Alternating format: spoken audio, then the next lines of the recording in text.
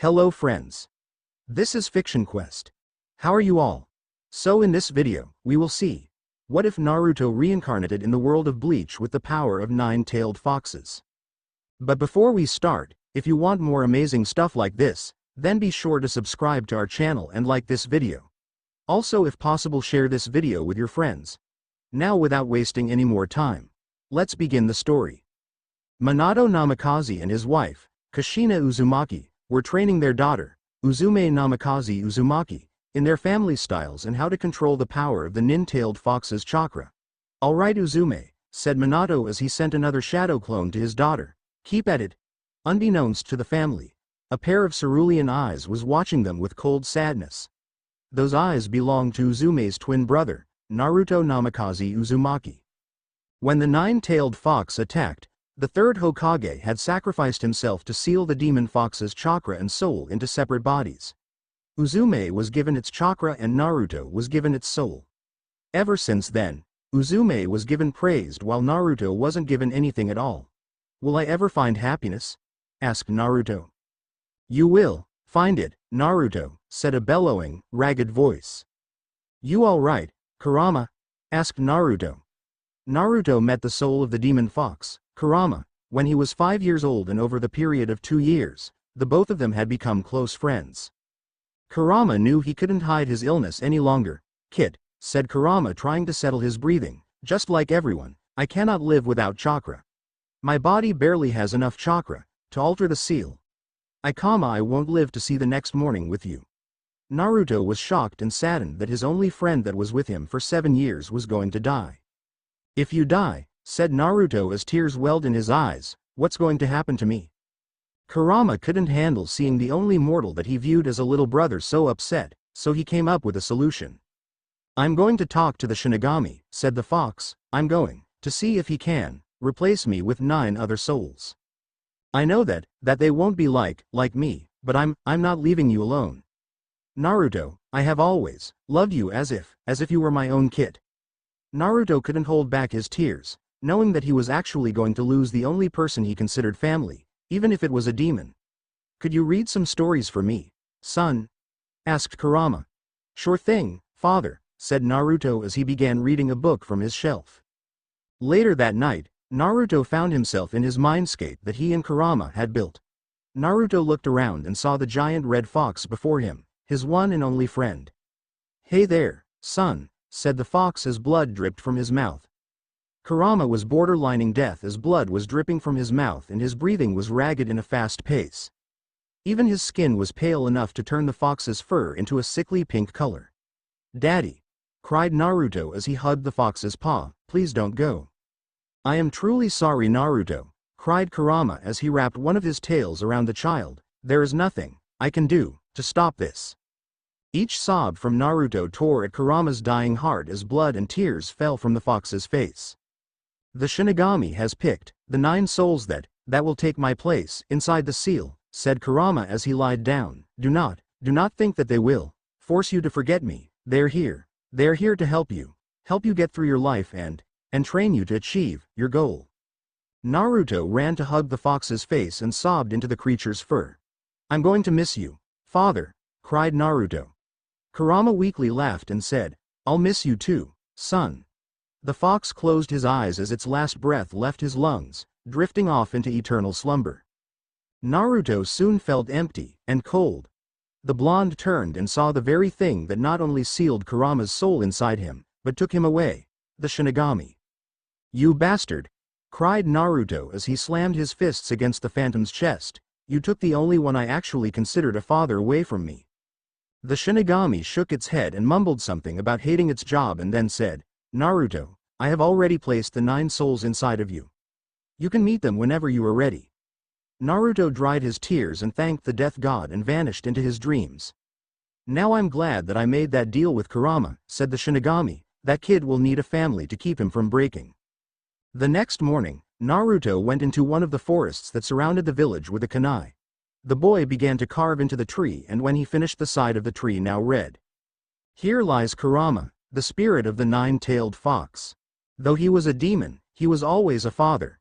As Naruto spoke a prayer, a voice broke the silence. "Hello. said the voice. Is someone there? Naruto turned and rose to see a pink-haired girl. Can I help you, Sakura?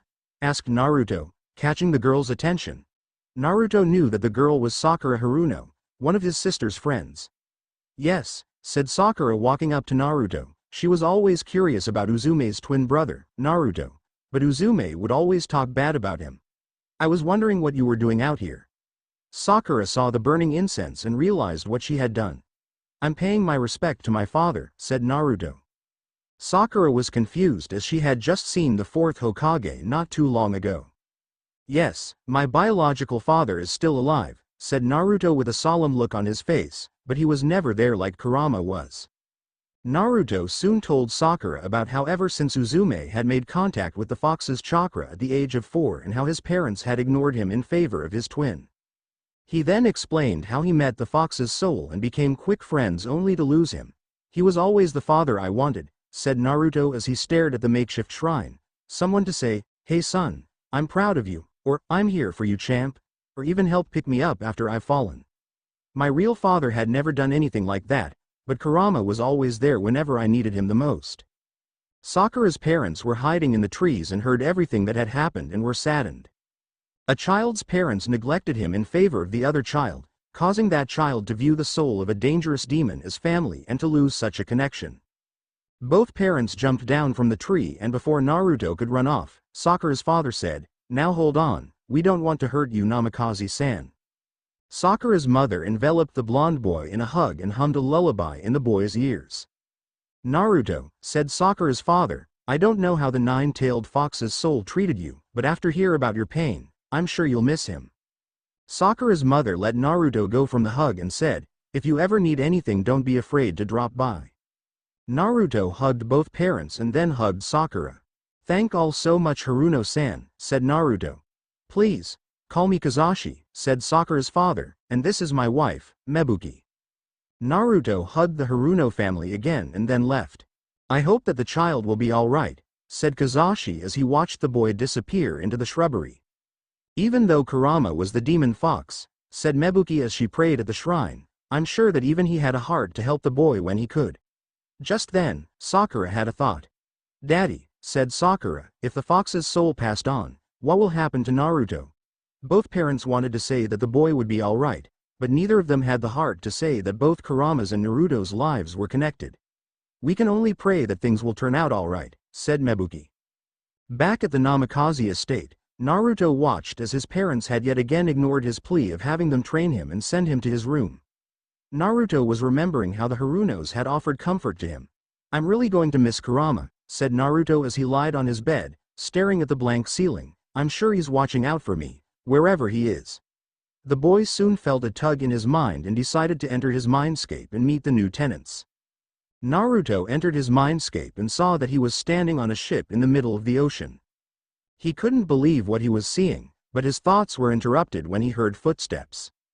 Naruto turned around and saw a group that consisted of a straw hat wearing boy in his teens.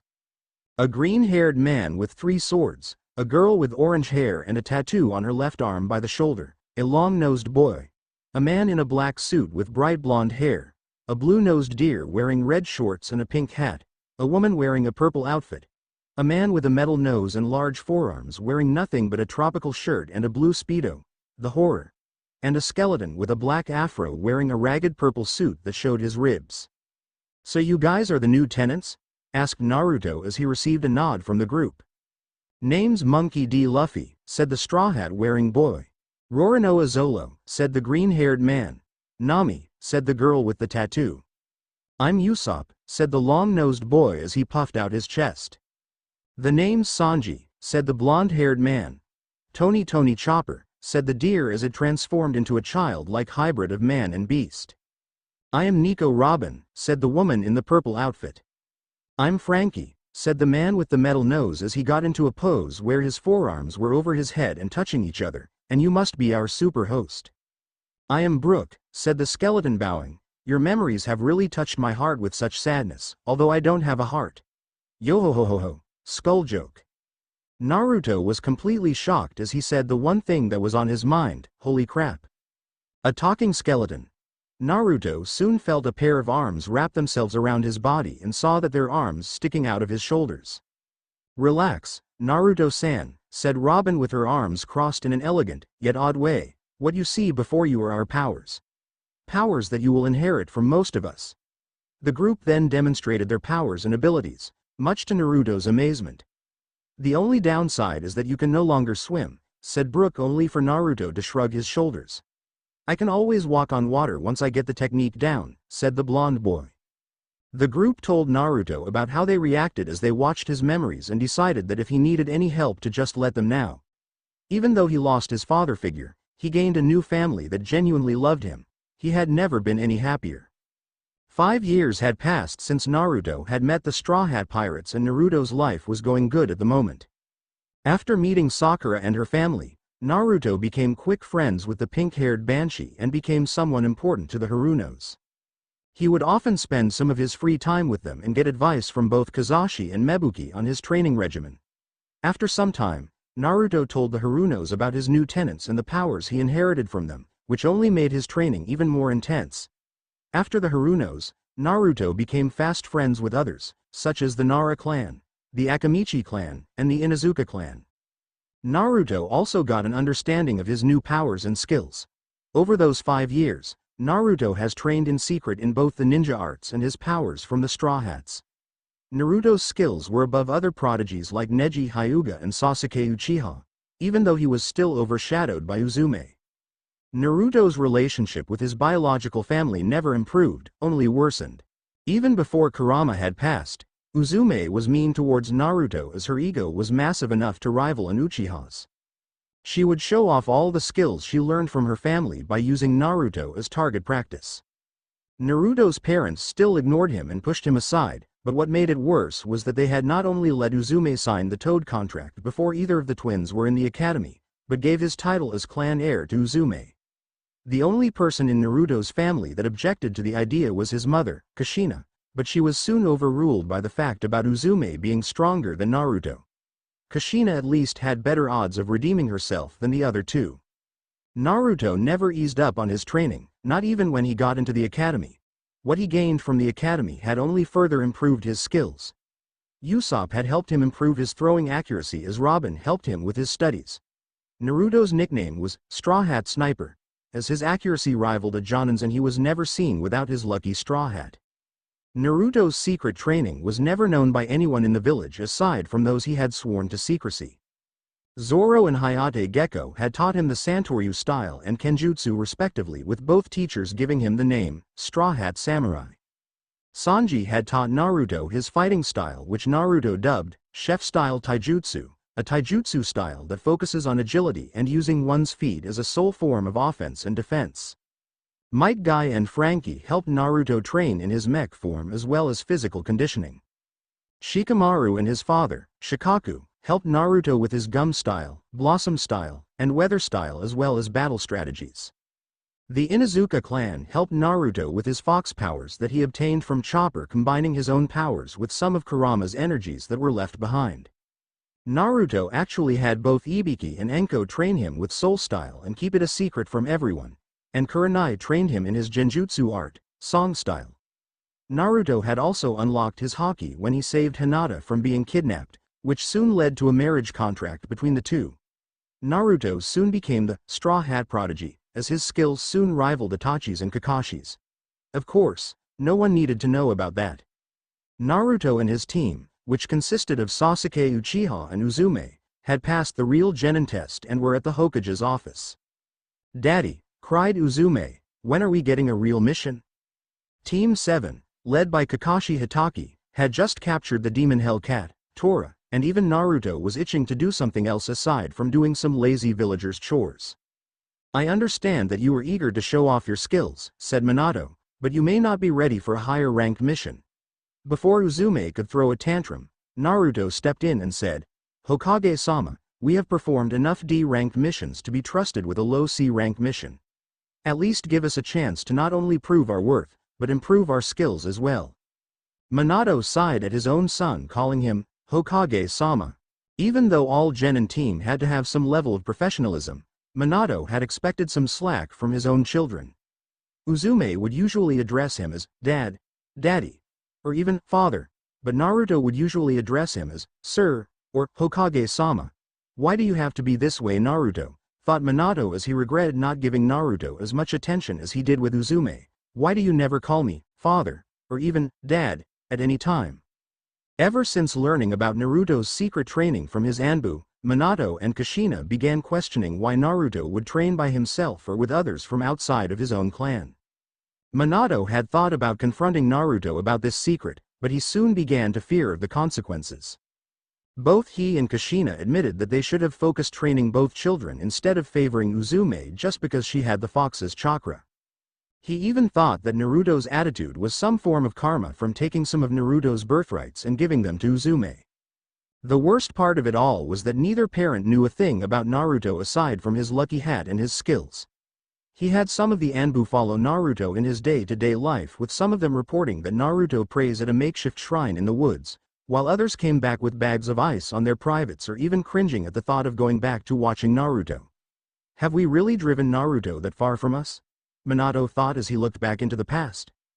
Sensei, said Kakashi, snapping Minato out of his thoughts, our mission? Minato blinked and said, all right. Team 7, your mission is to escort a bridge builder back home in the land of waves. Please bring in the client. A lightly drunk man entered the office and sized Team 7 up and said, so my bodyguards include a cyclops, a red-haired brat, another brat with a tree branch up his ass, and a kid with a straw hat. Cool hat, by the way.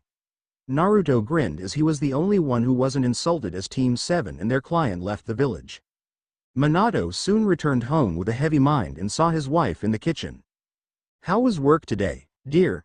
Asked Kushina and saw the look on her husband's face, thinking about Naruto again. Kushina had also thought about the little blonde boy they pushed aside to train their daughter. Yeah, said Minato as he let out a sigh, I just sent the kids on their first C-rank mission. A bodyguard mission for a bridge builder from the wave. Kushina set the table for dinner as tonight was the first night of dinner between just the two of them. Do you doubt the team's skills? Asked Kushina. No, I don't, said Minato as he sat at the dinner table. What I do doubt is how we've treated our own children. I doubt what we've done as well, said Kushina as she placed the bowls of ramen on the table. Kushina considered herself lucky that Naruto at least talks to her, albeit very little, but it was a start. She had never seen him at his own birthday parties, even with him wearing the straw hat. But then again, when have I ever seen him? Kushina thought as she remembered all the time she had seen him. That's right, whenever he asks to train or go somewhere. Kushina needed multiple hands to count the facts about Uzume, but only one for Naruto. Am I that horrible as a mother? Kushina asked herself. After finishing their ramen, Minato and his wife decided to visit the little shrine Naruto goes to. When they had arrived, the parents saw that Naruto was just recently there as the incense was still burning. Kushina read the inscription on the tree and paled. Kushina, said Minato, what's wrong? Kushina pointed at the markings on the tree as they read. Here lies Kurama, the spirit of the nine-tailed fox. Though he was a demon, he was always a father. Naruto has met the nine-tailed fox's soul, said Minato as the last line felt like a low blow to him, and he views it as more of a father than me. Minato couldn't understand what was before him as he read the inscription over and over again. Did the soul pass on? No, Naruto would have died by then, thought Minato as his mind was jumbled up from what was going on. Did Naruto and the fox become one? What happened to Naruto? Kushina felt the tears roll down her face as she scolded herself for turning her only son away and caused him to build a bond between the very fox that was once sealed inside of her. How could we have done this? Cried Kushina as she curled herself into a ball. Minato didn't have the answer as he was scolding himself for being so blind. I see you found the shrine, said a voice. Minato and Kushina looked and saw Sakura.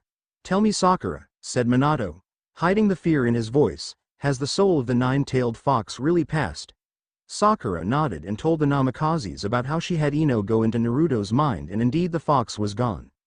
Naruto always visits this shrine he made for Kurama before his day begins, said Sakura. You should have seen the look of devastation that I saw him with on that day.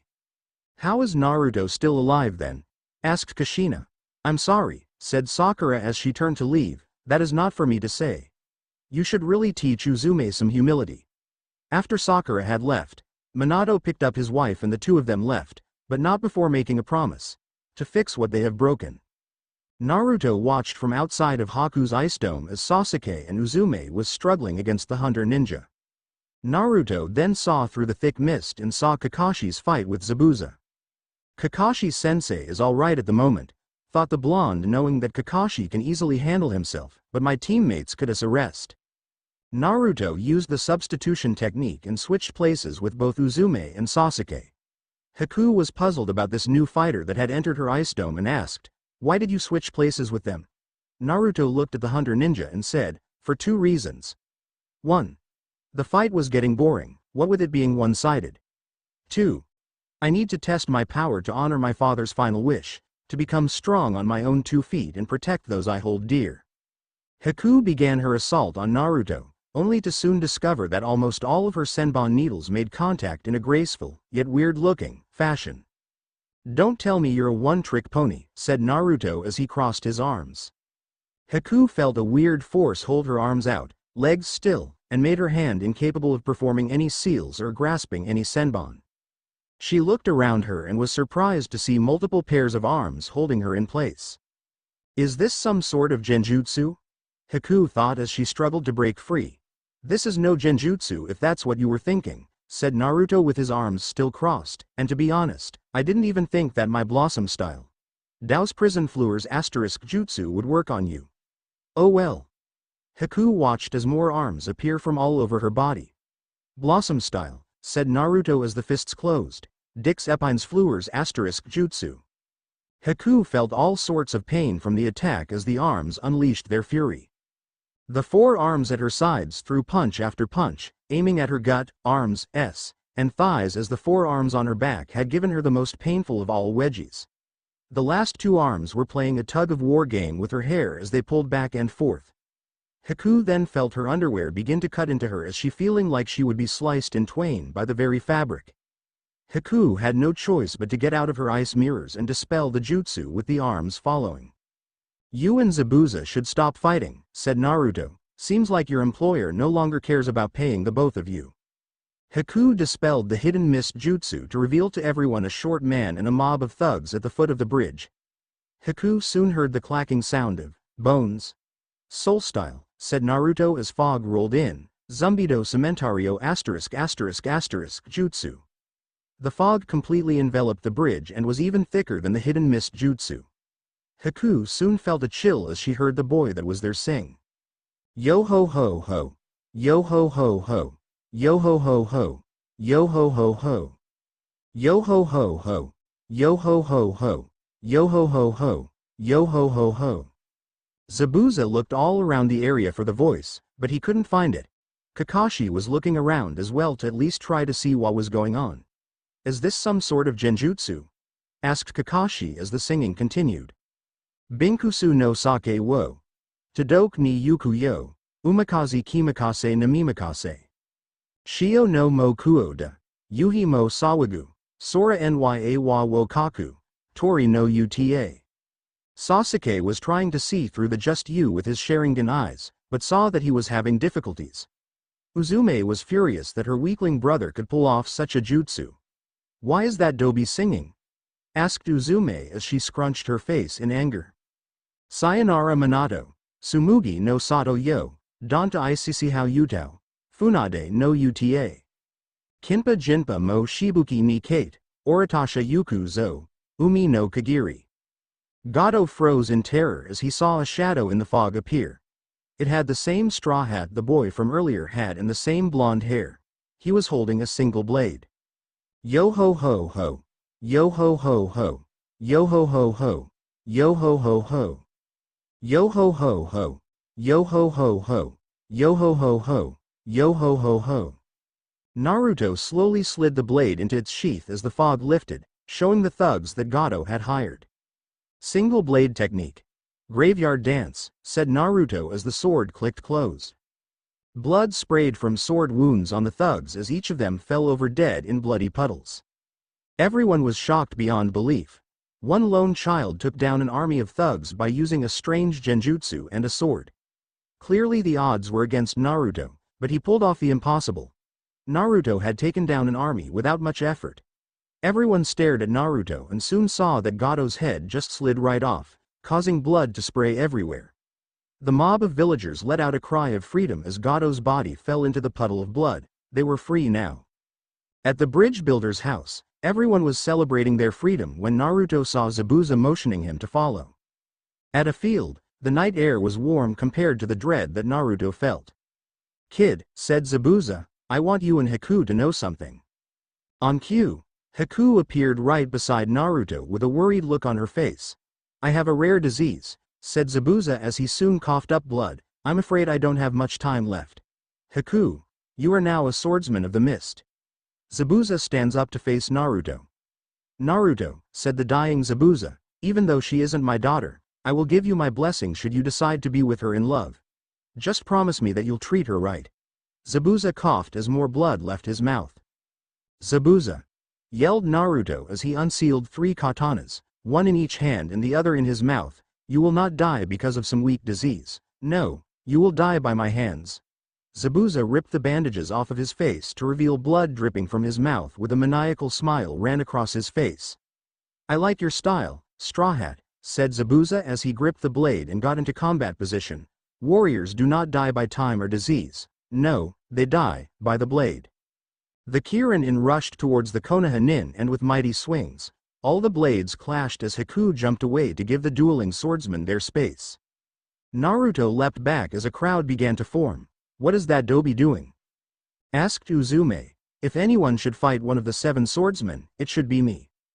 Before Uzume could interfere, Haku appeared before her and said, "This fight is a fight to the death between Zabuza-sama and Naruto-sama. If anyone dares to interfere, I will stop you without prejudice." Sasuke was about to activate his Sharingan, but Kakashi stopped him and gave him a look. "This is a fight between swordsmen who trained their entire lives for live and die by the blade," said Kakashi as he watched the giant cleaver slam against 3 smaller blades. To copy their abilities now would be nothing but petty thievery. Zabuza went for an overhead cleave before Naruto dodged the giant blade. Naruto sheathed the sword from his mouth and rushed in with his body close to the ground, blades crossed, with Zabuza closing in with his blade ready to swing. "Twin blades. Falcon swoop," Naruto shouted as he and Zabuza ended up behind each other. Zabuza fell to his knees as 2 large gashes tore from his shins as the left sleeve of Naruto's jacket fell with blood slowly dripping from his wound. "Your skills with all 3 blades are something, Straw Hat," said Zabuza as he stood up, ignoring the gushing blood from his wounds. "What do you call that style?"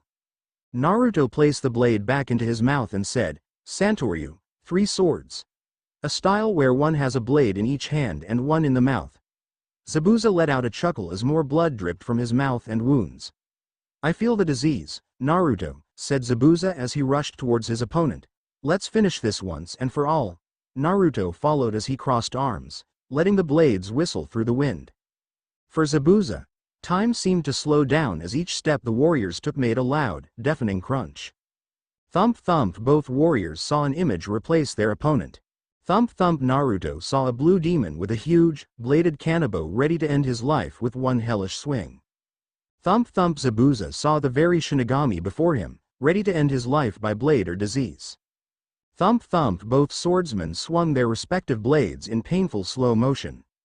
Thump, everyone watched in deadly anticipation as the clash of metal echoed through the forest as both combatants stood behind each other. "I wish to know that technique," said Zabuza as the giant blade fell from his hands. "That fell me." Naruto heard the blade hit the wet ground and felt the final breath. "Santoryu," said Naruto as blood slowly ran down his face from the fresh wound across his face. Shinigami's final breath. Blood sprayed violently from Zabuza's chest as the dying ninja fell to his knees. "Thank you," said Zabuza as his body fell forward. "Naruto." Zabuza's body fell into the puddle of blood and dew as Naruto sealed the blades away. The demon of the mist was now slain. "Haku," said Naruto as he walked up to her, "I'm terribly sorry, Abu." Naruto never finished his thought as he felt Haku's lips on his own and getting a taste of a cool minty sensation. "I'm sorry, Naruto-kun," said Haku after she broke the in a blush, "but even since I saw you in the fields a couple days ago, I couldn't leave my thoughts of you." Haku saw Naruto just stood there with a shocked look on his face. Naruto-kun? Asked Haku as she lightly shook the blonde's shoulder, only to see him collapse. Naruto-kun. Naruto soon found himself in his mind with the Straw Hat Pirates surrounding him. I passed out after getting A, didn't I? Asked Naruto as Robin helped him to his feet. Naruto felt something hit his back and saw Frankie giving him a devilish grin. Seems like our super host just became a super player, said Frankie as he laughed at Naruto's red face. Ah, young love. That always bring a tear into my eye, said Brook, although I'm a skeleton and I can't shed any tears or have any eyes. Yo ho ho ho ho. Skull joke. Brook's laughter was joined by Luffy, Usopp, and Chopper as Naruto couldn't help but chuckle at their antics. Naruto soon paled as he remembered one key problem: his marriage contract with the Hyugas. Do not worry, Naruto-san, said Robin as she knew what the blonde was thinking. I'm sure that a compromise will be settled. Naruto hugged Robin as he said, thank you, Ka-san. That battle with Zabuza, said Zoro as he gave Naruto a long hard look, was the right thing to do.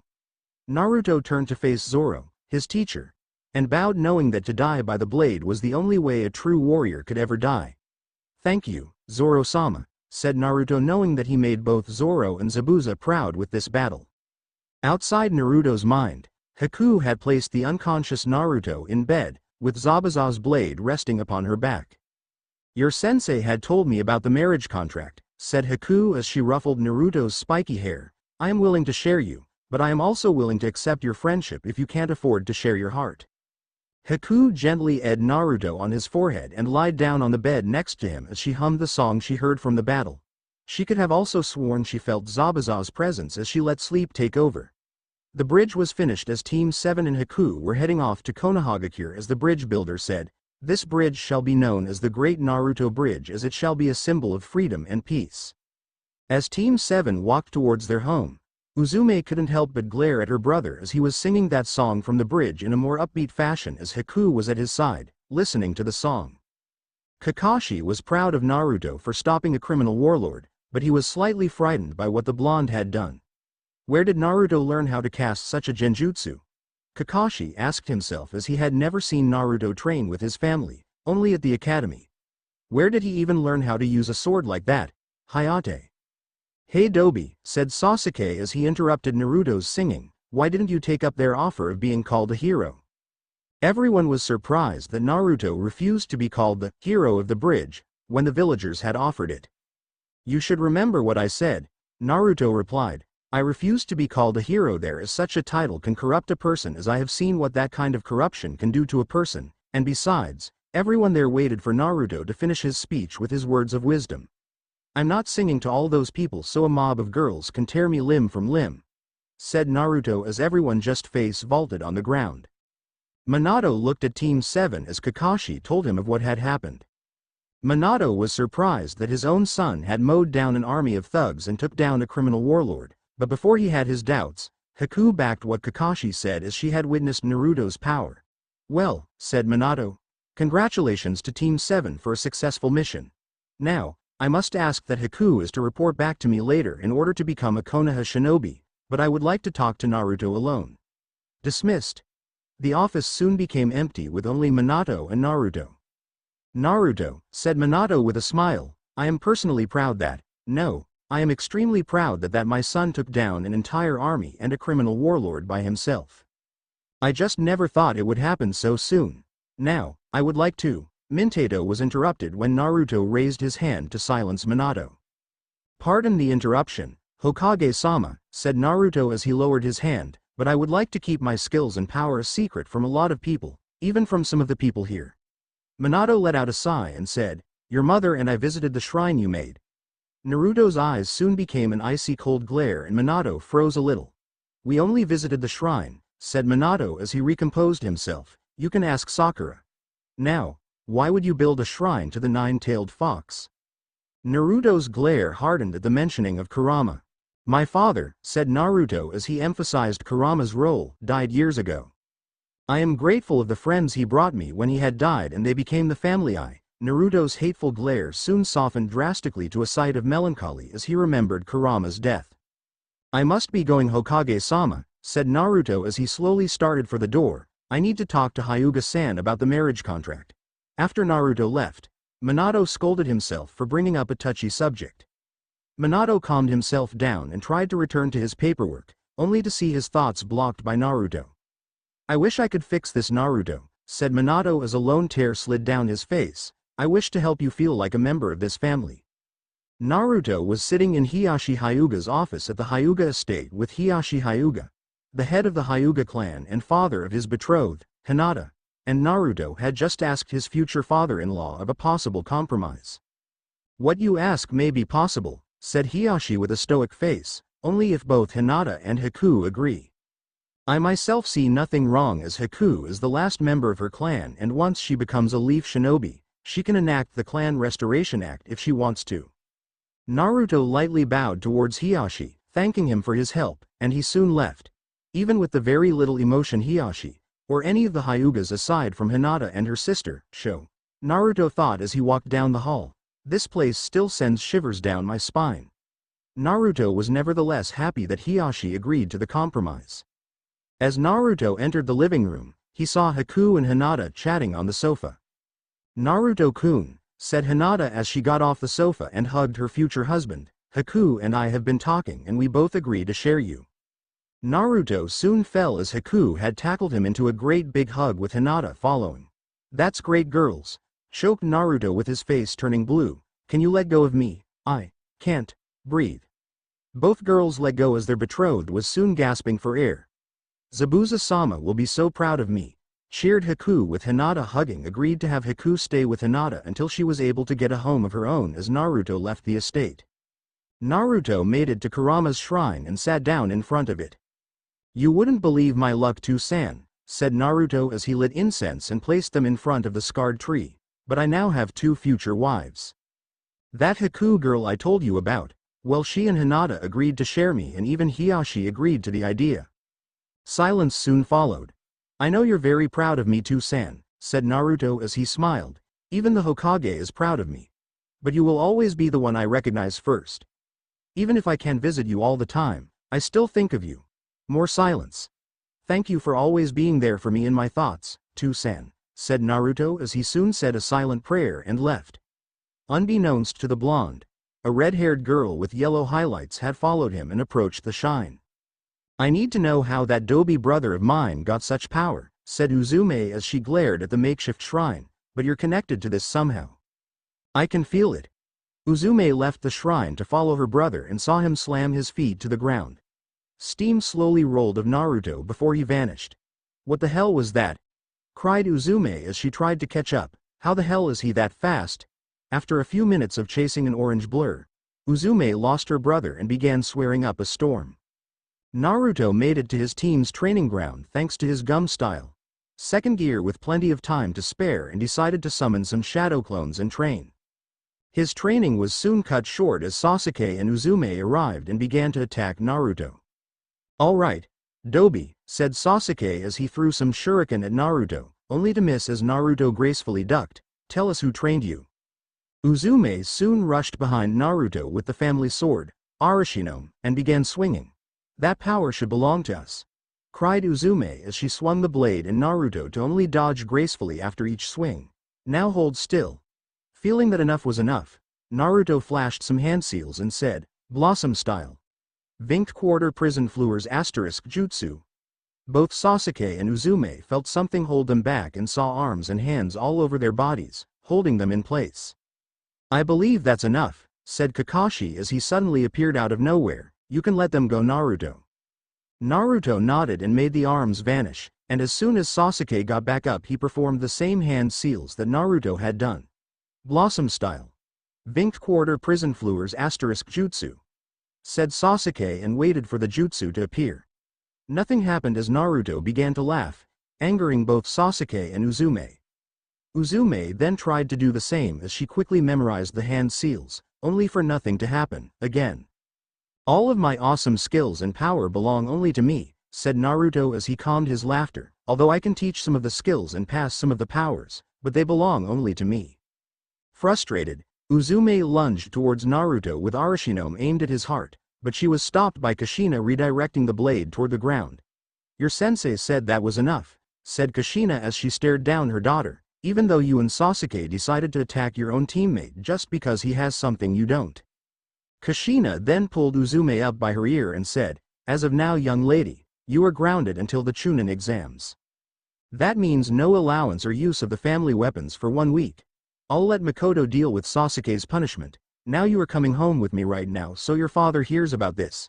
Kushina then shisuined away with Sasuke and Uzume in tow, leaving Naruto and Kakashi alone in the training field. Well, said Kakashi as he rubbed the back of his head, I guess I could train you or just give you the rest of the day off. You saw it, didn't you?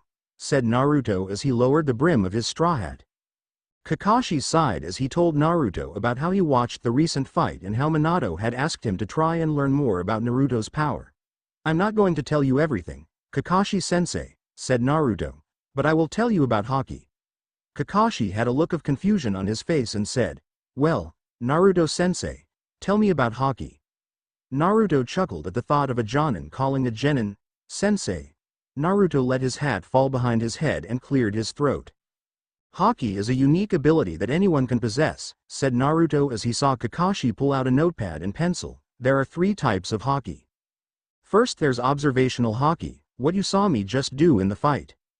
Observational Haki is just a series of movement that allow me to dodge incoming attacks as I observe my surroundings. Then there's armament Haki, which not only provides protection as the body becomes armor, but makes physical attacks stronger. I never use it much since I can get protection and power through chakra. Lastly, there's Conqueror's Haki, a literal showstopper as anyone within range pretty much pass out from the sudden injection of fear. The first 2 Hakis can be learned, but only a small handful can possess all 3, so don't be disappointed if you can't use it. No offense. None taken, said Kakashi as he finished writing down his notes. I can let sensei know about this, and Naruto. He really is sorry about what he has done over the years and wants to try to make it up to you by giving back your title as Uzumaki clan heir. At first Naruto wanted to refuse, but he decided that he should at least let his parents try to rebuild the broken bonds. Nice to have my title back after Uzume stole it, said Naruto as he headed towards home, glad that he got what was rightfully his back. At the Namikaze estate, Minato had just finished scolding his daughter about her actions towards Naruto.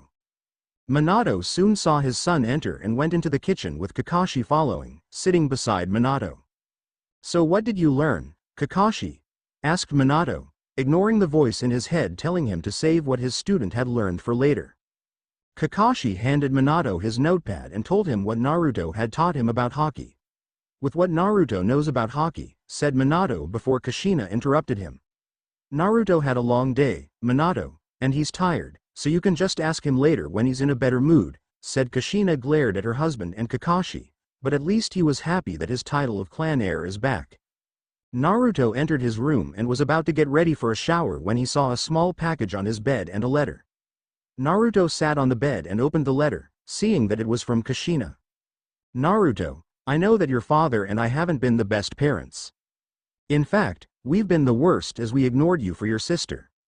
I've even thought of valid excuses, but they would never work as much as we would hope for. Your father, no, Minato and I visited the shrine you made for Kurama, the 9-tailed fox, and learned how he was more of a parent than either of us could have been. So, I got you a little something for you to have for the shrine and I even got you an extra one for you to have with you so that Kurama can always be with you. I know it may look like I'm trying to make up for lost time, and I am, but I am willing to wait for your love. I am also willing to help you whenever you need it, for support and not as a mother, until I am worthy of that title in your eyes. So you can come to me if you need anything. I will always love you. Kushina P.S. Sorry about going into your room without your permission only to leave this gift, but I needed to give you this without a lot of problems. Naruto set the letter down and opened the package and saw a small onyx memory tablet made of glass with Kurama engraved with red letters and a small red talisman with 9 fox tails entangled within each other. Naruto smiled at the thought and said, "Thank you, Kushina-san." The next week went by fast as Naruto had to deal with both Uzume's and Sasuke's complaining. Apparently, Makoto had Sasuke's Sharingan sealed until the Chunin exams and along with Uzume, the 2 of them had to treat Naruto for their lunch breaks. Naruto had also decided to train Kakashi and a few other Jonin and some Enbu Haki and learn some jutsus in return. Flashback Jutsu. Naruto stood in front of his students of Jonin and Anbu who attended the lessons of Haki. Even Enko and Ibiki were there as Naruto impressed them with his demonstration of both observational and armament Haki by having Guy attack him. The green-clad Jonin could barely hurt Naruto, let alone hit him, as Guy threw punch after punch. "Alright my awesome students," said Naruto as he adjusted his straw hat, "time for Conqueror's Haki." The blonde motioned 5 Anbu members to attack him, and what followed was surprising. "Stop!" yelled Naruto as the 5 masked shinobi froze in place and soon collapsed with foam leaking from the side of their masks. "That, my students," said Naruto as he saw the stunned looks on everyone's face, was the Conqueror's Haki. A special Haki that only a few can possess. Much like the killer intent we can send out, this Haki instills fear into your targets, and you can use it on a lone target or a range of targets. If uncontrolled, Conqueror's Haki can make a whole army pass out on a widespread scale, but for those who unlock it, you can adjust the range with proper control. Naruto then looked at his students and said, "Who's first?" End flashback jutsu. Naruto did discover that a few of his students did possess the Conqueror's Haki and gave them a few exercises on how to build up their control. Of all people to have the Conqueror's Haki, Naruto thought to himself, Kurenai Sensei's is more intimidating with those red eyes of hers. Naruto did decide to tell Kushina about the Straw Hat Pirates and the abilities he obtained, with the exception of his soul style, and even told her the roles that each one of them played. Robin was his mother figure, Sanji and Zoro were the uncles. Brook was obviously the grandfather. Nami had the role of older sister. Luffy, Usopp and Chopper were Naruto's brothers, and Frankie being his best friend. Kushina was disappointed that the mother role was taken from her, but she was willing to help Naruto in any way possible. Minato was only told about the Straw Hat Pirates as Naruto didn't trust the Hokage enough with the information about his powers. Naruto did mention that when Kurama had passed on, the demon fox convinced the Shinigami to have 9 new souls sealed inside Naruto so that the boy could get a fresh start on a new family. Naruto was at his team's training ground watching the clouds go by as both Uzume and Sasuke were jumping for joy as their punishment had ended as Kakashi handed them the tickets for entry to the Chunin exams. Naruto was at the academy with his team and entered the room. "You all better watch out as Uzume Namikaze is here to kick your asses," said Uzume, receiving glares from all of the Chunin hopefuls. "You just made us into targets," said Naruto as he face-palmed at his sister's stupidity. Naruto quickly sent out a weak wave of Haki to scare the competition, mentally berating his sister for almost making them a target. Naruto then saw the other members of the Konoha Rookie 12, Shikamaru, Ino, Choji, Hinata, Kiba and Akamaru, Shino, Lee, Tenten, and Neji. Naruto soon saw a young teenage boy with glasses and talk about ninja info cards. He wasn't surprised at the stats of his sister and Lee. He knew how powerful the two of them were, but what caught his eye was information about him and some kid named Gaara. Gaara no Sabuku had completed more than a handful of missions, some were high-ranked, and he completed them without a single scratch on him. Can he use Haki? Naruto asked himself, or is it something else? Then the guy with the ninja info cards had info on Naruto and his powers, causing some alarms to go off. Naruto made some hand seals and some mummy-looking person walked up to him and asked about the hand seals. "Just practicing the speed of my hand seals for when I learn one of those long-ass jutsus," said Naruto as he continued making hand seals, like water style. Water dragon jutsu. In reality, Naruto had just summoned a blossom clone and sent it to the Hokage about a possible spy within the ranks by the name of Kabuto Yakushi. The first proctor entered and said, "I am Ibiki Morino and I'm here to welcome you to hell." Naruto felt the killer intent Ibiki sent, and he could tell some of the other hopefuls were frightened by this giant before them. Time for the fun to begin, Naruto thought as he took his seat for the first part of the exams, a lesson in cheating. "Exams at this moment? The captain is taking the exams as we speak," said the fox, "but he wanted me to send you a message about a snake in the leaves and to keep an eye out for any snakes, especially the albino ones." After completing its job, the fox vanished in a cloud of pink cherry blossoms. Minato's eyes narrowed as he silently thanked his son for the cryptic message. Naruto was writing the answers to the test with one eye closed. "Your control of the Hana Hana no Mi is getting better," commented Robin as she saw Naruto's test paper through one of his eyes and the answers that one of the observers had with the other. "Thank you, Ka-san," said Naruto as he spoke to his mother figure in his mind as he finished writing the last answer. Naruto let the eye he placed on the observer disappear, turned his paper over, and decided to take a nap. Let's see if any Hyugas can read backwards. Naruto silently laughed at the challenge he had given to the other cheaters. Ibiki wasn't surprised at the tactic Naruto had used. Find an instructor with the answers. Plant one his eyes on him. Ibiki still didn't know how Naruto done it, and skillfully wrote the answers. He had to let out a chuckle, which scared the other Chunin hopefuls, when Naruto presented a challenge that only a Hyuga that knew how to read backwards could do. Ibiki then saw how Uzume was going at the test after see how her brother had just finished. She was letting her jealousy get to her, making her sloppy. "All right. Pencils down," shouted Ibiki as he released some killer intent, making everyone obey and waking Naruto. Time for the final question. Naruto already knew that there wasn't a 10th question. It was just a lie to see who all was willing to risk everything under pressure. "Now," said Ibiki as he drew back the key, "all of you will have a choice of whether or not to answer. If you decide to not attempt the question, then please leave immediately. If you do decide to try the question and fail, you will be banned from taking the Chunin exams again." After Ibiki's speech, some genin teams decided to back down and left. "But first," said Ibiki as he walked towards Naruto in a calm, but threatening, manner and glared at his prisoner, "I saw that little eye trick of yours. Are you going to tell me how you did that?" Naruto saw through Ibiki's rouse as his torturer had already known about Naruto's powers, but decided to help with the entertainment. "All shinobi have their secrets. Ugly," said Naruto with a level head as Ibiki then grabbed him by the throat and lifted him in the air. Ibiki let out a lot of ki aimed at Naruto, with the boy countering it with his haki as he kept his calm, cool glare. Everyone, including the instructors, felt the intense air as they watched the stare down between prey and predator. More genin teams left at the fear of being close to such demonic auras. The stare down continued until Ibiki relented and set Naruto down. "Congratulations," said Ibiki. "You all passed the first part of the exams." Ibiki was about to explain the true purpose of the test was, but one of the windows had shattered to reveal a woman with purple hair. "That was a great show, you two," said the woman as she patted Naruto's head. "I'm Anko Midarashi. I will be your proctor for the second exam. Now meet me at Training Grounds 44 in the next 15 minutes or your team will fail." Everyone had immediately left as Anko turned towards Ibiki. "I was actually wondering who would win that stare down of yours," said Anko with disappointment, "but you had to ruin it backing down like that." Ibiki didn't really want to say it, but Naruto was actually beating him at the contest. How can you be the scariest person in the Department of Torture and Interrogation if a genin can scare you? At the Namikaze estate, Kushina was sweeping the house until she heard the front door open. She turned, thinking that it was the twins after failing the Chunin exams, but was surprised to see Minato instead. "Is something wrong, Minato?"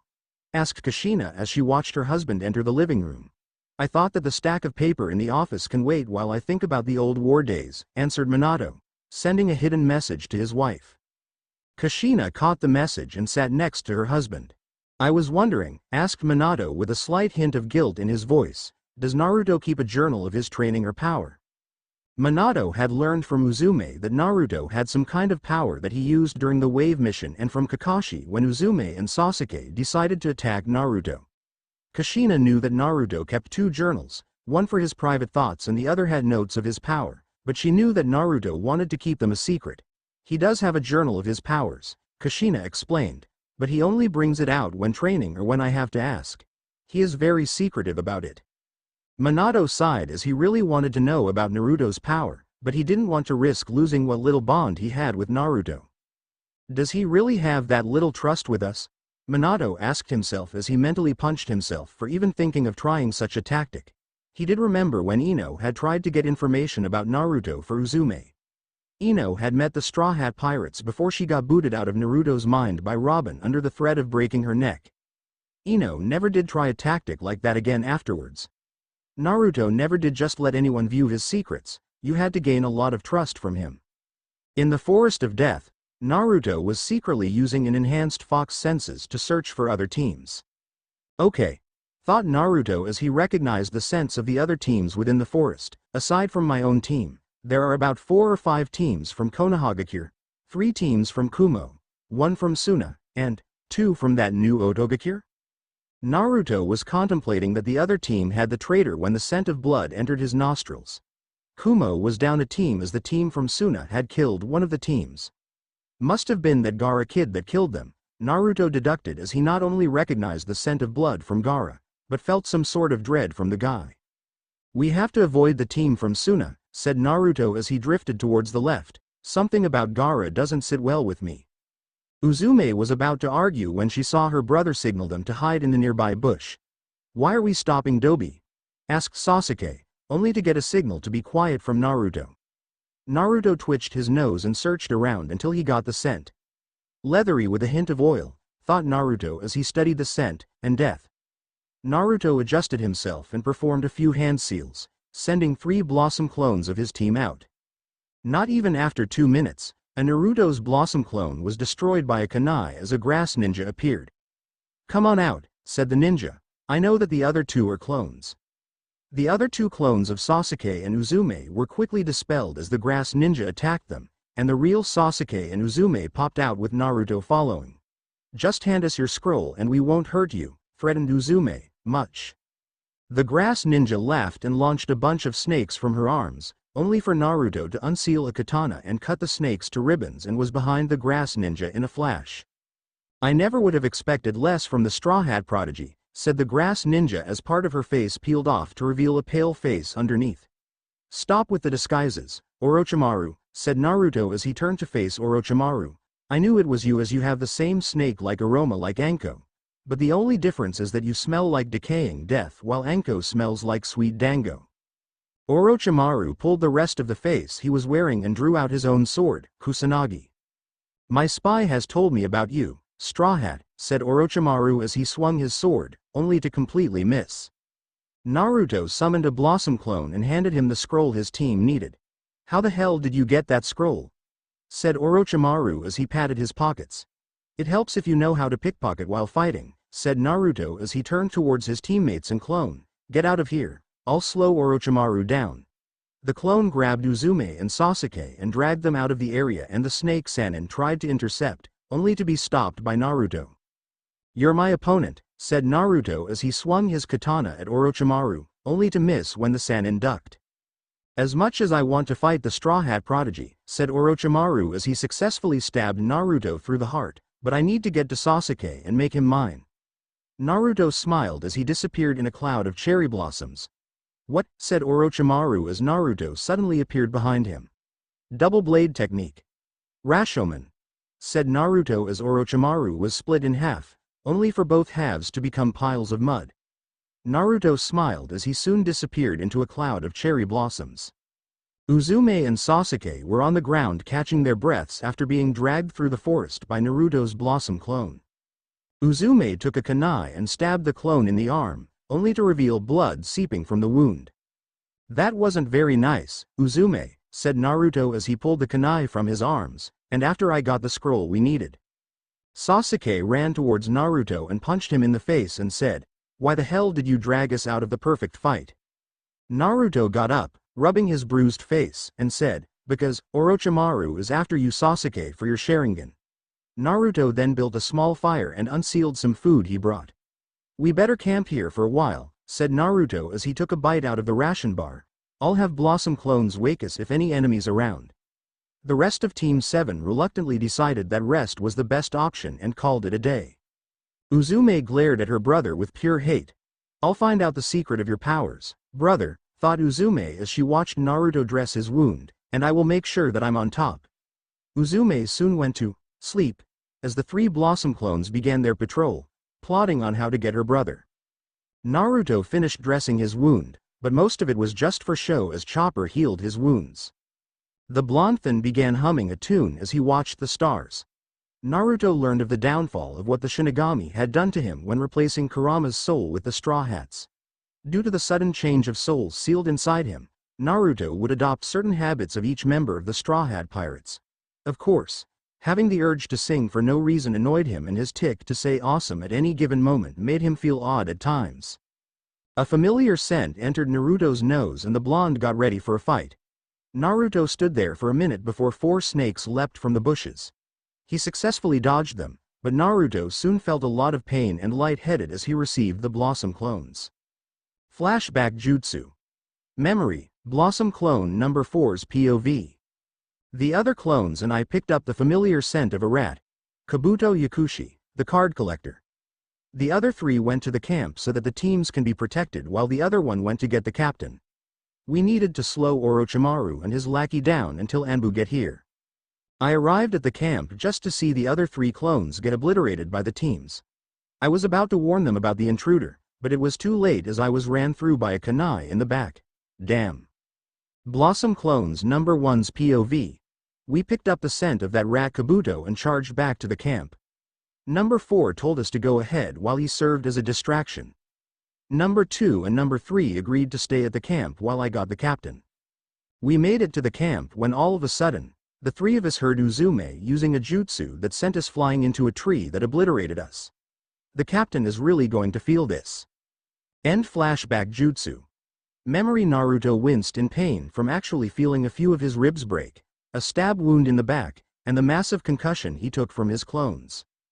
He was then yanked into the air by snakes and the first person to come into view was Orochimaru. I never knew that you can feel pain from your clones, said the snake Sannin as he took a kunai out and cut Naruto's shirt to reveal the seal on his stomach. Orochimaru's free hand soon had purple flames on the fingertips as the Sannin slammed his hand over the seal. 5-pronged seal, said Orochimaru as Naruto felt his mind get hazy as he was thrown through the air. Naruto soon felt his body hit something before feeling weak as he realized what had happened. Orochimaru threw him into a body of water, a river or pond most likely. Naruto couldn't move his body as he was in pain and being in water didn't help as his power was draining. Through his blurred vision, Naruto saw a shadow in front of him. Unable to stay conscious, Naruto let one thought go through his mind, crap. Damn it, yelled Uzume as she held her wounded arm as Kabuto was tending to Sasuke's injuries. No sooner had Uzume destroyed Naruto's Blossom clones, Orochimaru had attacked them. Both she and Sasuke, along with Kabuto, had problems fighting the snake Sannin as he just kept moving around and then bit Sasuke on the neck. Didn't help that Uzume threw her arm out when she got tossed around and had to get it to pop back in place. We should consider ourselves lucky, Uzume, said Kabuto as he carefully examined the weird mark on Sasuke's neck. Orochimaru could have killed us without so much as a wink. A rustle in a bush caused the 3 genin to go into alert. Who knew who or what would take advantage of the situation? The rustling got louder as Uzume brought out Arashino and was about to attack, when she saw Hinata's team and Naruto. Uzume noticed the weakened state her brother was in, and she was glad to see her brother weak like that. What happened to Ni-san? Said Uzume as she feigned concern, though no one was buying it. Since when did you care about Naruto-kun? Accused Hinata, getting an appalled look from Uzume. You have never cared for him before, so why now? Kiba set Naruto down and shook himself dry along with Akamaru. Naruto was lucky that we saw someone tossed him into that river, said Kiba. If Hinata didn't jump in to save him, Naruto would have drowned. Naruto drowning? Uzume thought to herself as she saw Naruto's unconscious body, although everyone knew how to swim. Shino took out a spare jacket and a towel and gave them to Hinata. Yes, said Shino as Hinata began to dry off Naruto, apparently due to some condition he has. Naruto is unable to swim. I'm not quite sure myself, but then again, my beetles are not exactly waterproof. Uzume smiled and feigned joy that Naruto was in safe hands while she danced in her mind that Naruto is weak to water. After a while, Naruto had awakened a little dizzy before getting tackled by Hinata. Hina, said Naruto before Hinata ed him as he soon returned the. I know that we could possibly die out here, said Uzume, disgusted by what she saw, but you think you two could save Ing and undressing each other with your minds. We still have to get through this. Much to both of their chagrins, Naruto and Hinata ended there and headed towards the tower. Naruto saw Kabuto leading the group as he and Hinata were in the back. Damn it, Naruto thought to himself as he still felt sluggish, that traitor is here and I'm still too weak to do anything. What do you think, guys? Naruto heard nothing before he heard Usopp's voice, but something was off. Naru, Som, Ing's wrong with th, there's fog Eve, and we can't see, thing, said Usopp as his voice was being blocked by something. Robin also saw. Should be careful, Cray's out of whack. Naruto tried to talk to Usopp again, but got nothing. This is going to be a long trip, Naruto thought as he continued to follow his ally deeper into the woods. At the Namikaze estate, Kushina was training for a possible attack for Orochimaru. Kushina stopped her assault on a training dummy as she thought of Naruto when a chill ran down her spine.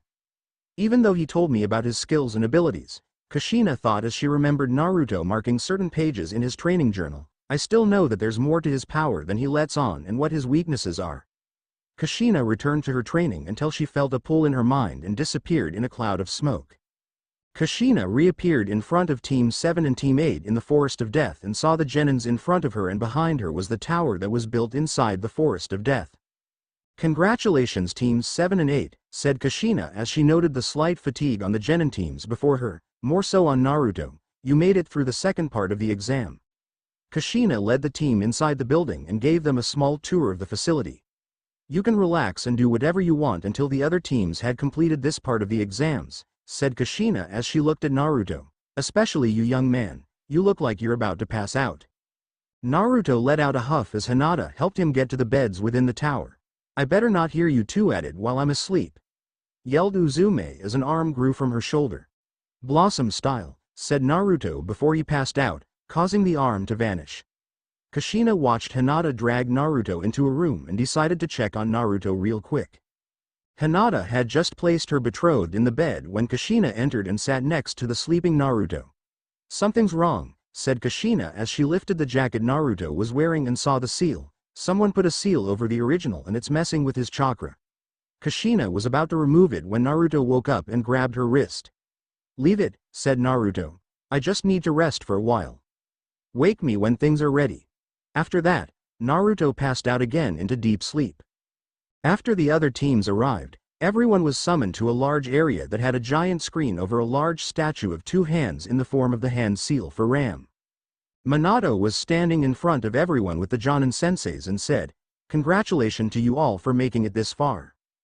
Before we begin the final part of the Chunin exams, we will be holding preliminary matches as so many have made it this far. Those who win in the preliminaries will move on to the final part of the Chunin exams where your skills will be viewed by the visiting kages, daimyos, and fellow villagers. Naruto looked at the other hopefuls and saw that some of them were twitching with excitement, and he couldn't help but feel the same feeling through his veins. He was itching for a fight, but he really wanted to turn a certain snake into a leather suitcase.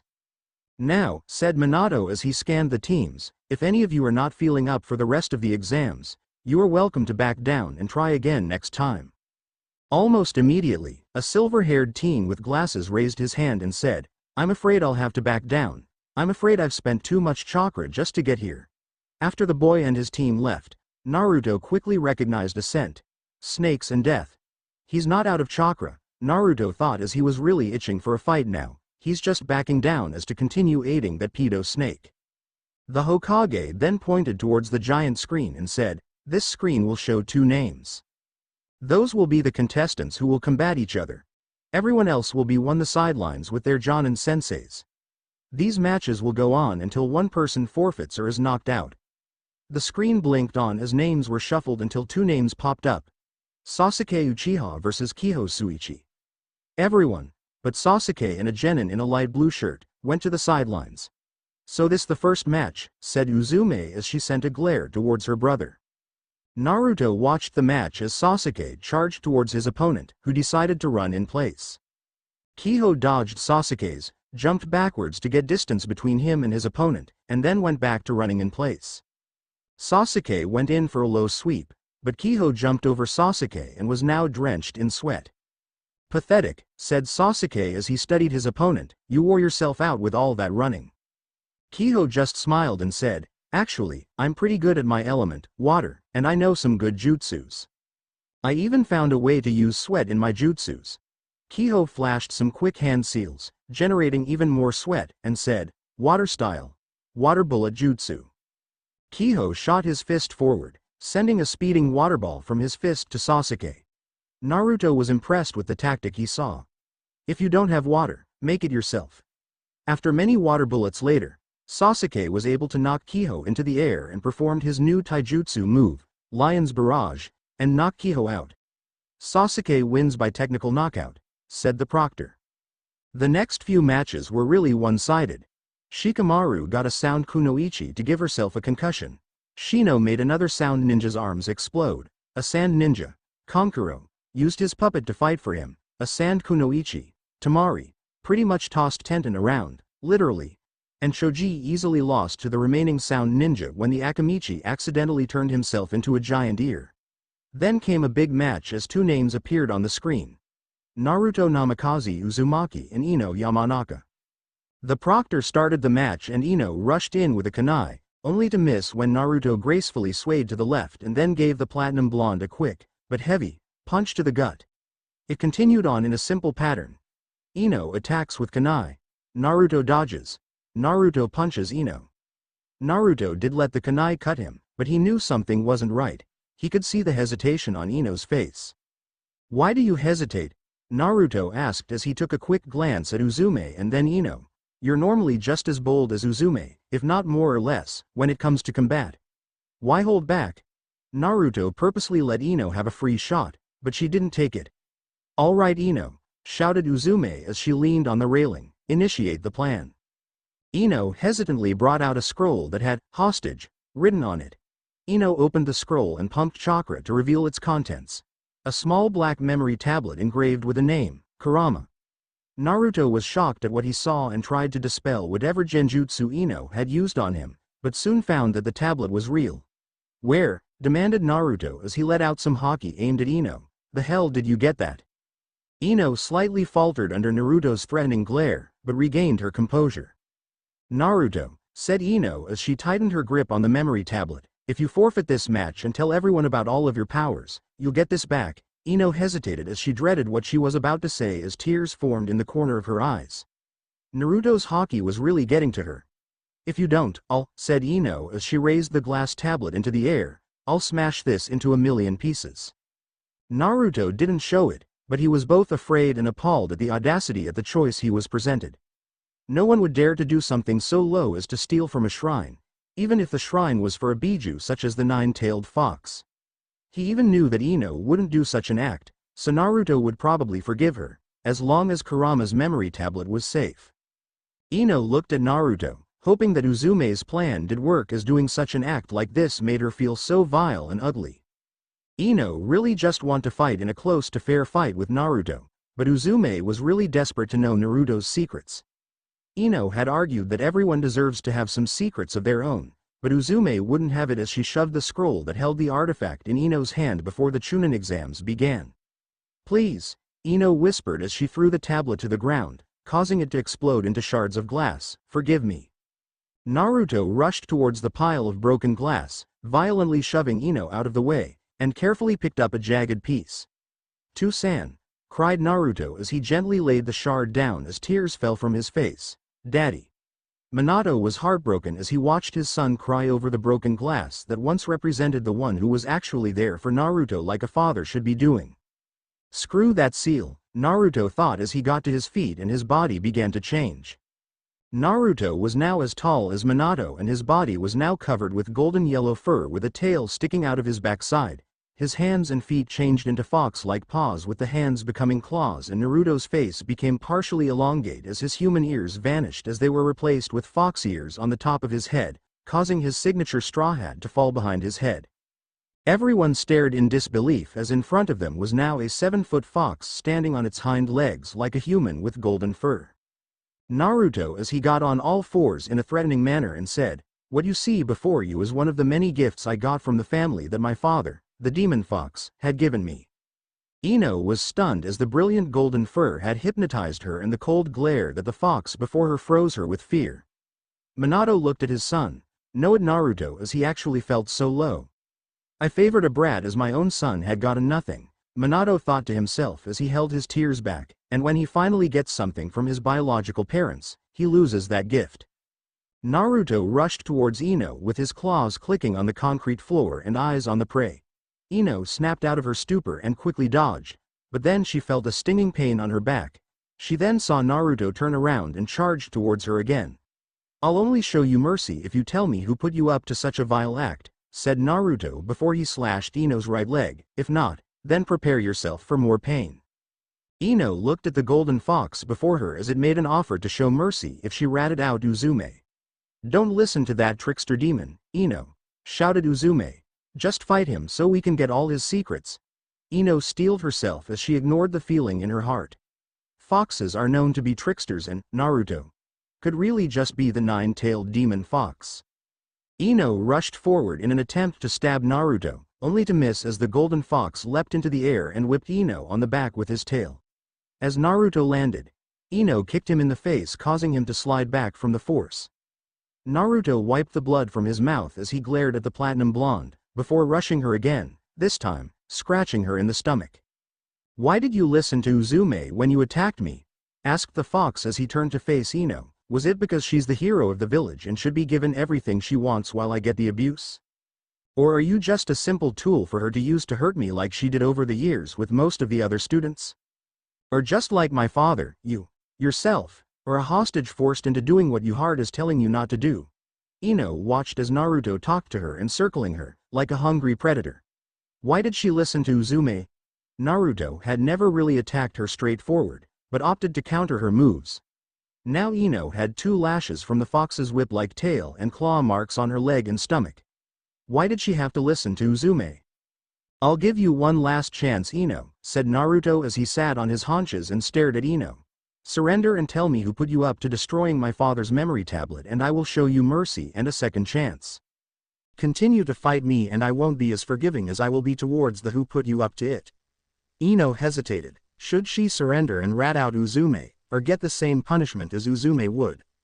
Ino was conflicted between her heart and her loyalty to Uzume as Naruto continued to stare at her. Kushina was still in the tower when she heard the commotion and Kakashi had called for her.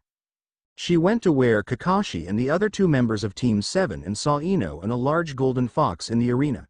"Where's Naruto?" Kushina asked, and Kakashi pointed at the fox as he decided to tell Kushina what had happened. Kushina was deeply upset at what Ino had done to the gift she had given Naruto for his shrine, but she was glad that Naruto had given Ino a chance of mercy if she told him who made her do such an act. Ino was about to surrender when Uzume interrupted her. "What the hell are you doing?" screamed Uzume. "Beat the living crap out of Naruto so we can learn everything about that freak and his powers. Or do you want to be an outcast like him?" Ino's loyalty kicked into overdrive and threw her kunai at Naruto, only to lightly cut the side of the fox's face. "So you've made your decision," said Naruto as his tail reached into his weapon pouch and got out an orange sphere and swallowed it. "I'll show you that all pain can never be fully healed." Naruto stood up on his hind legs as the claws vanished as his hands and feet were now covered in the golden fur, with the fur on his hand reaching all the way to the floor. His face returned to its normal human shape, save for the ears on his head. "What I just used was a special soldier pill called the Rumble Ball that amplifies my powers and giving me new forms of my fox, human powers," said Naruto. "This is my Dao form. It amplifies my jutsus to where I just have to think about them and I can use them." Naruto raised his arms, causing animal-looking hands to appear from the mass of fur, and pointed the palms at Ino with the kanji for fire glowing on the palms. "Fox style. Twin Fox Fireball Jutsu," said Naruto as fireballs flew from the matching symbols on Naruto's palms. Ino barely dodged the fireball as she ducked for cover, only for one of the fireballs to singe her skirt. Naruto was about to go for another attack, but a sharp pain in his stomach stopped him. "Damn it," Naruto thought as he clutched his stomach where the seal was at. "That seal must be interfering with my chakra. I need to be careful." Naruto couldn't move in time before he took a kick to the face from Ino. "Guess you should have gone to the bathroom before the fight," Ino taunted as she threw a few kunai at Naruto. The human-fox hybrid was able to dodge them as the kanji on his right hand changed to chakra, and said, "Fox style. Fox energy spear jutsu." A beam of energy shot out from Naruto's open palm and it was a direct hit as Ino was knocked down to the floor. The silent victory was short as Naruto felt the pain of the seal become worse. Ino watched as Naruto clutched his stomach with one arm while one of the symbols then changed to the kanji for wind. "Fox style. Fox whirlwind jutsu," said Naruto as a gust of wind flew from his palm and pushed Ino farther away from him. "He's so powerful," Ino screamed in her mind as she picked herself up, only to see Naruto down on one knee holding his stomach. "It must be a side effect of that rumble ball," Ino thought as an idea entered her mind. Time to see what a second one will do. Ino summoned 2 clones to hold Naruto in place, using the excess fur on his arms to wrap his palms and hold his mouth open. The real Ino then walked towards Naruto and grabbed a rumble ball from his weapon pouch. "I wonder what happens if you took another one of these right now," said Ino, ignoring Naruto's struggle. Naruto tried to focus his chakra to burn the fur holding him, but the pain from the seal was getting worse as he tried to concentrate. He couldn't even change his shape as the same seal was messing with his powers. "Damn you, Orochimaru," Naruto thought as he tried to physically shake Ino's clones off, tearing tiny strands of his fur off. "Ino, don't do it," cried Kiba with fear in his eyes. "You don't know what a second one will do to him. I've seen it and it's too much for Naruto to handle. Let him go." Ino ignored Kiba's pleas and shoved the soldier pill down Naruto's throat, and the clones closed their prisoner's mouth to where Naruto had no choice but to swallow. "Time to take your medicine," said Ino as she watched Naruto's eyes roll to the back of his head. "Demon brat." The Ino clones vanished as Naruto fell limp, and as Ino and the proctor was about to check on Naruto, the boy's body began to convulse and grow at a violent rate. Naruto's clothes were completely hidden as golden fur covered his exposed body, and 9 tails grew from behind him. 3 tails had cherry blossoms floating about, another 3 were made of wire, and the last 3 were just bones. Naruto's body was twice the size of the Yamanaka flower shop, and just one of the tails was actually able to demolish the statue and rip the screen of the wall. Now complete, Naruto was now a smaller, golden version of the 9-tailed demon fox, and with each roar, a monstrous amount of haki erupted from the fox. Ino looked at the monster before her and realized the mistake by releasing a skull-piercing scream. The monster turned its head to face Ino with emotionless, empty eyes and edged back a fist. Before Naruto could throw his punch, Guy had kicked the beast in the head and made it relent. "R-A-O-H-H-H-H-H-H-H-H-H-H," roared the beast as a large amount of haki launched from its throat, knocking out most of the competitors out. It soon slammed one of its wired tails to the ground, and the whole building violently shook and the beast showed off its power. "R-A-O-H-H-H-H-H-H-H," roared Naruto as clouds formed around him. Ino regained her courage and rushed towards the beast before her, only for it to grab her with its hand. Ino took out a kunai and stabbed the hand that had her in its grip, only for the attempt to make the beast mad. "R-A-H-H-H-H-H-H," roared Naruto as Ino was assaulted by a barrage of lightning bolts. Screaming in pain, Ino felt her body shake from the electricity and looked into the emotionless eyes of the beast. Now grabbing Ino with both hands, the beast squeezed the small kunoichi, causing ribs to break. "Naruto, stop," said Ino as she coughed up blood. "You don't have to do this anymore. I forfeit." Those words fell on deaf ears as Naruto threw Ino into a wall as a sickening slam was heard upon impact. "R-A-O-H-H-H-H-H-H-H-H-H-H," roared the beast before it started to attack the other competitors. "Why's Naruto attacking everyone?" asked Kakashi as he revealed his Sharingan eye. Minato could only watch in fear as Naruto continued his uncontrolled rampage as the Jonin senseis and proctors began to fight Naruto. What in Kami's name had happened? Minato thought to himself, stunned by both the beauty and the destruction caused by the beast, his son. Kushina looked at the rampaging beast, no, Naruto, and saw the terrifying power that one little boy could possess. She saw lightning spark spontaneously in the air as tails appear from the floor and swing around. Kushina soon saw Anbu rush towards Naruto, only to either be launched into the wall by a finger that had stretched like rubber or become pin cushions as storms of senbon launched from Naruto's fur. She even overheard Kiba saying that Naruto isn't in control as the second rumble ball had caused him to lose his mind as he had to hold Hinata back. She then saw the blood dripping from Naruto's mouth and realized something. This form was using so much energy that it was killing him. Kushina steeled herself and ran towards Naruto, hand seals flaring. "Kushina, get out of here," said Minato as he Hirashine next to his wife. "Naruto isn't in his right mind." Kushina flashed the last hand seal as golden chains began to wrap themselves around Naruto's body. "Our baby boy needs our help," shouted Kushina as she added more chakra to help hold her child in place. "Can't you see that his body is tearing itself apart?" Minato wasn't sure about what to do as he watched his son struggle in the chains and more blood dripped from the fox's mouth. Hoping to slow Naruto's rampage down, Minato used a genjutsu to try to put the beast, no, his son to sleep, and to his surprise, his idea worked as Naruto began to fall asleep.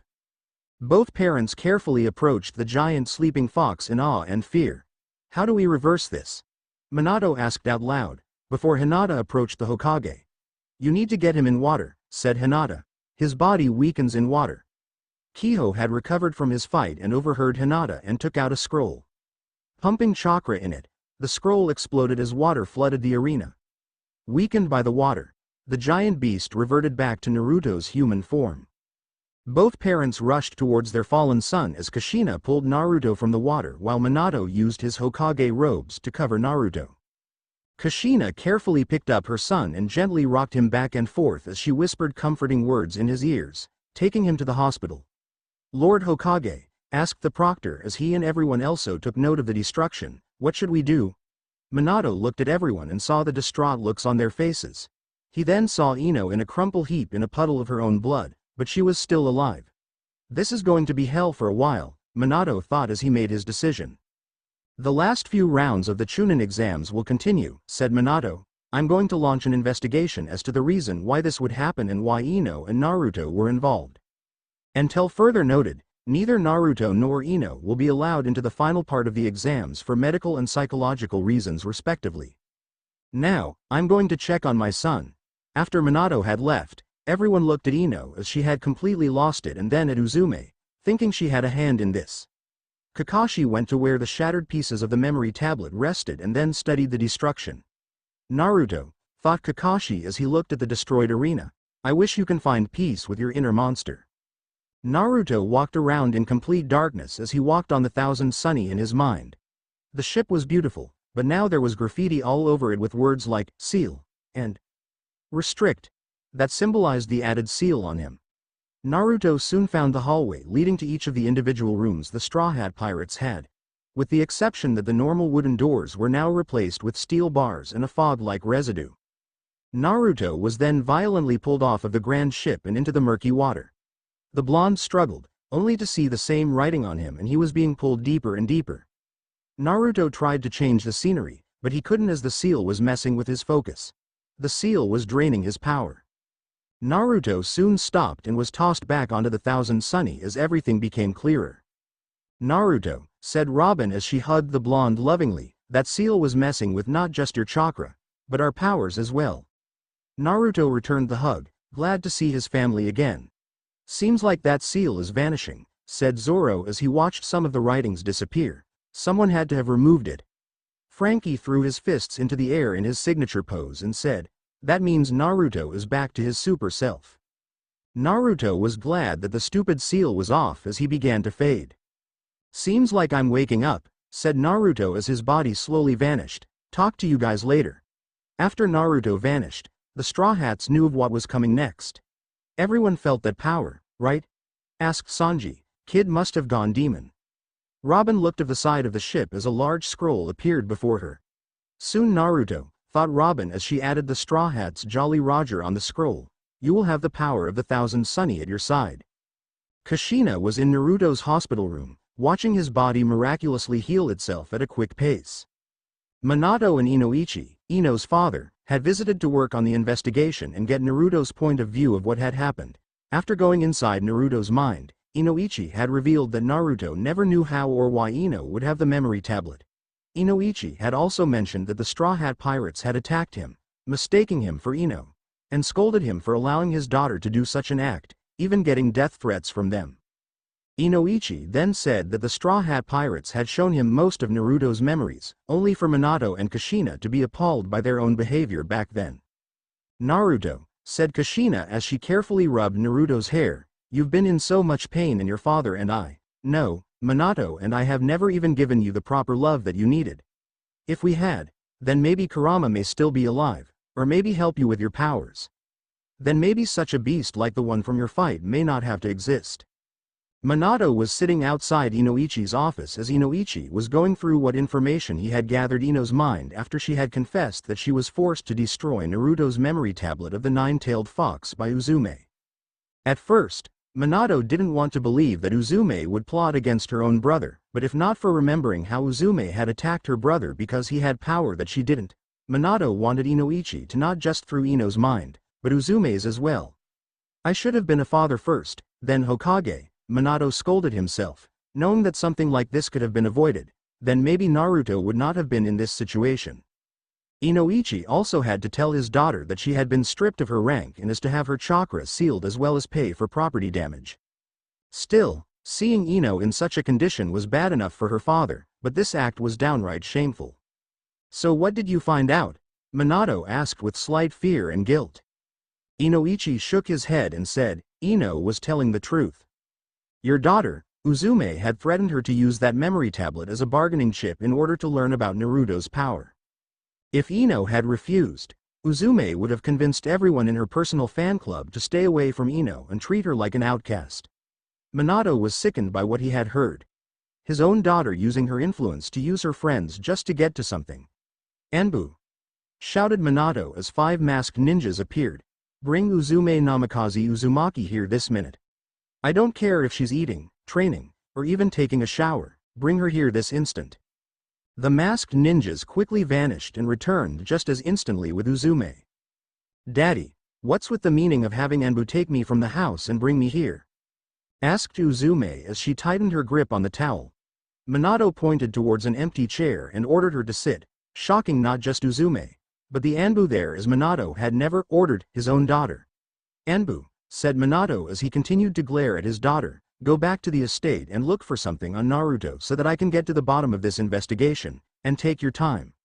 The members of Anbu quickly left as Minato gave Inoichi a signal to go into Uzume's mind. 5 minutes had passed as the Anbu members returned with 2 small books. Minato decided to look in one of the books while Inoichi examined Uzume's mind. Minato quickly discovered that both books were Naruto's journals as both of them had his name in them. Minato read how both he and Kushina had not just neglected equal training for Naruto, but other things as well. The beatings Naruto had received, how Uzume used him for target practice for what both Minato and Kushina had taught her, even his own birthday. Minato then reached a page that had tears staining it and read the contents. June 5th. I couldn't believe it. Kurama's dead and it's all because he couldn't regain enough chakra for his soul to live, even with him absorbing some of mine. I remembered how he had looked. Blood was dripping from his mouth, his eyes were glassy, and his fur was pale, and I could only imagine that his skin was paler than a Hyuga's eyes. He told me that I was the only mortal he saw as his own kid, and truthfully, I have always seen him as a father, more so than my biological father, the 4th Hokage. His parting gift was that he would always be proud of me and that he would always love me, and he was able to talk to the Shinigami and got a group of souls to take care of me. I haven't met them yet as I'm still recovering from Kurama's passing, but even though I could feel the presence of the other souls, they had never called to meet me yet. They were probably waiting for me to calm down. I had just finished making Kurama's shrine and meeting the Harunos, very nice people. I still miss you, father. Minato had tears falling from his face after learning such a revelation. He continued reading the journal, and even though he had already met the Straw Hat Pirates, he was glad that his son had someone to properly look after him. Minato then reached multiple pages with sketches of the Straw Hat Pirates, and written to the side was Naruto's description of them and their family roles. Nico Robin was Naruto's mother figure, as the description Naruto had given her had fit her perfectly. Zoro was his lazy, yet crazy, uncle, along with lovesick Sanji, who had taught Naruto how to cook. Nami was his loving sister as she helped Naruto deal with his depression. Brook was the grandfather for obvious reasons as he was a living skeleton and he knew how to cheer, and sometimes annoy, Naruto. Usopp and Chopper were his brothers as they stuck by his side and made him laugh when it was needed. Frankie was actually Naruto's best friend, as the two of them would have contests on who was cooler than whom and how Frankie would support him. Both Inoichi and Uzume woke and saw Minato reading Naruto's journal with the occasional smile and then disgust. Lord Hokage, said Inoichi, causing Minato to snap the book shut and look at him. By the look of Inoichi's face, Minato then looked at Uzume with a stern face that could even intimidate Hiyashi. Do you have something to say, Uzume? Asked Minato. Uzume knew that she couldn't escape as Inoichi had seen everything. I'm the one who put Ino up to this, said Uzume without a shred of guilt. I'm the one who stole from Naruto's little shrine to the demon fox. I'm the one who planned everything. Minato sighed in disappointment at what he had heard. His own daughter had used her friend to get to her brother and risked the lives of everyone just to learn Naruto's secrets. Uzume saw the disappointment on his face, but then she saw Naruto's journals. One of them was what she wanted. Don't even think about it, Uzume, said Minato as he grabbed the journals. Because of your reckless actions, I'm not going to let you become Chunin. In fact, you will be stripped of your rank as a shinobi, your chakra will be sealed, and all of your inheritance will go to Naruto.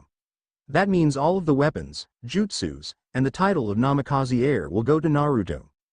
Uzume was about to protest, but she felt Inoichi holding her down. Why, father? Demanded Uzume as she struggled. You saw the power Naruto has. You also wanted to know more about it. I would have told you if the plan would have worked. You saw how much of a monster that. Uzume never got to finish as Minato had slapped her with disgust on his face. Inoichi was completely dumbfounded at the action as he didn't even know that he had let go of Uzume. I did not raise my daughter to believe her brother was a monster, use her friends just to learn the secrets of said brother, and to desecrate a shrine, said Minato as he glared at his daughter as she was clutching her cheek. You also risked the lives of not only the other contestants and Naruto's, but the lives of everyone in the village as well. What if your mother and I weren't able to stop Naruto's drug-induced rampage? What then? Minato grabbed Uzume and left Inoichi's office, leaving the Yamanaka still dumbfounded at what had happened. He was soon snapped out of his trance when he soon thought about Ino. After the fight, Ino was in critical condition as she had multiple broken bones. Most of them were the ribs and back. She was left paralyzed from the waist down, and the electricity she took had messed up most of her nerves to where Ino would have to relearn most things from simple movement to even vital needs. The worst part was that now Ino will never be able to bear any children, what with those nerves completely fried. Inoichi took out a cigarette from his pocket and lit it. Sorry Ino, said Inoichi as he let out a cloud of burnt tobacco and ash, but how can I keep a promise when the one I made it with defaces a shrine? Naruto was slowly waking up and was hearing the voices of his biological parents. Going demon is always brutal, thought Naruto. How long was I out? Sanji's voice came in as said, about 3 days. Minato launched an investigation and discovered that your so-called sister, Uzume, was the one behind you going demon. Nami's voice soon entered. After learning how that was behind everything, Minato is going to strip her of her rank, seal her chakra, and give all of the inheritance she got back to you after your fight with her, said Nami as the others agreed with her. Naruto fully woke up and saw that he was in the hospital with his biological parents at his bedside. Naruto, said Kushina as her face brightened. How are you feeling? Naruto let out a smile as he saw that both biological parents were actually there for him, for once.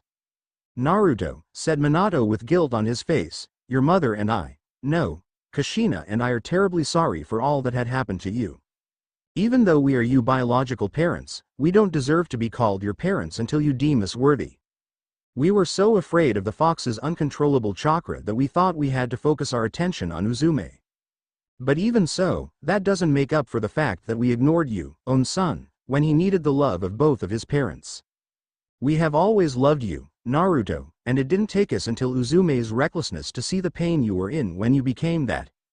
You were in so much physical and emotional pain that your body was tearing itself apart and we were too damn blind to see what we were turning our own son into. Naruto watched as both Minato and Kushina were starting to break down and decided enough was enough. Do not worry, said Naruto with a smile on his face. Both Minato and Kushina looked at Naruto through the tears in their eyes. I forgive you, said Naruto, shocking the hell out of his biological parents. It was not entirely your fault that Ino was forced to make me go demon. It was not entirely your fault that no one knew about my demon form. What is your fault is that you never helped Uzume fully understand her jealousy and didn't help her control it. Minato and Kushina were glad that Naruto only blamed them for not getting Uzume to understand her jealousy for her brother. But even though you are my flesh and blood parents, said Naruto, I see you as my step-parents. You don't know much about me, even though a part of that is my fault, you still love me. Both parents were saddened that Naruto saw them as step-parents, but they were glad that they were still family for Naruto. That is why I'm going to show you all of my powers and skills, said Naruto as he got off the hospital bed. Right now, asked Minato as he looked at his son in disbelief. Yeah, Chopper gave the okay, said Naruto as he grabbed the clothes his parents had brought, but he did tell me to go easy for a while. Going demon took a lot out of me. After Naruto got dressed, he was about to leave when he got tackled by two girls, Hinata and Haku, causing Minato and Kushina to become worried. Naruto-san, cried both girls as they hugged Naruto, we heard what that nasty Uzume did to you and we were so scared that we couldn't trust anyone that was close to until you gave us the okay. Both girls didn't let go of Naruto until he was beginning to turn blue and saw both Minato and Kushina there. They were about to defend Naruto from his parents until Naruto spoke up. It's all right, said Naruto as he got up and dusted himself off, they're with me now. Everyone smiled as they left the hospital as one happy family. In another room, Ino was lying in bed with a full body cast on as her team looked at her with disgust. Why did you listen to Uzume? Asked a pissed-off Shikamaru. Why didn't you just give back the memory tablet to Naruto? Ino couldn't say a thing, not because of the electrical burns on her body, but from guilt. What has Naruto done to you that you had to do such a thing? Asked Choji as he was equally pissed. The tears burned Ino's face as she couldn't hold them back. Ino, said Asuma as he looked at Ino, the fourth Hokage want me to tell you that because of your actions in conspiracy, property damage, and defacing a shrine, you are hereby stripped of your rank as a shinobi and your chakra sealed. Ino didn't want to argue as she remembered what the doctors had told her of the damages in her body. Flashback jutsu. Ino's POV. I laid on the bed in the full body cast the doctors had put me in. I see bags hooked to me, one with a clear liquid and the other was yellow. One thing that was off was that if I was in a full body cast, why can I not feel my legs? I can feel the burns all over my body, even on my lower regions, thanked Kami. But I can't feel my legs. Good to see you're awake, Yamanaka-san, said a nurse that was near my bed, although, most of us were surprised that you're even alive at all. I tried to talk. My mouth was dry and my lips were stinging with pain as if wasps had made my lips their personal hive. Scratch that, not wasps but hornets. The nurse took a wet rag and very gently dabbed my lips. Thank you, was all I could barely muster before the nurse noticed that the yellow bag was full. Takiro, said the nurse as a male nurse entered, we need to change Yamanaka's bag again. Takiro rubbed his hand through his short black hair and helped the female nurse that called him change the bag. I noticed that Takiro had to clamp the tube before changing the bag. You should consider yourself lucky, Yamanaka-san, said Takiro as he placed the bag full of urine in a red box on the cart he brought in. With the damage to your nervous system, it's no wonder that would barely feel your bathroom needs.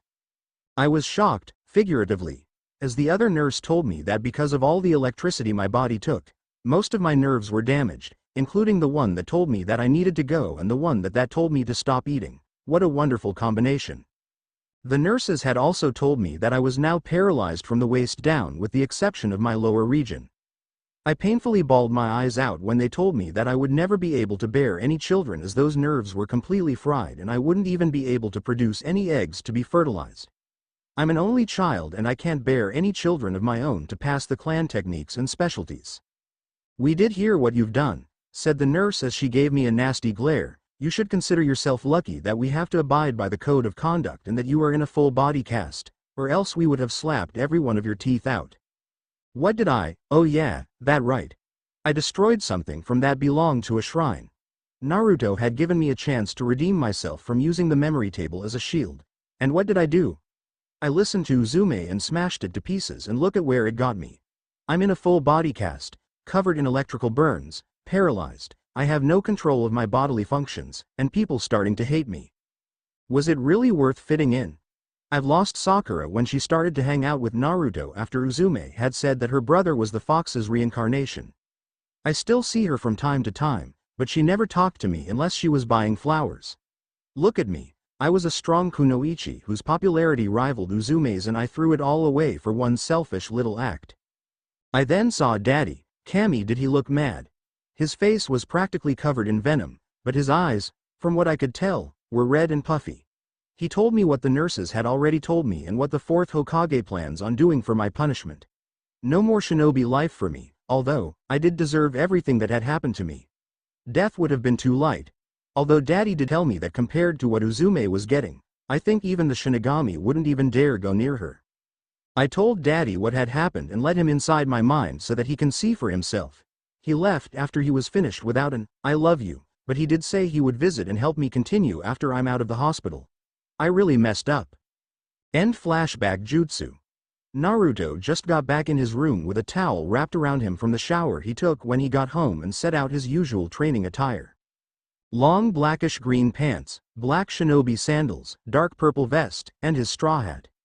Naruto was told of what had happened to Ino if one were to closely listen when he was in the shower, or look in Hinata's case. Naruto was quietly crying. Ino got severely hurt because of me.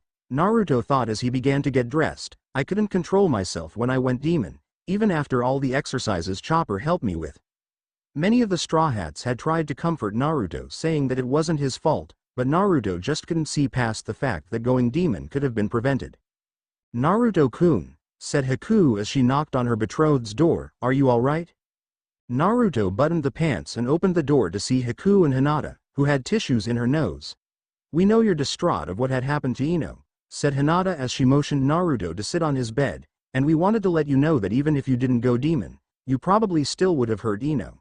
Not as bad though, but in reality, Uzume should have received such punishment." Naruto was shocked as Hinata would barely wish pain to befall anyone, even if it was Uzume. "I don't know Hinata-hime," said Naruto as he picked up his straw hat, "although I am planning on how to deal with Uzume personally, but Ino was just a pawn, an innocent pawn that was involved with this." Hinata and Haku didn't know what to do until Minato walked in. "This is part of being a soldier," said the fourth Hokage as he sat on the chair near Naruto's desk. "I've had to kill pawns myself, innocent or not, it's part of the reality we live in.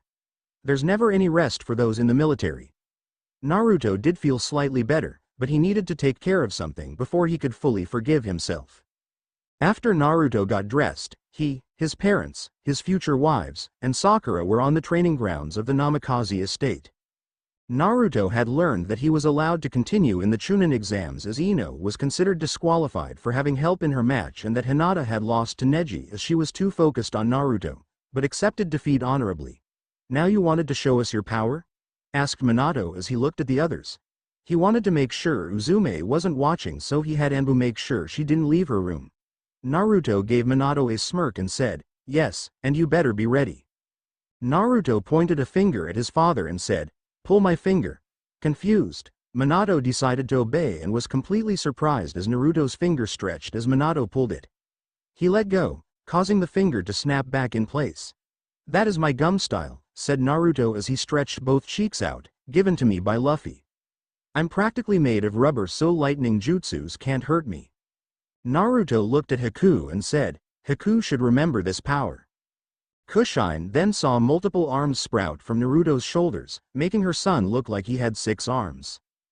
"Go ahead and touch them," said Naruto as everyone touched the extra appendages. "This is my blossom style, given to me by Robin, my Ka-chan." The arms soon disappeared as everyone heard Naruto's voice come Minato. Minato used a shadow clone to see Naruto's mouth on the back the original Minato's head, stunning everyone. "I can even place the duplicates on other objects and people," said Naruto's mouth before it disappeared, very useful when gathering information or fighting from a distance. Naruto then made an arm sprout from Sakura's body and toss her a kunai. "Go ahead and poke it," said Naruto, and Sakura did just that. Everyone was surprised as the duplicate started to bleed. "The only thing about this ability is that whatever damages the duplicate obtain," said Naruto as he lifted his original arm to show that his arm was bleeding at the same spot where the duplicate was stabbed. "I get as well." After the duplicate disappeared and Naruto's wound was taken care of, Naruto then changed into a small golden fox. The girls were awestruck at Naruto's look as a fox, as the only things that were there was Naruto's clothes, had included. Haku picked up the golden fox and began hugging it, with Hinata, Sakura, and Kushina soon getting their turns. "This power was given to me by Chopper," said Naruto as he jumped out of Kushina's arms. "I can turn into a human, fox hybrid with different abilities for each form." Naruto then saw the grim looks on his parents and Hinata's faces and sighed. "Yes, what you saw in that match," said Naruto as he returned to his full human form, "was another form. But I lose control as the second Rumble Ball overloads my powers, turning me into my demon form. It's my strongest form, but I can never control it as the overload causes me to mentally pass out. Minato placed a hand on Naruto's shoulder and said, "Well, we will just have to help you learn how to control it. If we can't, then we will designate someone to be responsible for the Rumble Balls and have that demon form be used as an absolute last resort." Naruto smiled that he now had a chance to tame his demon form. With his spirits up, Naruto then slapped a slip of paper with the kanji for cyborg on it to his chest and did some quick hand seals. "Mecha Naruto," said Naruto as the seal on the paper began to glow. There was a blinding light as Naruto's body transformed into a new shape. Naruto grew taller as his arms and legs became longer, his forearms and hands grew larger as if swollen, and his nose became metallic. Naruto's clothes changed as his purple vest became a red vest with yellow stars and opened to show off his chiseled chest, and his pants became black swimming trunks with the kanji for metal fox at the bottom of both legs. "Naruto?"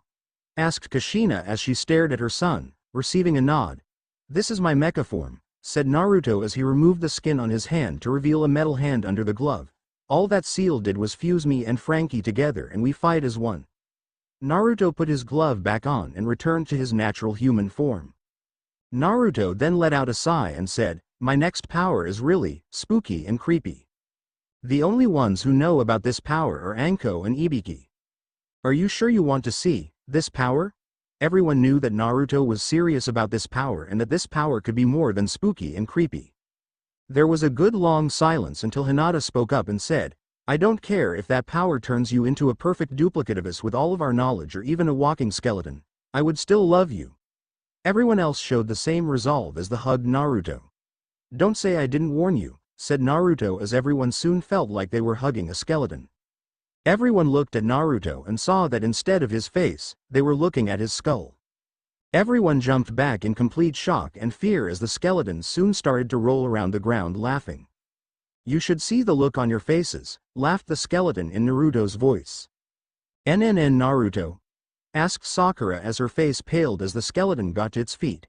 "In the flesh," said Naruto as he laughed again, "but I have no flesh." "Yo-ho-ho-ho, skull joke." Naruto took off his vest to expose his ribcage. Haku slowly poked a rib, causing Naruto to laugh, which creeped everyone out even further. "This is the form I have to use when I perform Soul Style," said Naruto as his skeletal hand began to glow blue from chakra. "I am still very much alive, so don't worry." "Soul Style?" asked Minato as he continued to stare at the skeletal form of his son. "Yes," said Naruto as he poured some tea. "In this form, I can contact the dead and communicate with them. The spirits of the dead can even provide me power depending on the location of the fight or the amount of lingering spirits that are still there." Naruto then took a sip of the tea, and to everyone's surprise none of the tea had fallen out of his exposed jaw or out of his ribs. Haku then remembered the battle at the bridge and asked, "What you did at the bridge back then, that was the power of your soul style?" Naruto nodded and said, "Yes. There were so many restless spirits that want Gato gone and provided me the power to not only have a jutsu that couldn't be dispelled, but also the agility to cut all of those thugs down like nothing." Naruto then took another sip of his tea and said, "The singing I did was just for fun." "So if you're going to be married," said Kushina as she paled even further, "does that mean?" Naruto then returned to his flesh and blood human form and finished his tea as he said, "There's no need to worry. I can teach this skill as anyone can do it. Becoming a skeleton during the jutsu is just for me and it's not permanent. Besides, I will stay in my human form for those intimate moments." Everyone sighed in relief that nothing too bad would happen. "Everyone else provided the skills that I possess," said Naruto as he got out a scroll and unsealed a blue bow staff. "Nami taught me my weather style and how to fight with a bow staff." Naruto sealed the staff away and unsealed 3 swords and had one in each hand and one in his mouth and said, "Zoro taught me 3 sword style and ventriloquism." Naruto used all 3 swords to cut down a tree and then sealed them. "Usopp helped improve my throwing accuracy," said Naruto as he threw a shuriken towards the leaf symbol on a wall meters away and hit it dead center. "And Sanji taught me the black leg fighting style, or what I call chef-style taijutsu, as it is just skillful kicks, and Sanji told me that a chef's hand are the second most precious things in his life." Everyone was amazed at what all Naruto can do and how long he kept it a secret. "My powers do have a weakness," said Naruto after his demonstration, seawater. Confused, Minato asked the reason why. The powers I get from Luffy, Robin, Chopper, and Brook are from special fruits called Akuma no Mi, or devil fruit, answered Naruto. Those with the power of the sea swim like a rock in seawater and are weakened by a special stone called sea stone. Hinata then asked, "Then what happened when I saved you from the river?" Naruto let out a long sigh and said, "The reason for that is my dear sister destroyed 3 of my blossom clones by launching them into a tree where the 3 of them got concussions. The 4th one was stabbed in the back by Orochimaru's henchman, and then I took a 5-pronged seal to the gut which knocked me out and disrupted my chakra." Kushina was staring off into space after hearing that Naruto is weak to seawater. Seawater. "You went on a mission to Kiri, knowing full well that you could have drowned," screamed Kushina as she gave Naruto that, "You're in trouble, look." Now, said Naruto as he slowly backed away, "I made sure I completely mastered water walking and wore closed-toed shoes." Naruto was running around the training grounds as Kushina chased him with threats of clobbering Naruto and then grounding him. At dinner time, Minato had told Naruto, who was now sporting a lump on the top of his head, about Uzume's punishment and that Naruto would have the honors of sealing away the chakra. Naruto also learned that Minato was going to have the punishment done before Naruto's match with Neji in the arena. Naruto knew that Neji was all about fate since his father had died when Hinata was being kidnapped, so Naruto decided to fix that in his fight. Naruto then told Minato and Kushina what he had planned for what to do with Uzume. "So Naruto," asked Kushina as she collected the dishes, "why does it take 2 of those rumble balls to send you into your demon form?" Naruto took out a rumble ball and handed it to Minato. "The rumble ball just like a soldier pill," said Naruto, "but it is 100 times more powerful." Minato and Kushina both had heart attacks at the thought of such power. "1 rumble ball actually sends me into energy high as my energy and chakra is amplified, making my body unstable with chakra. That's why I go into my Tao form as I can burn more chakra from the attacks I use," said Naruto. "I can use the other forms that the rumble ball allows me to use, but I have a time limit of 3 minutes. Naruto got up from the table and said, "Dinner was good, Kushina-san."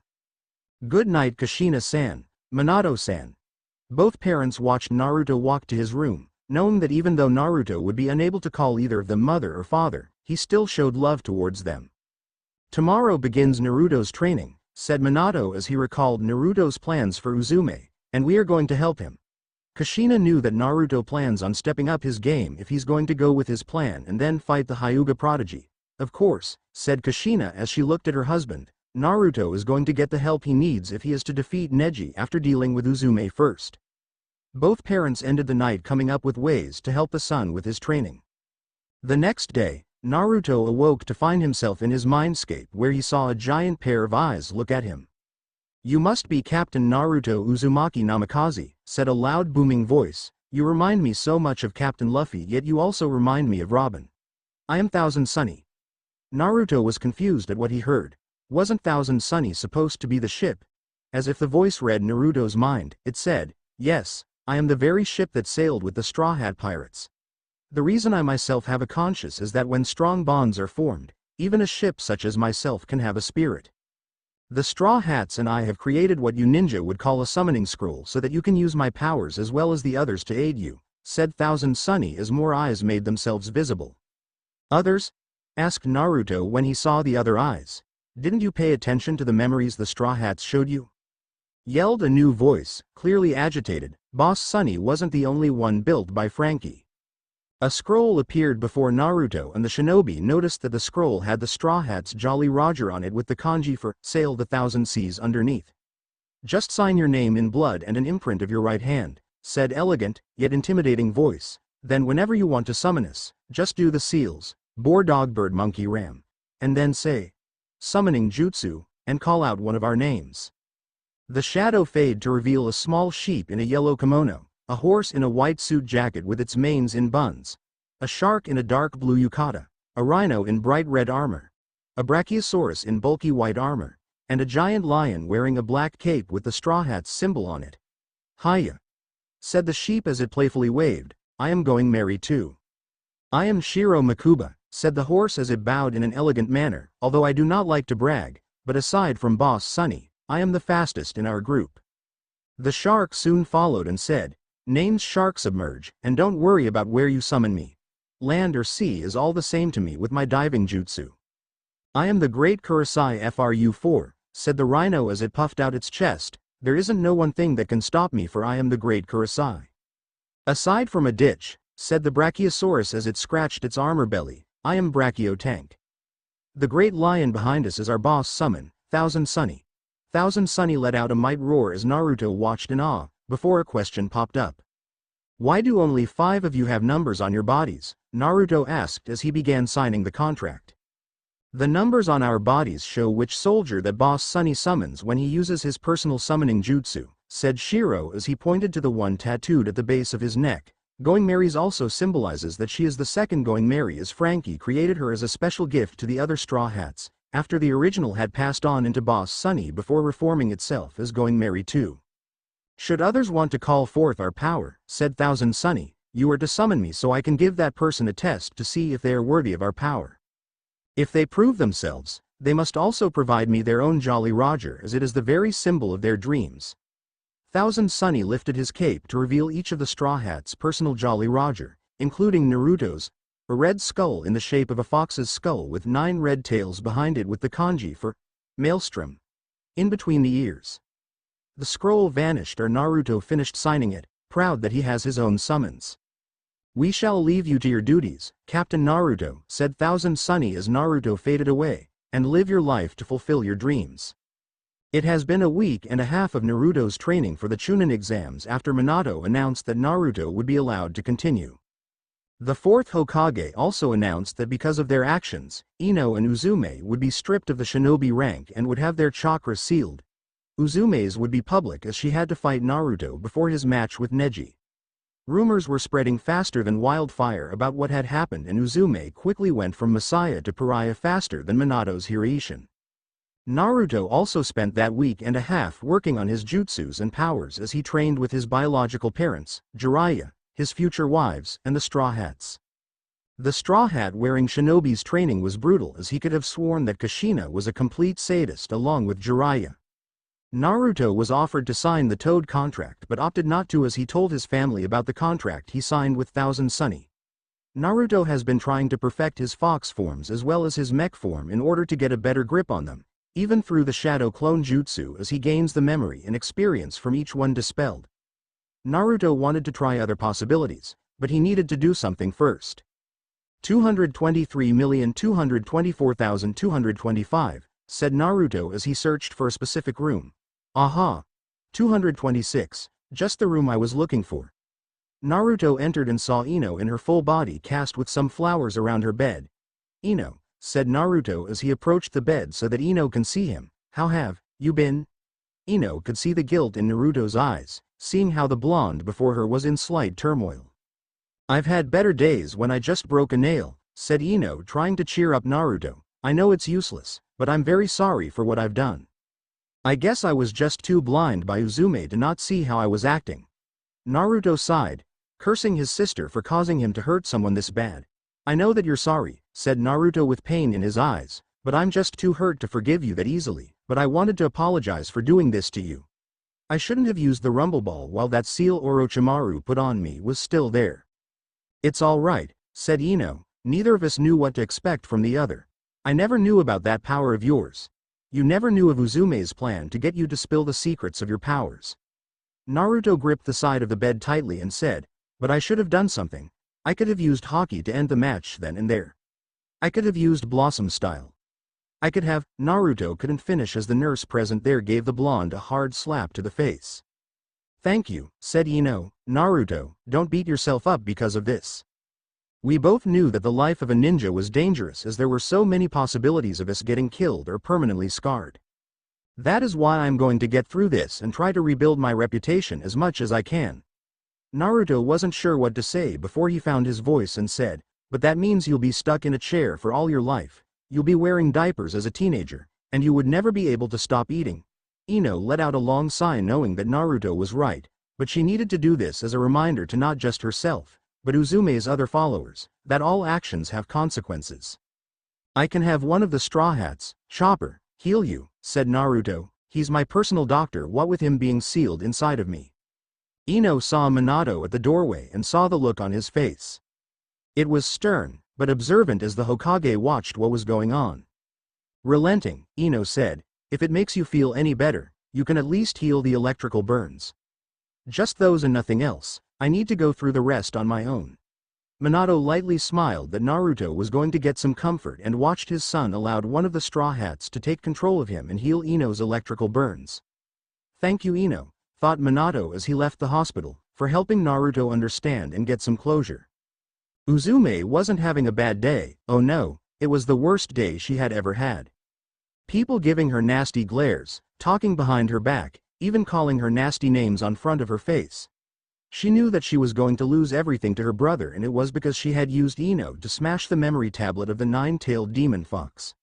Who in their right minds would build a shrine for a demon, said Uzume as she stormed through the village, not knowing her increasing power. That bastard might as well be a Jushinist. Uzume continued walking through the marketplace until she saw Sakura getting groceries. Uzume decided to follow the rosette until the two of them got to Kurama's shrine and watched her light the incense. "I don't know how many times I've said this," said Sakura as she talked to the shrine, "but thank you for helping Naruto. I know you could have just let him die, but you didn't and instead gave him a family that really cares for the baka. I can't imagine what would have happened if Naruto was gone, as he's my best friend, after I lost Ino to that Uzume." Uzume wanted to slit the girl's throat, but refrained from doing so as an idea popped into her mind. Yes, thought Uzume as a wicked grin crept on her face, that could work. Back at the training grounds on the Namikaze estate, Naruto was training his mech form by having a sparring match with Tenten. "Shuriken right," said Naruto as he launched Shuriken from his wrist before launching his left hand, net left. Tenten watched Naruto's hand expand into a net and tried to dodge it, only for her ankle to get caught. Naruto then swung the captured Tenten into the wall before rushing towards the fallen Kunoichi. "Right," said Naruto as he ed his right hand back in the form of a fist. Cross. The attack connected, only for it to hit a wooden log and for Tenten to end up behind Naruto. "You're open," said Tenten as she unsealed a katana. "Not so fast," said Naruto as Tenten saw that the blonde dodged her attack. Naruto then took a deep breath of air and swallowed, causing his stomach to expand. The ninja cyborg's stomach continued to expand as Tenten rushed Naruto again, sword in hand. "Wind style," said Naruto as the contained air slowly traveled up to his neck. "Cannon belch jutsu." The blonde let out a large belch as the collected air was released from his mouth, sending a large blast towards the Kunoichi before him. "Crap," said Tenten as she had no choice but to brace for impact. The blast of air launched Tenten into the wall of the estate. Before the Kunoichi could get up, she heard the sound of an opening latch and looked up to see Naruto preparing for another attack. "That's enough," said Kushina as Naruto helped Tenten get to her feet. "That was a good spar, you two." Naruto closed his open wrist and changed back to his human form and said, "Thanks for the help, Tenten. I want to be ready for my match after dealing with Uzume." Tenten dusted herself off and said, "No problem, just make sure you teach Uzume a lesson for what she had done." After Tenten left, Naruto decided to try something and began to focus chakra toward his feet. Kushina watched Naruto run and jump in the air before a loud pop was heard as Naruto somehow took another step in midair and repeating the process for about 3 more times before kneeling in fatigue. "What was that?" said Kushina as she ran towards Naruto. "Skywalk," said Naruto as he worked on catching his breath, a special technique that would allow me to run on thin air. "I can only go so far and so high before my chakra fails me." Minato just walked on the field and watched Kushina help their son to his feet. The ability to run on thin air, Minato thought as he remembered seeing Naruto take the last few steps through Skywalk. "How did you develop Skywalk?" asked Minato. "I didn't develop it," said Naruto as he sat on the bench his biological mother led him to. "Sanji developed it during his 2 years away from the Straw Hats when he got stuck on an island of transvestites. There were some Marines that the Straw Hats faced that could do this technique, but they called it Geppo. The only thing different with mine is that I'm using chakra while Sanji kicks the air." Naruto wanted to be able to fight effectively against any opponent, and since there were some summons that could fly, those opponents could easily hurt him if Naruto didn't use the observational haki. "Well," asked Kushina, "do you know your affinity?" Naruto got out a slip of chakra paper and focused some chakra into it, causing it to be sliced in half. A wind affinity, said Minato, proud that his son inherited his affinity. What if you add wind to your chakra and go from there? Naruto thought about it and knew he had to train in elemental manipulation before applying it to chakra, meaning more training. How about we take a break for today, said Kushina as she looked at Naruto. You look like you're about to collapse. Naruto decided to lie down and take a nap and let his body rest while he visited the Straw Hats in his mind. Kushina watched Naruto snooze on the ground and led Minato inside the building to prepare dinner, not knowing about what Uzume has planned as the girl arrived with a sinister smile on her face. The rest of the month went by fast as Naruto found himself in the stadium with Uzume and Minato as onlookers from the stands and the sidelines were now watching one of the biggest moments of the Chunin exams. Uzume's punishment. Attention everyone, said Minato with a serious tone and look on his face. As you all have learned, Uzume Namikaze Uzumaki has committed serious crimes against her fellow shinobi. Naruto Namikaze Uzumaki. Her crimes include attacking a fellow shinobi, recklessly endangering the lives of others, and the most serious of all crimes, defacing a shrine. A hurricane of gasps echoed from the stadium as Uzume showed disgust towards her brother. Yes, said Minato, my own daughter had defaced a shrine in order to get at her brother for reasons that her petty jealousy for her brother's gifts. That is why I'm having my own son, Naruto Namikaze Uzumaki, deal with her punishment himself. Minato signaled the proctor to approach and continued his speech. My son has declared a challenge towards Uzume, saying that the two of them shall battle to see who is worthy on the title of heir to both Uzumaki and Namikaze clans. Without further ado, I will allow this fight to continue as part of the Chunin exams. After Minato Hireishined to the Hokage's stands, Naruto tossed Arashinome towards Uzume. What's going on here, Dobi? Asked Uzume as she held the family blade in her hands. We are going to have a little bet, said Naruto as let his straw hat fall behind his head. If I win, your punishment will still go on and I get everything that you had gotten that was rightfully mine. In shorter terms, you will be reduced to being a servant who has their chakra sealed. Uzume looked at her brother with a questioning look. What do I get if I win? Asked Uzume with a threatening glare. Sensing her threat, Naruto said, if you win, you get everything back, criminal record wiped clean. The shrine will be relocated out of the village, and you will get all of my powers and skills as I use the dead demon-consuming seal on myself to seal all my power inside you. In the stands, Hinata and Haku couldn't believe what their beloved had said. Naruto would kill himself and seal his powers inside someone who had desecrated a shrine. The sound of turning wheels grabbed the girls' attention and beside them was Ino in a wheelchair that was being pushed by a nurse. Please tell me the fight hasn't started yet, said Ino as the nurse looked over Ino's bandages. I asked the hospital staff if I could see the fight, and with some convincing, I was able to be here. I want to see that Uzume go down. All right, Yamanaka-san, said the nurse as she went to the side of the chair. Your bandages are fine for the moment, but please be careful of how you move. Do you feel any different? Ino sat in silence for a moment and nodded her head negatively and said, I'm all right for the moment, Amaya, thank you. I'll let you know if I need anything. Naruto's two wives knew of Ino's condition and how Ino refused to be fully healed and how she said that she wanted to show those who still follow Uzume of what could happen. If you need anything, said Amaya before Hinata interrupted her. We'll help Ino if she needs it, said Hinata, much to the shock of the nurse, Ino, and Haku. Look, said Ino with a solemn look on her face, I'm not sure if I deserve your help after how I hurt Naruto. I'm glad that he visited and offered to heal all my wounds, but I'm not sure if I'm ready to be hanging around him. Ino, said Haku as she remembered how distraught Naruto was, let us help you as a way of saying thanks for helping our beloved find some closure. Both Hinata and Haku told Ino about how depressed and upset Naruto has been after learning how Ino got severely hurt because of him. Both wives tried their best to show Naruto that it was how the life of a ninja was and that it wasn't entirely his fault. I guess I also let him know that everything isn't as easy as they seem to be, said Ino. I know it will still be long before people start to respect me again, but at least I know that I helped Naruto when he needed it. Amaya smiled, knowing that Ino had already rebuilt some of her reputation back when she refused Naruto's offer to be fully healed and thought, you don't know how much you done, Yamanaka-san. By refusing a gift that anyone would jump at, you already gained the respect from a few nurses and doctors. In the arena, Uzume smiled as her grip on the sword tightened and said, get ready to die, you monster. Naruto watched as his sister rushed towards him and began swinging Arashino.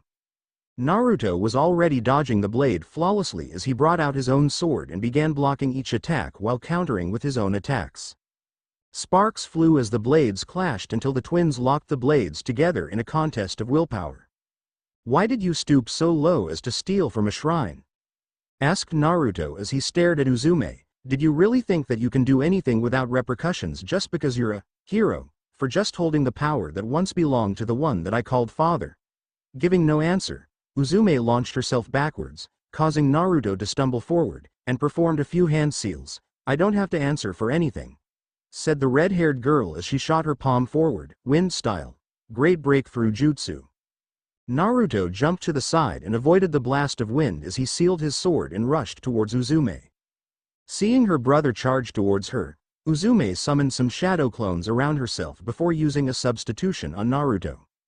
The sudden rush caused Naruto to become slightly disoriented and the Uzume clones attacked, swords drawn for the kill. "Uzume Thorn Prison," said the red-haired girl as the Uzumes collided, running each other with their own weapons. All the clones dispelled only to reveal nothing, much to the surprise of Uzume as she said, "What the? Where the hell are you?" Hearing pops of air, Uzume looked up and saw Naruto jumping on air, as if he was flawlessly climbing it. "You know Uzume," said Naruto as he floated in the air, "I was always in your shadow and you flaunted your so accursed title of hero. It sickens me." Another pop was heard as Naruto gave the air another kick, causing him to keep afloat. "Before I met the Straw Hats," said Naruto as a grim frown formed on his face, "I was jealous of you. I never had the attention I needed. Attention I desperately craved. I saw how you manipulated people when you had the other children avoid me like the plague. I would have nightmares of being alone for the rest of my life, but then I met Kurama, the nine-tailed fox. I was wary of him, but I then warmed up to him as he reluctantly gave me the attention I craved for. He was the only one who cared about me, and when he died, I felt alone again until I met my new family, the Straw Hat Pirates." Uzume threw another blast of wind towards Naruto, only for the blonde to kick the air to avoid the blast and kick himself towards Uzume with an attack ready. "Sky Tenderizer," said Naruto as he began to rapidly kick as Uzume blocked the assault with Arashino before Naruto jumped backwards and with a spin in the air. Naruto landed a few feet in front of Uzume with one leg emitting heat like a fire. "Uncle Sanji showed me how to behave and showed me how to really dish out some pain," said Naruto as he leapt towards Uzume and swinging the reddened leg. Barbecue rib shot. Uzume braced herself to take the attack, knowing that the demon chakra will heal her, but she soon regretted the choice as the kick had launched her a few feet and caught her shirt on fire. Quickly removing her shirt and revealing the chainmail underneath, Uzume saw that Naruto's leg was still white hot and said, "How dare you ruin my favorite shirt?" Naruto shook his head in disappointment and said, "One should value their lives and comrades more than material things." Naruto rushed towards Uzume, leg still on fire, and prepared for another attack and said, "Eat this, grill shot." Uzume blocked the attack using the blade, but she could still feel the heat from the attack and knew that she played it smart this time. Naruto's leg returned to normal as he stood on his hands and spun his legs around while kicking. "Blender rush," said Naruto as he picked up momentum. Uzume was able to block some of the attacks, but more than a few got past her defenses before she was able to push Naruto back with a well-placed great breakthrough, sending him back a good distance. "You think blades and taijutsu will beat me?" mocked Uzume until she saw cherry blossoms surround her and saw a pair of arms on her shoulders. "Blossom style. Der Cloche's Fleurs * jutsu," said Naruto as brought his knuckles together. The arms on Uzume's shoulders mimicked Naruto as both of them collided with Uzume's skull at the same time, giving her a massive headache. Disoriented, Uzume dropped Arashino in favor of holding her now throbbing head as an arm sprouted from the ground and threw the discarded weapon away before vanishing along with the two that were on Uzume. "Come on Uzume," said Naruto as he stared at his sister, "is that all you have? I barely broke a sweat and those weren't even my best moves." Using his enhanced hearing, Naruto heard the audible growl coming from Uzume's throat and thought, "Perfect, but I still need to wait for the right moment." Angered, Uzume then created a shadow clone as a sphere of chakra appeared in her palm. "I'm glad that I was able to learn Daddy's famous Rasengan," said Uzume as the clone aided her by keeping the sphere's shape, This will prove that I'm the better sibling. Watching Uzume rush towards him, Naruto took note that the sphere was uncontrolled as wisps of chakra leaped out and dissipated into the air. That Rasengan is unstable, Naruto thought as he changed into his human, fox hunter form, but it's still powerful. Before the attack could land, Naruto twisted his body to the side and successfully dodged the attack as Uzume collided with a wall. After the explosion, Uzume was launched from the dust and she tumbled on the ground before getting up and holding her arm. In the arena, Naruto noticed Uzume holding her arm and took note of the damage. Naruto rushed on all fours in his full fox speed form and began his attack, only for Uzume to dodge some of the claws as her arm was still being healed by the demon chakra. She doesn't even know I'm toying with her, thought Naruto as he used his tail to whip Uzume's leg. I still need to keep this up until that moment, then I can use that. Uzume was still holding her injured arm until she heard laughter from her brother. What's so funny? Demanded Uzume with fury in her eye. Changing back to his full human form, Naruto stretched his arms back behind him and rushed forward. This, said the blonde as his arms retracted, gum style, double lance jutsu. Uzume quickly got out a scroll with hostage written on it and pumped chakra into it to reveal Sakura Haruno. Time slowed down for Naruto as he heard Sakura sadly apologize before the attack blasted her into the wall. Sakura! Cried Naruto as he rushed towards the fallen Rosette. Sakura saw Naruto's blurred form kneel above her and said, I'm sorry, Naruto. Cough cough she caught me, by cough cough surprise. I'm scared.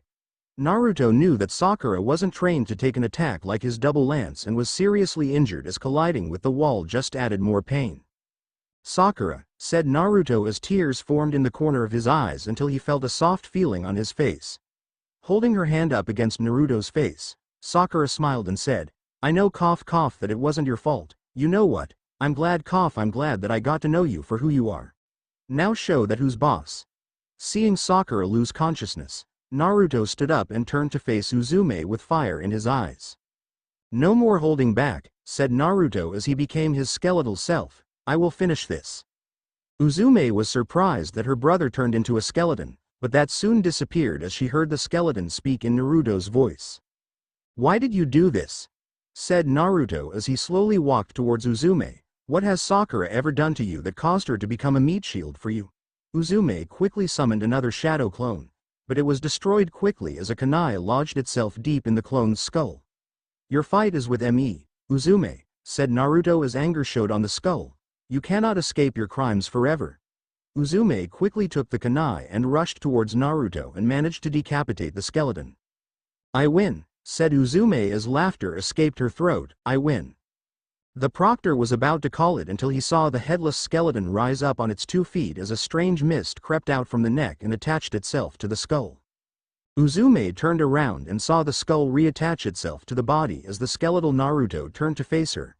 What the hell? Said Uzume as her fear was boiled by her anger. How the hell are you still alive? Naruto said nothing as Uzume felt the demon's chakra form over her.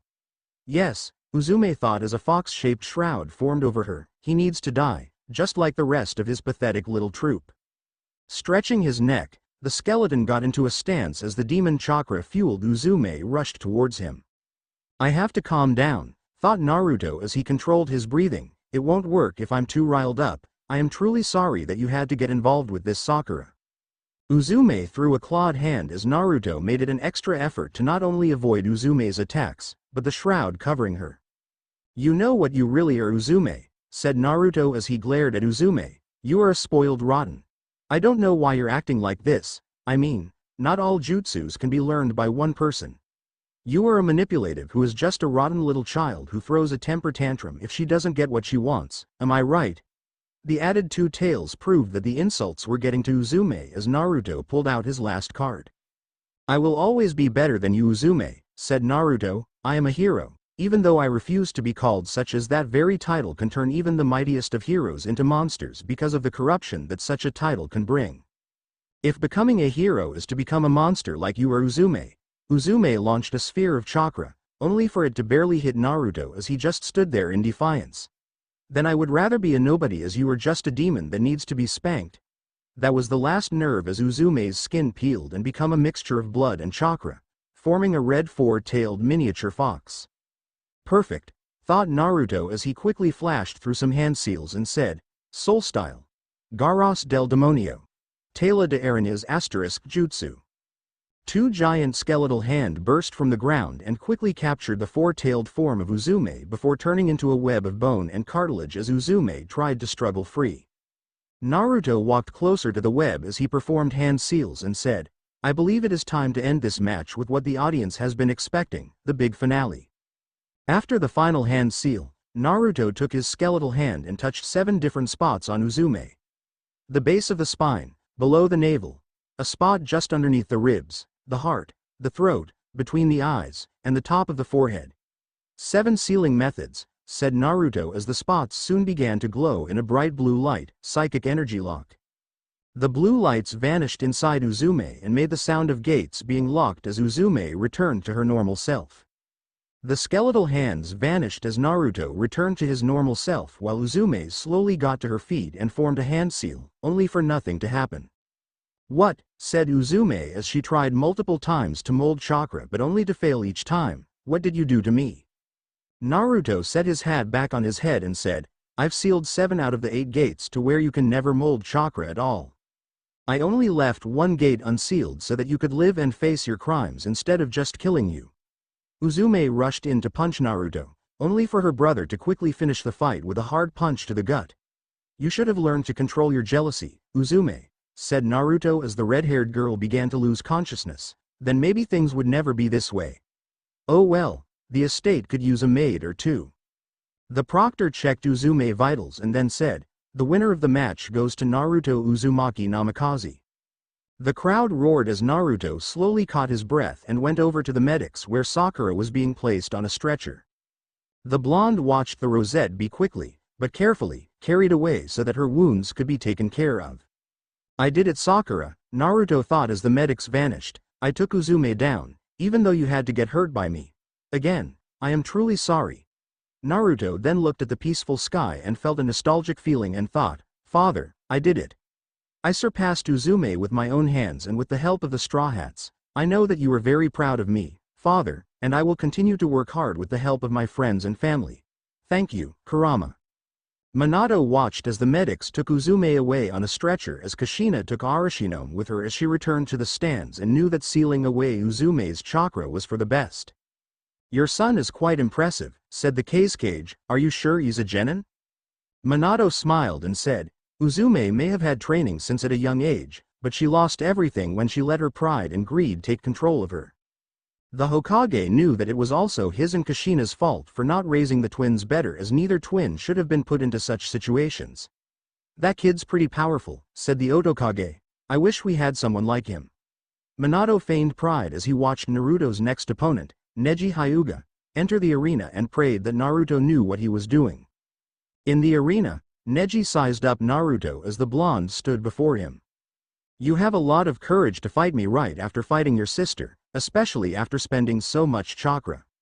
Naruto knew that using the 7 sealing methods had drained him a good bit and being resurrected by Brook's power. But Uzumaki's had a high chakra level and endurance, so Naruto could still fight. I have no problem with the situation, said Naruto as 3 swords appeared on his waist. I can easily fight you with just swords and taijutsu while my chakra recovers. The proctor saw that both contestants were ready and said, Hajime. Naruto drew one of the blades and began sidestepping slowly around Neji, who then began sidestepping as to not give the blonde the advantage. Both fighters circled each other until Neji decided to throw the first attack, only for Naruto to dodge and counter with a kick to the Hyuga's side. The combatants returned to circling each other for another few seconds before Naruto went in for a swing. Neji ducked and landed a strike to Naruto's stomach, pushing Naruto a few feet from the force of the blow. Everyone watched the fight with tension similar to 2 ferocious wolves fighting for dominance. Why do you try to defy fate? Asked Neji as his eyes never left Naruto. You cheated death with that odd jutsu of yours when your sister cut your head off. Do you not understand that you are destined to have nothing, as no one would dare be with such a monstrosity such as yourself? Naruto's eyes narrowed as he swung the blade and followed it with a knee to Neji's face. What do you have against me? Asked Naruto as Neji rubbed the blood of his mouth. I know you didn't have much to do with Uzume, But you almost sound like her. Is it because that Hinata is to be wed to me? Because there's another girl in the relationship and that the two of them are willing to share? What is your deal? Neji quickly rushed in, throwing one attack after another while Naruto either dodged or blocked the attacks with his sword. Although true that I have hardly had much to do with your sister, said Neji as he summoned a clone that soon joined the attack, she should have been able to defeat you. She had training that you never had access to, and your powers prove that you are what people see you to be, a monster. Lady Hinata should never be wed to the likes of you. With one quick slash, the Neji clone was decapitated before disappearing in a plume of smoke as Naruto drew out another sword.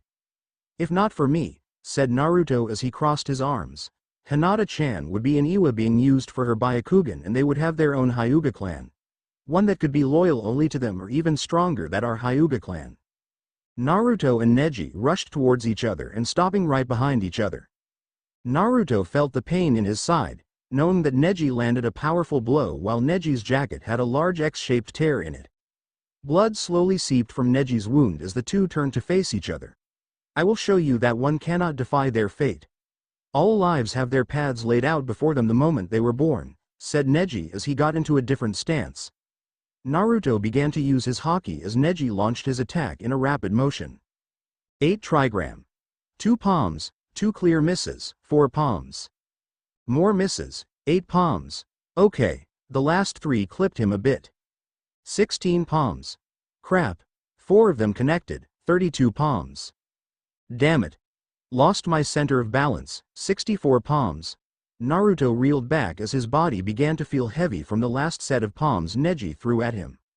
Watch it, Naruto, said Chopper as Naruto felt the reindeer heal his body. Neji struck a lot of places on your chakra path.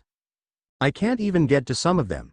Naruto placed the final sword in his mouth and thought, I'm not finished yet. Naruto held out the 2 swords and began spinning them in a fast motion. Santoryu, said Naruto as he rushed towards Neji, 3,000 worlds. Before the attack landed, Neji spun around as a large dome of chakra blocked the spinning blades and sending Naruto back a few feet.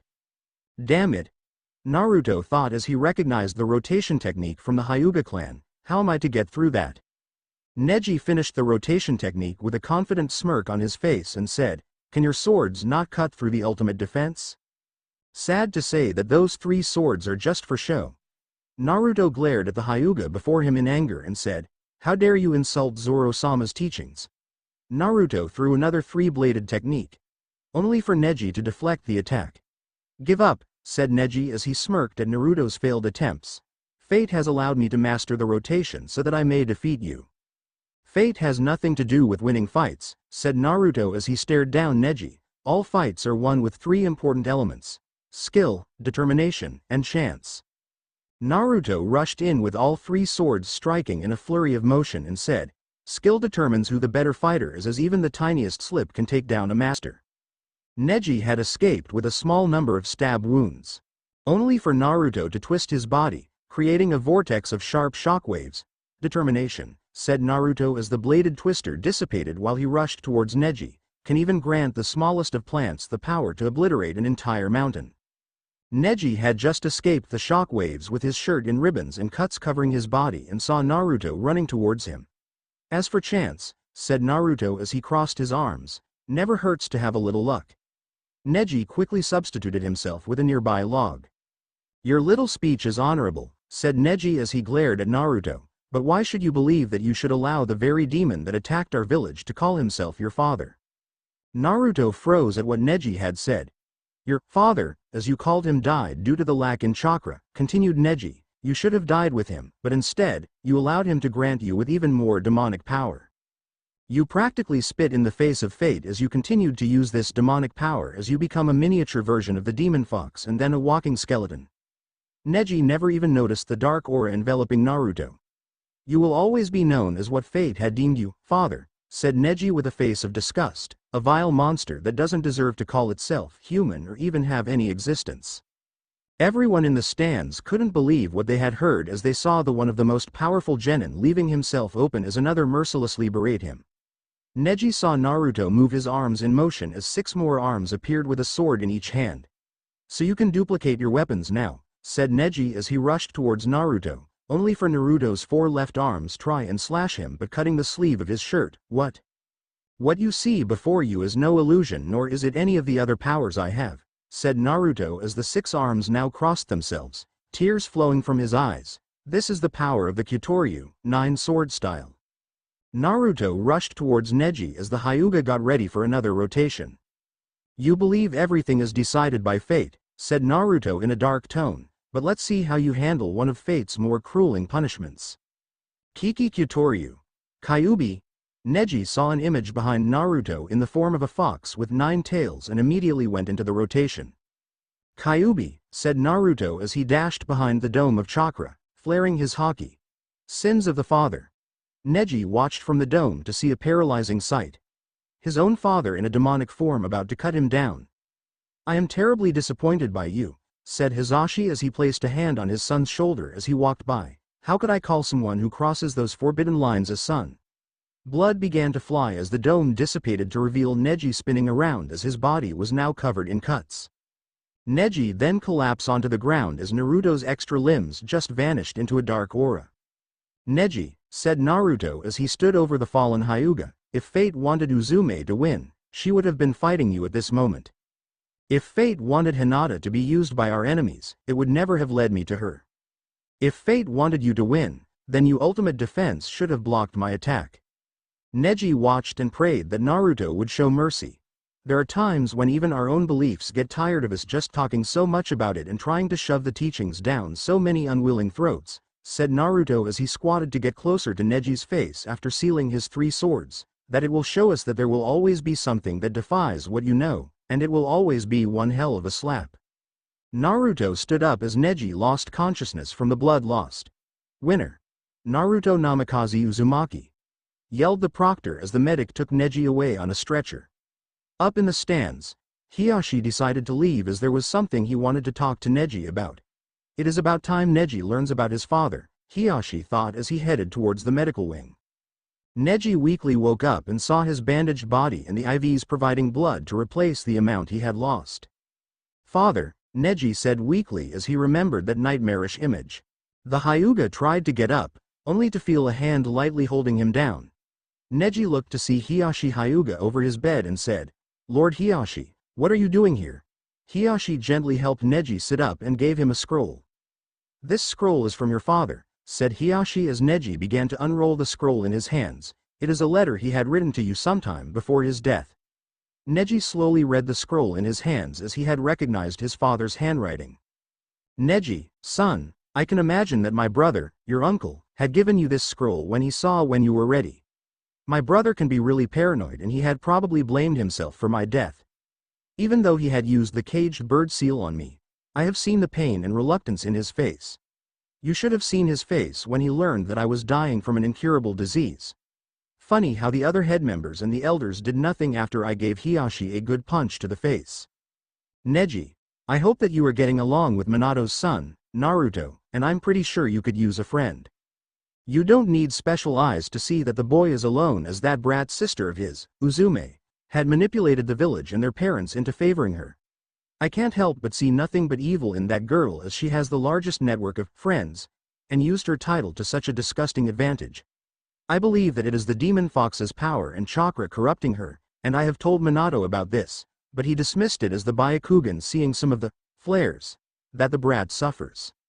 I pray to both Fate and Kami that Naruto is alive as I have seen something inside Naruto, like another fire, flickering weakly.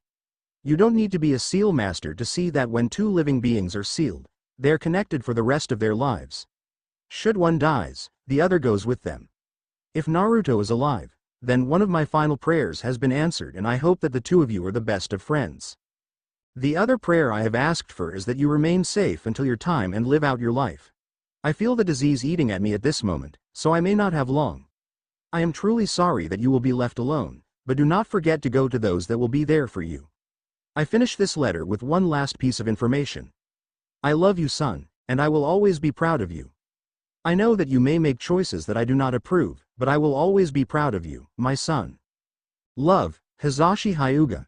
Your loving father. Tears fell on the scroll as Neji felt like that he had disappointed his father because of what he had said to Naruto.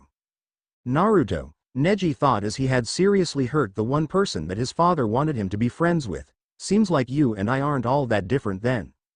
Neji then saw his uncle on the floor bowing towards him. What are you doing, Lord Hiyashi? Asked Neji. I was such a fool to keep such a vital piece of information from you when your father wanted me to give it to you on the day he died, said Hiyashi as tears fell from his face. I disobeyed my brother's wish because of my fear, and look at what it had done to you. Uncle! Shouted Neji as he got out of the bed and lifted his uncle from the floor. You are not to blame here, as what had happened to me was because of my actions. Neji let go of Hiyashi's robes and sat back down on the bed. I have a lot to fix between Naruto and I, said Neji as he laid back down, but first I must get some rest, and I did lose a lot of blood in my fight. Hiyashi quickly flashed a smile before returning to his ever-stoic face and said, if you cross those lines like that again, I will use the caged bird seal during your next hospital visit. Hiyashi stormed out of the room, and after shutting the door, he said, he's just like you, Hisashi, he's just like you. Naruto got to the waiting area where the other genin awaited, and the two Suna genin looked at the blonde with slight panic after witnessing the awesome power he possessed. Will Sasuke Uchiha and Gaara no Sabuku please enter the arena? Called the proctor, only to for another jonin whisper something in his ear. After the ninja left, the proctor then said, I am sorry, but the match between Sasuke Uchiha and Gaara no Sabuku will be postponed. Will Shikamaru Nara and Temari no Sabuku please enter the arena? This is just troublesome, said Shikamaru as Naruto got behind him. Maybe I can forfeit it. Shikamaru landed on the ground in a comical crash as Naruto used his blossom style to convince the Cloud Gazer into fighting. I'll get you for that straw hat, yelled Shikamaru, not knowing that the person in question was already fast asleep. Everyone ready?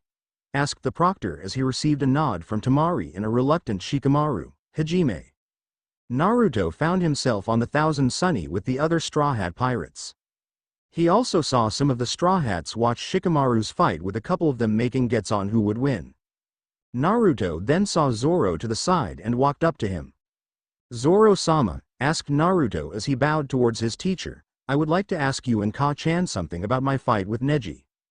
Robin walked up towards Naruto and Zoro and said, if you're wondering why you held back with Neji's defeat, the answer wasn't because you were fatigued from the jutsus you used in your fight with Uzume. Zoro saw what Robin was getting to and joined in. Robin's right, said Zoro. As much as you wanted to cut Neji to ribbons, you saw the pain in his eyes, as he had to have seen the illusion of his father being disappointed in him. Naruto sighed as he understood the feeling that any son would have, as a son's worst fear was disappointing their father. He never had that fear towards Minato when Kurama was still alive, as it was instead towards Kurama. Thankfully, Zoro was able to fill that fatherless void a bit by becoming one of Naruto's go-to people. Sanji was also one of the guys that Naruto turned to, but Zoro had an aura about him that made you have more respect for the samurai. That's complete bullshit, said Frankie as it was revealed that Shikamaru had forfeited after finally capturing Temari with his shadow. Call it what you want, said Sanji as he had a smirk on his face, I still won, so you have to keep to your word. Usopp as well. Both Straw Hats in question grumbled as the two of them were now wearing pink frilly tutus. Next fight. Next fight. Cheered Luffy as Nami held her face in her hand. Much to Luffy's chagrin, the next fight was supposed to be Sasuke's, but it was postponed, meaning the next was Shino against someone named Kankuro. I wonder how those two fight, said Nami as she stared at the window. We never did see how the others fought after Naruto-kun went demon. Everyone watching the fights was disappointed when Kankuro withdrew before the fight even started, but that faded away when Kakashi and Sasuke appeared in the field and the fight between Sasuke and Gaara went underway. That Sasuke kid is too arrogant, said Zoro as he watched Sasuke use taijutsu against Gaara. Taijutsu isn't going to break that armor. Naruto and the others learned about Gaara's power as he was a Jinchuriki of Ichibi, Shukaku, and how bloodthirsty the redhead can get. We have to prepare for an attack, said Robin. Otobakure will most likely attack at any moment. Sanji watched as Gaara put himself in a sand dome and Sasuke ran up a wall. Lightning surrounded Sasuke's hand as the raven-haired boy rushed towards the dome and pierced it. Naruto was pulled out of his mindscape as a sharp scream echoed. Blood. It's my blood. Naruto held his head as the rush from being forced out of his mind made him dizzy. After shaking the nausea and fuzziness out of his skull, Naruto saw Oto Nin and Suna Nin fighting Konoha shinobi as the Sand siblings retreated through a hole in a wall with Sasuke and Shino following. Naruto was about to give chase when he heard screams and saw Hinata and Haku outnumbered and cornered. "How about we take these two here prisoner," said an Oto Nin as he looked at Hinata and Haku with lust in his eyes. "Two bloodlines will surely benefit Otogakure." As both Oto and Suna Nin got closer, sharp and ominous music filled the air as stone walls erupted from the ground. "What the hell is this?" asked Asuna Nin as he studied the wall. "Where's that music coming from?" The ninjas soon turned around and saw Naruto playing a violin as darkness soon surrounded them. "Welcome to my concert," said Naruto as he faded into the darkness, song style. Gnosis. Naruto vanished as a monstrous creature appeared and roared as saliva flew and landed on a random Oto Nin. The creature had legs of a powerful bull and the upper body of a muscular man, but the head was a bull with sharp horns atop its head. "This is just a genjutsu," said another Suna Nin as he tried to dispel the genjutsu before he felt the beast's drool on his face. With another mighty roar, the hungry beast charged the ninja before it and caused them to run away in different direction as more beasts joined their brother. Hinata and Haku were watching with stunned silence as Suna and Oto Nin ran around the area as Naruto walked by them with two blades out, jabbing the air, as four clones continued to play the ominous music, in complete silence. "Good thing we put these earplugs on before Naruto-kun's music got to us," thought Haku as she looked at Hinata and saw that she had her ears. "I hate to see what they're seeing." Naruto's song style was a special genjutsu that was powered by music, and the only way to dispel it was if the trapped person blocked out the music by plugging their ears or if Naruto stops playing. The shinobi trapped inside the genjutsu soon found themselves completely surrounded by the numerous beasts. "What the hell is this?" said Asuna Nin as felt warmth on his legs.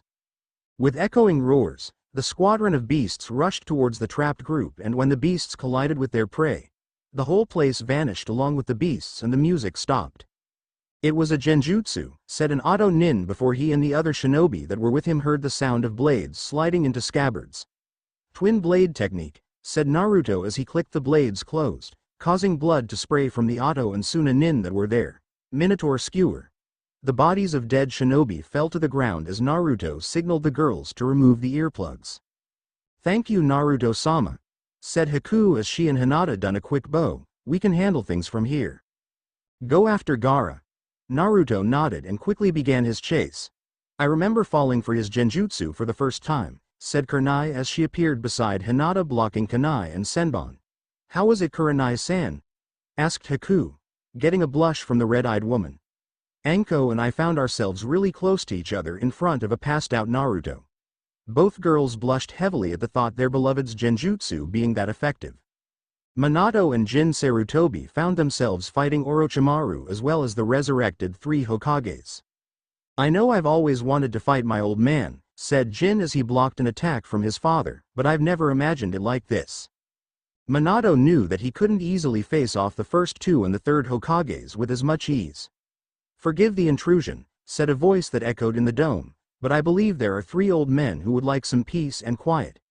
Naruto soon appeared on one of the first Hokage's trees in a meditating position, surrounded by blue flames. Naruto soon went into his skeletal form with his hands together as if praying and said, "Soul style. Canción de pasar, song of passing. Rest now, troubled spirits, rest now, troubled spirits. Rest now, troubled spirits, dream those dreams of peace. Rest now, troubled spirits, rest now, troubled spirits. Rest now, troubled spirits. Sleep the nightmares away." As the song continued, a golden light enveloped the three dead Hokages as smiles of bliss appeared on their faces. "Such a beautiful voice," said the first Hokage as his eyelids began to feel heavy. "And such a soothing song too, brother," said the second Hokage as he covered his mouth yawning. "I do believe," said Hiruzen as his undead skin began to crack, "it is time to go to sleep." All three Hokage's skin turned to dust to reveal the three Oto Genin Naruto had met as 6 blue phantoms of the three Hokages, and the Genin flew from the bodies. The spirits levitated to where Naruto was, causing the blonde to return to his original self. "Thank you, young shinobi," said the first Hokage's ghost. "I never would have imagined a way for anyone to defeat my brother's jutsu. We are in your debt." Before anyone could move, A large tan-colored creature appeared in the distance. "I'll let you two deal with Orochimaru," said Naruto as he stared at the creature. "I'll take care of Gaara." Minato watched Naruto go off into the distance. Pride in his heart as his son had not only defeated a powerful forbidden jutsu, but allowed the 6 spirits he released obtain peace. Good luck, thought Minato with pride in his smile, Straw Hat. Naruto rushed out of the arena as the creature let out a mighty roar. "I have to get there quick," said Naruto, but he saw Kankuro right behind him. "Sorry to hold you up like this," said Kankuro as a prideful grin crept on his face, "but there's no way you can get past me, Straw Hat." At that moment, a swarm of beetles appeared with Shino in the middle. "Sorry for interrupting," said Shino as the swarm around him split in two and surrounded his hands, "but I was actually hoping to make my month-long training worth something in our match." Shino then looked at Naruto and said, "You go and keep the Uchiha from getting himself killed. I'll hand the puppeteer." Naruto nodded and left as Shino and Kankuro got into their battle stances, ready to fight to see if either beetles or puppets will win. Naruto rushed through the forest as a large group of Oto Nin surrounded him. "Lord Orochimaru will be proud that we took down the Straw Hat Ninja," said one of them before he and the others were frozen in place. "I don't think so," said Shikamaru as he appeared from the trees. "My friend is needed elsewhere, so I can't let you get in his way." Naruto quickly gave Shikamaru a quick nod and left while the Cloud Gazer got into many weird and awkward positions with the Oto Nin forced to mimic him. "I think I might have a little fun with them," Shikamaru thought as he had to hide his laughter as he made his victims do an embarrassing dance, knowing that it was worth every joke towards him in the future. Back with Shino's fight, Kankuro was pushing hard with the offense as his puppet, Crow, was attacking Shino relentlessly. Shino tripped and fell backwards with the puppet taking advantage and swung a blade from its wrist in hopes of ending the ninja's life. Shino quickly turned around and let the blade hit his back, but to the surprise of the Suna ninja, the blade didn't hurt the bug user as it had come into contact with what sounded like armor. "What the hell?" asked Kakuro as he had Crow go into a flurry of attacks that only shredded Shino's jacket. "Why aren't you getting cut to ribbons?" "Naruto isn't the only ninja with devil fruit powers," said Shino as he got to his feet and ripped the jacket off to show that his torso was a grayish color while his mouth had short, fat mandibles on the corners. "I have heard that there are a few clans that possesses what is known as a Kajitsu Kodomo, or fruit child." Shino's arms then became more insect-like as his arms were surrounded by a blackish-green material and 2 curved plates of the same material opened from his back as insect wings appeared before they started moving in a rapid speed, allowing Shino to hover a few feet from the ground. 2 extra arms also appeared out of Shino's sides, making the Konoha Nin more bug-like than ever. "I've heard of the Kajitsu Kodomo," said Kankuro. He withdrew Crow towards him. "They are children chosen by someone in their clan that possesses fruit power and the child eats the fruit once the previous Kajitsu Kodomo dies." "I see that you are educated in the matter," said Shino as he flexed his mandibles, making them click each time. "My grandfather was the Kajitsu Kodomo before me. His clan possesses the Muchi Muchi no Mi. Model Kakaichu, insect fruit. Model Kakaichu. It won't matter if I even showed you the full form as I have already won." Shino rushed towards Crow and grabbed the puppet with his 4 arms from behind, lifting it into the air. Kankuro tried to get Crow to move, but he felt himself being drained of chakra. The Suna Nin looked to see beetles covering him and realized that his chakra was being drained. Shino clamped the mandibles into the back of Crow's head and quickly drained the remaining chakra, causing his opponent to pass out. Shino landed on the ground as the lifeless puppet fell to the ground and the beetles flew from Kankuro's body back to Shino. "I am very proud of you, my children," said Shino as he reverted back to his normal self and let the beetles return to their home inside his body. "Grandfather would be proud of us." Naruto rushed through the forest in second gear and saw Sasuke struggle as he fought the giant beast. "What happened?" asked Naruto as his body cooled off from using second gear. "Gaara turned into some sort of monster," said Sasuke as sweat rolled off his face. "I'm going to stop him, and I'll be the hero of Konoha as you robbed it from Uzume." Naruto looked at Sasuke, who was now adorning strange black marks on half of his face, and saw the visible fatigue on his fellow shinobi. "Sasuke," said Naruto. He got into his battle stance. "You're too tired to finish and I'm pretty sure you're borderlining on near suicidal ideas. I'll take care of Gaara." Sasuke wanted to argue, but he knew that Naruto would last longer as Sasuke had burned up most of his chakra with his Chidori's and the curse mark was beyond bearable. "You better win, Naruto," said Sasuke as he leapt towards a nearby tree. Naruto bit his thumb and blew into the wound, inflating his arm and edged back. "Gum style. Elephant knuckle," said Naruto as he launched his enlarged fist and punched the giant beast, knocking it back a few feet, in the beast's view. "That was some attack, kid," said the beast as he watched Naruto release the air from his mouth, "but that won't stop me, the great Ichibi. Shukaku." Naruto knew this was true as all the Bijus could never easily be defeated. Kurama had told him that. Naruto launched his arms and grabbed 2 trees before slingshotting himself towards Shukaku spinning. "Gum style. Tornado maelstrom," said Naruto as he launched multiple shots against the great beast before him, but was interrupted as an air bullet from Shukaku. "Time for a different tactic," said Naruto as he slapped a seal on his body and pumped chakra into it. Mech form. Naruto changed into his Mech Naruto form and shot his hand towards Shukaku with a chain attached towards his disconnected hand. Sasuke watched as Naruto flew in the air towards the great beast. "What is he?" Sasuke asked himself as he watched Naruto get knocked away and then blowing a blast of air from his hands. Naruto was using Skywalk to get closer and decided to bring him out. Naruto returned to his full human form and stabbed his palm with a kunai. "Summoning jutsu. Thousand Sunny," said Naruto after he performed the final hand seal and slammed his open hand in the air. A large cloud of smoke exploded to reveal a giant lion wearing armor and a black cape with a skull and crossbones wearing an orange hat.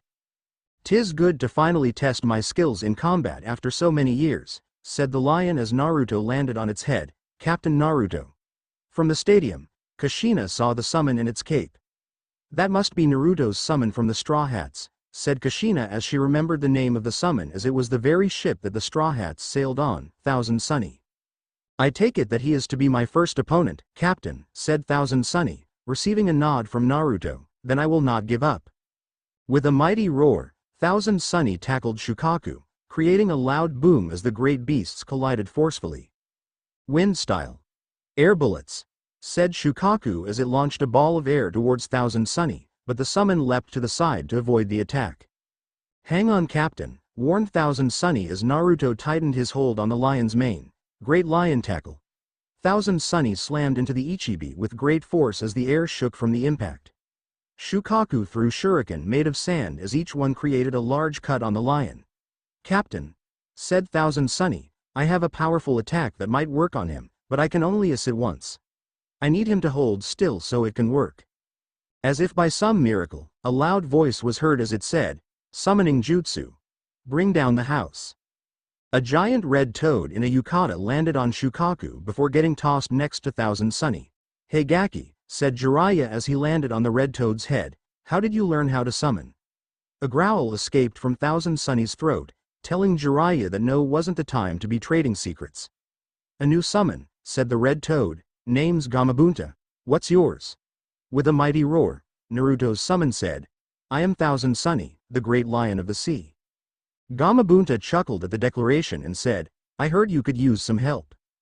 Thousand Sunny nodded and said, "If possible, I need you to hold our opponent down for my attack to work."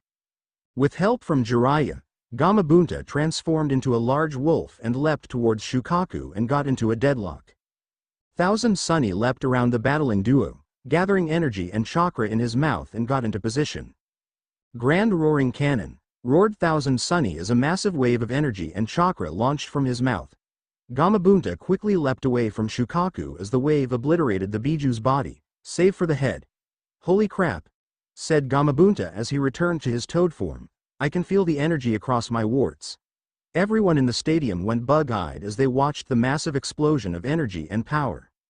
At Shikamaru's location, the Cloud Gazer not only saw the massive blast, but he could feel it on his skin. "I guess it's time to wrap this up," said Shikamaru as he cleared all the branches from the trees with a wind jutsu. The Capture Auto ninjas saw the boy go through hand seals and were forced to make the seals themselves. "Forbidden shadow art," said Shikamaru as he stopped on the seal for rat, shadow absorption jutsu. The Auto ninjas watched Shikamaru's shadow return to their captor and watched the genin stand before them with a paralyzed look in his eyes. Seems like someone didn't perform their jutsu correctly, said an Auto ninja as he drew a kunai until he saw his hand smoking. What the? The other Auto ninjas looked and saw smoking coming off of their bodies. What the hell's going on here? Said a panicked Auto ninja as he tried fruitlessly to put out a fire that wasn't there. Since you guys are about to evaporate into nothing, I'll tell you, said Shikamaru as he slowly took out a scroll and unrolled it. Even though you will perish, don't try to interrupt as I really don't want to add the extra effort to say thing twice. Shikamaru quickly cut his hand and let blood drip on the exposed paper. When the blood made contact, it soon turned into writing as each drop of blood turned into the kanji for shadow. It all started years ago when my ancestor, Tobias Nara, a simple navy grunt, was subjected to experimentations on those with devil fruit powers, said Shikamaru as he ignored the few screams from his opponents vanishing out of life forever, mostly the blood of those who possessed those powers. After a couple more screams, Shikamaru continued, Tobias was injected with the blood of Gecko Mariah, the zombie commander and possessor of the Cage no Mi or the Shadow fruit. The Navy originally wanted to fight fire with fire, but due to some complications, the results were much different than what they expected. Instead of working like the original devil fruit, this bloodline, if you could call it that, is just a weaker version of it, as Tobias could only use his own shadow or shadows of inanimate objects to create weapons. The Cage no Mi wasn't the only fruit the Navy thought of, but that's a different story. After seeing the scroll was done with his blood, Shikamaru rolled the scroll back up and sat at the base of a nearby tree. Tobias then discovered a way to take the pseudo-powers to a new level after coming to the elemental nations, and lo and behold, the birth of the Nara clan. The lone remaining Auto ninja looked at the cloud gazer and asked, "What are you going to do with our shadows?" Shikamaru leaned back and watched his last opponent vanish out of existence and said, "Whatever."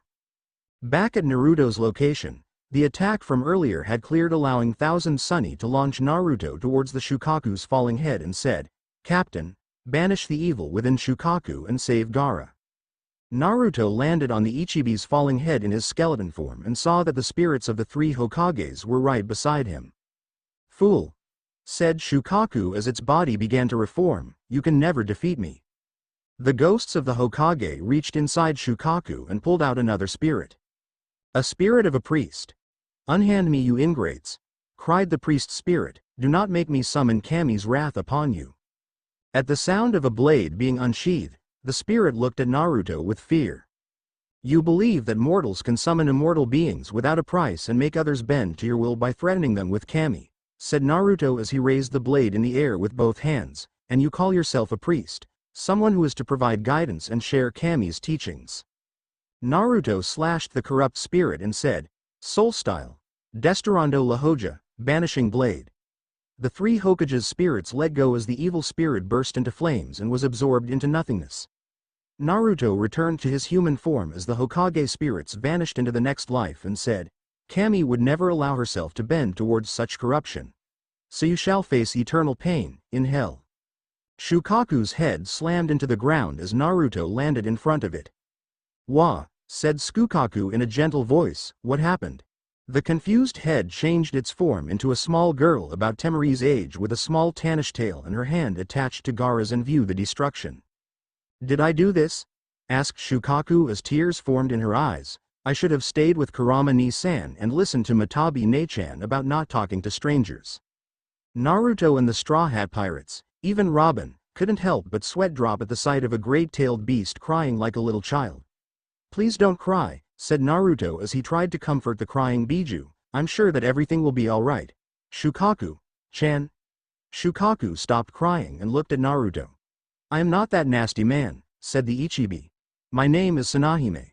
Temari appeared from her hiding spot in a daze that the Ichibi was possessed by an evil priest and a girl. "Do you know where Kurama ni-san is?" asked Sanahime as she looked around. "I can sense him, but I can't smell him." Temari saw the disheartened look on Naruto's face and had a gut feeling about something. "Kurama was separated from his power and chakra," said Naruto as tears formed in his eyes, "and since he couldn't get enough of his power back, he had to pass on." Sanahime saw the tears fall from Naruto's face and hugged him. "I'm going to miss Kurama ni-san," said Tsunahime as she let go of Naruto, but I am eternally grateful to you for getting rid of that nasty priest. He was messing up Gaara, but I can get him on the right path. Again, thank you, Naruto Namikaze Uzumaki. Tsunahime dissolved into sand and formed Gaara's sand armor as the red head slowly woke up. Naruto, said Gaara as he glared at the blonde. Gaara, this boy saved you from becoming a mean, nasty monster, said Tsunahime through the mental link. That nasty priest was making you do mean and scary things. Gaara sat up and listened to what Tsunahime telling him as Temari carried him away. Temari, said Gaara as he and his sibling were soon surrounded by other Konoha shinobi, I'm sorry, and Tsunahime says she's sorry as well for what Shukaku has done. Temari smiled, knowing that Naruto has given her little brother a new hope. At the stadium, Orochimaru saw the Ichibi disappeared after the lion's attack. Time to finish what my old man started, said Jin as he flashed through some hand seals and got close to the snake Sannin, sealing jutsu, Reaper Death Seal. Minato watched the Shinigami's arm appear through Jin's stomach and began to pull Orochimaru's soul out. Jin! Shouted Minato as he watched the struggle, what about Konohamaru? What about your son?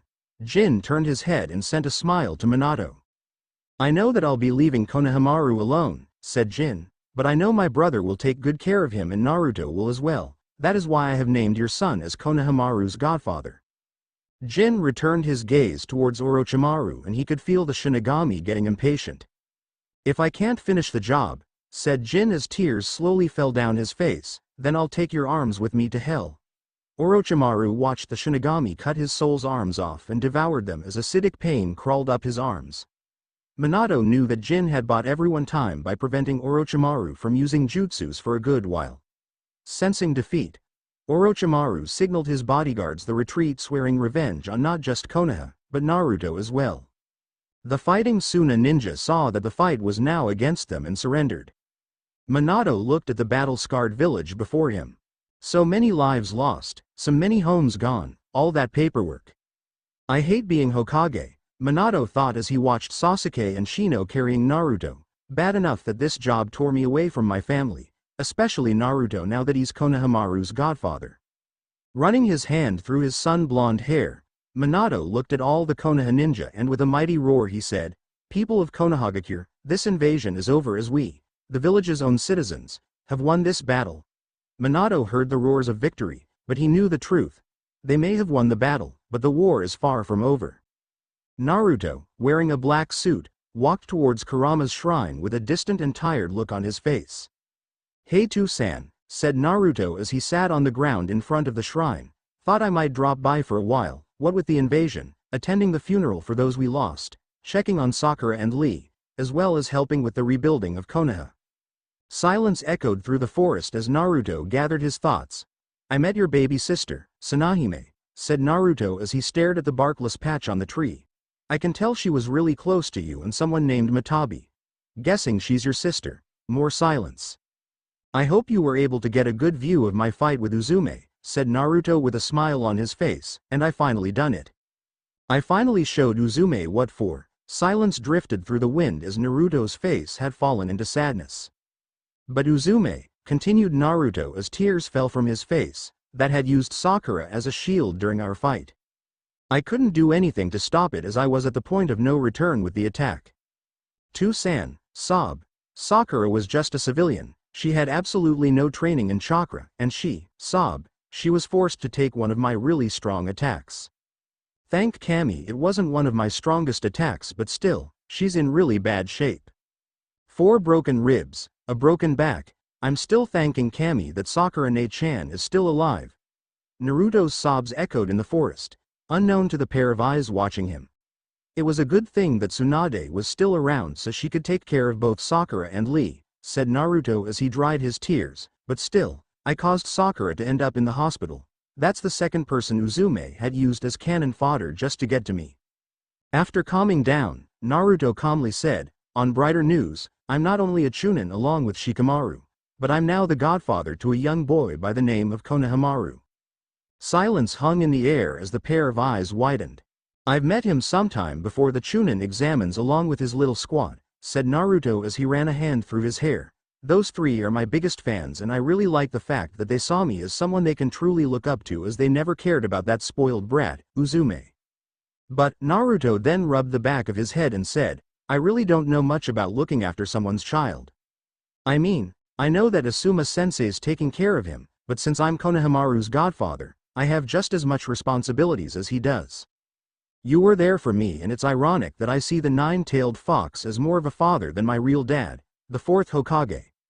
Konohamaru couldn't believe what he heard, but then realized that his new godfather's attitude towards Minato made sense. I guess I really came here for some guidance from you, just like old times, Hatu-san?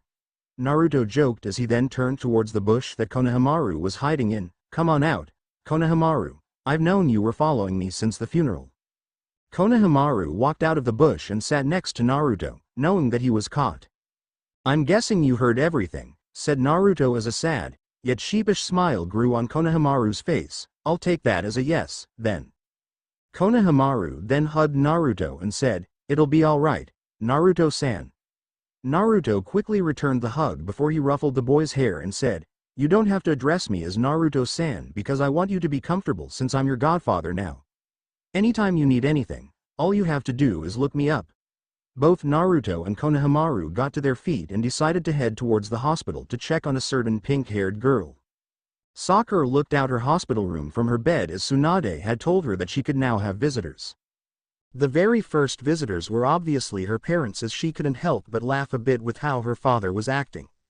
Laughing was painful, but it was welcomed as it had brightened her day. The next couple was Minato and Kushina bearing gifts and apologies for what Uzume had done. Those two even got on their knees and bowed to her, leaving the Rosette speechless and thankful at the same time. However, she wanted to see Naruto, but he never arrived in the past few days. Ever since meeting him years ago, Sakura had created a bond with Naruto and the two of them act like siblings. From picking on each other, spending time together, to even sharing some secrets, she was glad that Naruto found two girls that will love him as his wives, and she couldn't find any two girls that cared for her little brother. I hope you're alright, Naruto, Sakura thought as she carefully felt her bandaged ribs. I don't blame you for my injuries. You're an innocent victim to a cruel heart's desire. You shouldn't bother your ribs or they'll never heal right, said a voice as Sakura turned to see Naruto and Konohamaru. Hey Oto, said Sakura as she sent a smile towards the two boys. I heard you made Chunin. Congratulations. Naruto returned a pained smile towards Sakura as he looked at the bandages, the injuries that he caused. I know what you're thinking and know it wasn't your fault, said Sakura as she motioned Naruto towards her bed. Put the hospital gown back on. It was Uzume's and I'm proud for what you have done. You are a true hero. Naruto kneeled to face the Rosette with a grim frown and said, I'm no hero, Sakura-ne. Heroes don't let grudges get to them, let themselves get controlled by their own power, or even risk innocent lives. Tears slowly fell from Naruto's face as he recounted what all had happened. I wanted to hurt Uzume more than even I could ever imagine for what she has done to the both of us, said Naruto as he choked back a sob. I lost control when my chakra was being messed up from a seal from Orochimaru and I was forced to go demon. I risked everyone's lives for keeping my powers a secret, nearly killed Ino when I went demon, and, sob, and I hurt you. The one girl I see as a real sister and I hurt you. Sakura watched Naruto tear himself apart for something trivial. Even though things could have been done different, Naruto shouldn't tear himself over this as some things are unavoidable. Naruto, said Sakura as she placed a gentle hand on the blonde's face and wiped the tears away, don't be so hard on yourself as there are things that even heroes cannot avoid. To hold grudges show that you are still human and there is no perfect hero. Losing control over your powers still show that you have more to improve upon. We all learn from the mistakes we make and try to better ourselves to avoid those same mistakes. As for hurting innocents, again there is no perfect hero as people will get hurt, whether or not if the hero was around or not. Naruto smiled as he saw the gentle kindness in the Rosette's eyes and began to see that she was right, but he still had some doubts.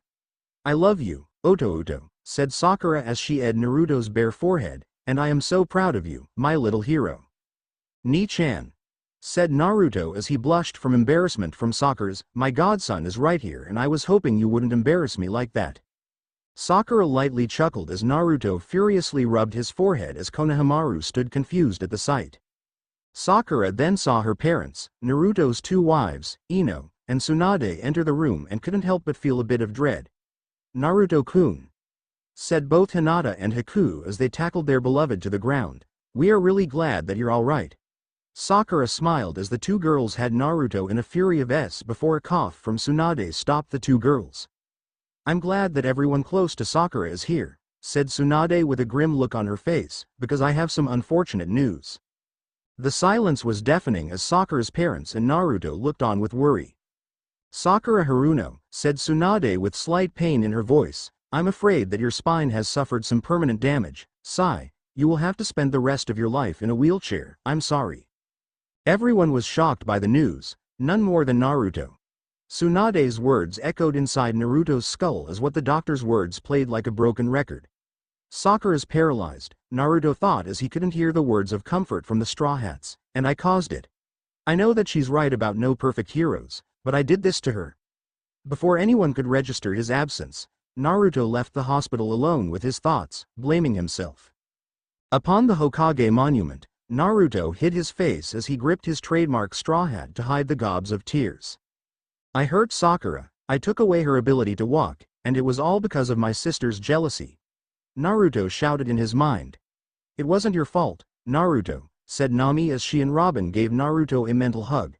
"Sakura doesn't want you to blame yourself for what Uzume made you do." Those words fell on deaf ears as Naruto's body began to rock from the painful sobs until a new voice echoed from behind him. "So you must be Naruto," said a deep, rugged voice, causing Naruto to turn around to see a man with bluish-black hair and a curved mustache wearing a red coat, tan pants, a blue shirt, and black boots. Naruto saw the fierce grin on the man's face and immediately recognized the man as Luffy began cheering like a madman possessed as the man before him was none other than the Pirate King, Gold Roger. "Kurama has told me a lot about you," said Gold Roger as his smile shone in the sun, "said that you are just as strong as the new souls inside your body." Naruto wasn't sure what to do as he was too shocked to keep crying, too happy to faint, and too honored to speak. Gee, Gold Roger," said Naruto before he got a punch in the face by the King of Pirates. "I hate that name," shouted Gold Roger as Naruto recovered from the sudden hit. "It's Gold Roger, not Gold Roger. Even in a world of ninjas, everyone believes that my name is Gold Roger." After letting out his anger, Gold let out a sigh and said, "I understand that your own soul is heavy and I understand that very pain." "What do you mean?"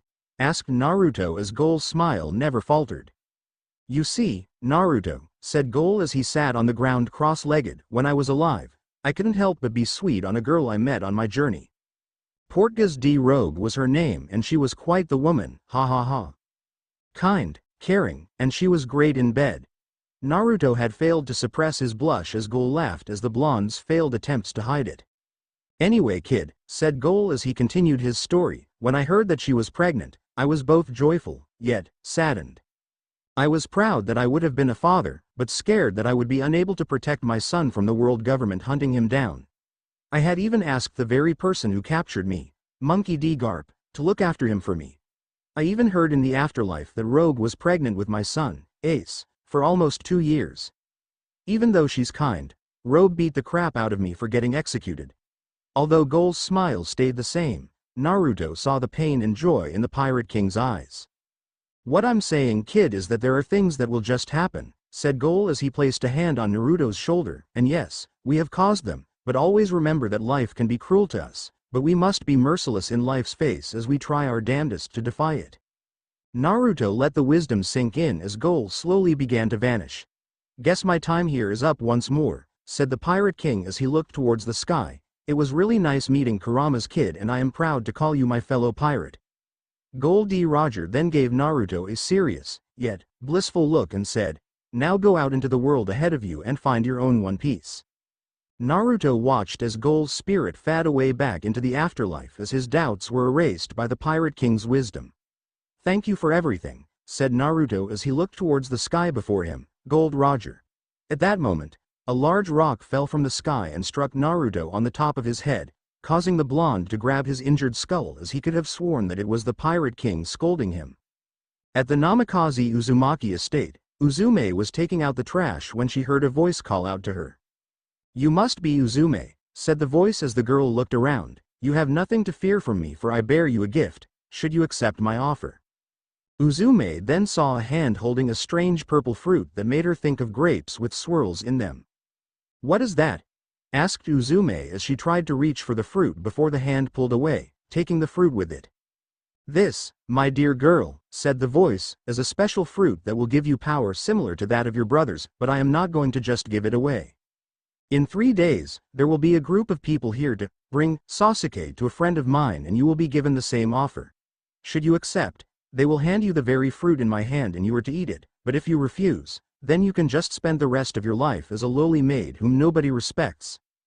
Uzume felt the person vanish back into the darkness as she decided to give what the person had said some thought. Naruto was heading back to the hospital when Sasuke approached him in a fighting stance. Fight me, Naruto, said Sasuke with burning fire in his eyes. Now. Naruto looked at his teammate with aggravation and said, I won't fight you, Sasuke. I have no reasons to fight you, not even for training purposes. Now if you'll excuse me. Sasuke charged towards Naruto, throwing a punch, but Naruto gracefully spun around Sasuke as the Uchiha tripped up and caught his balance. I'm a very busy Chunin and I have important places to be, said Naruto as he continued to walk away when a crowd of people started to form.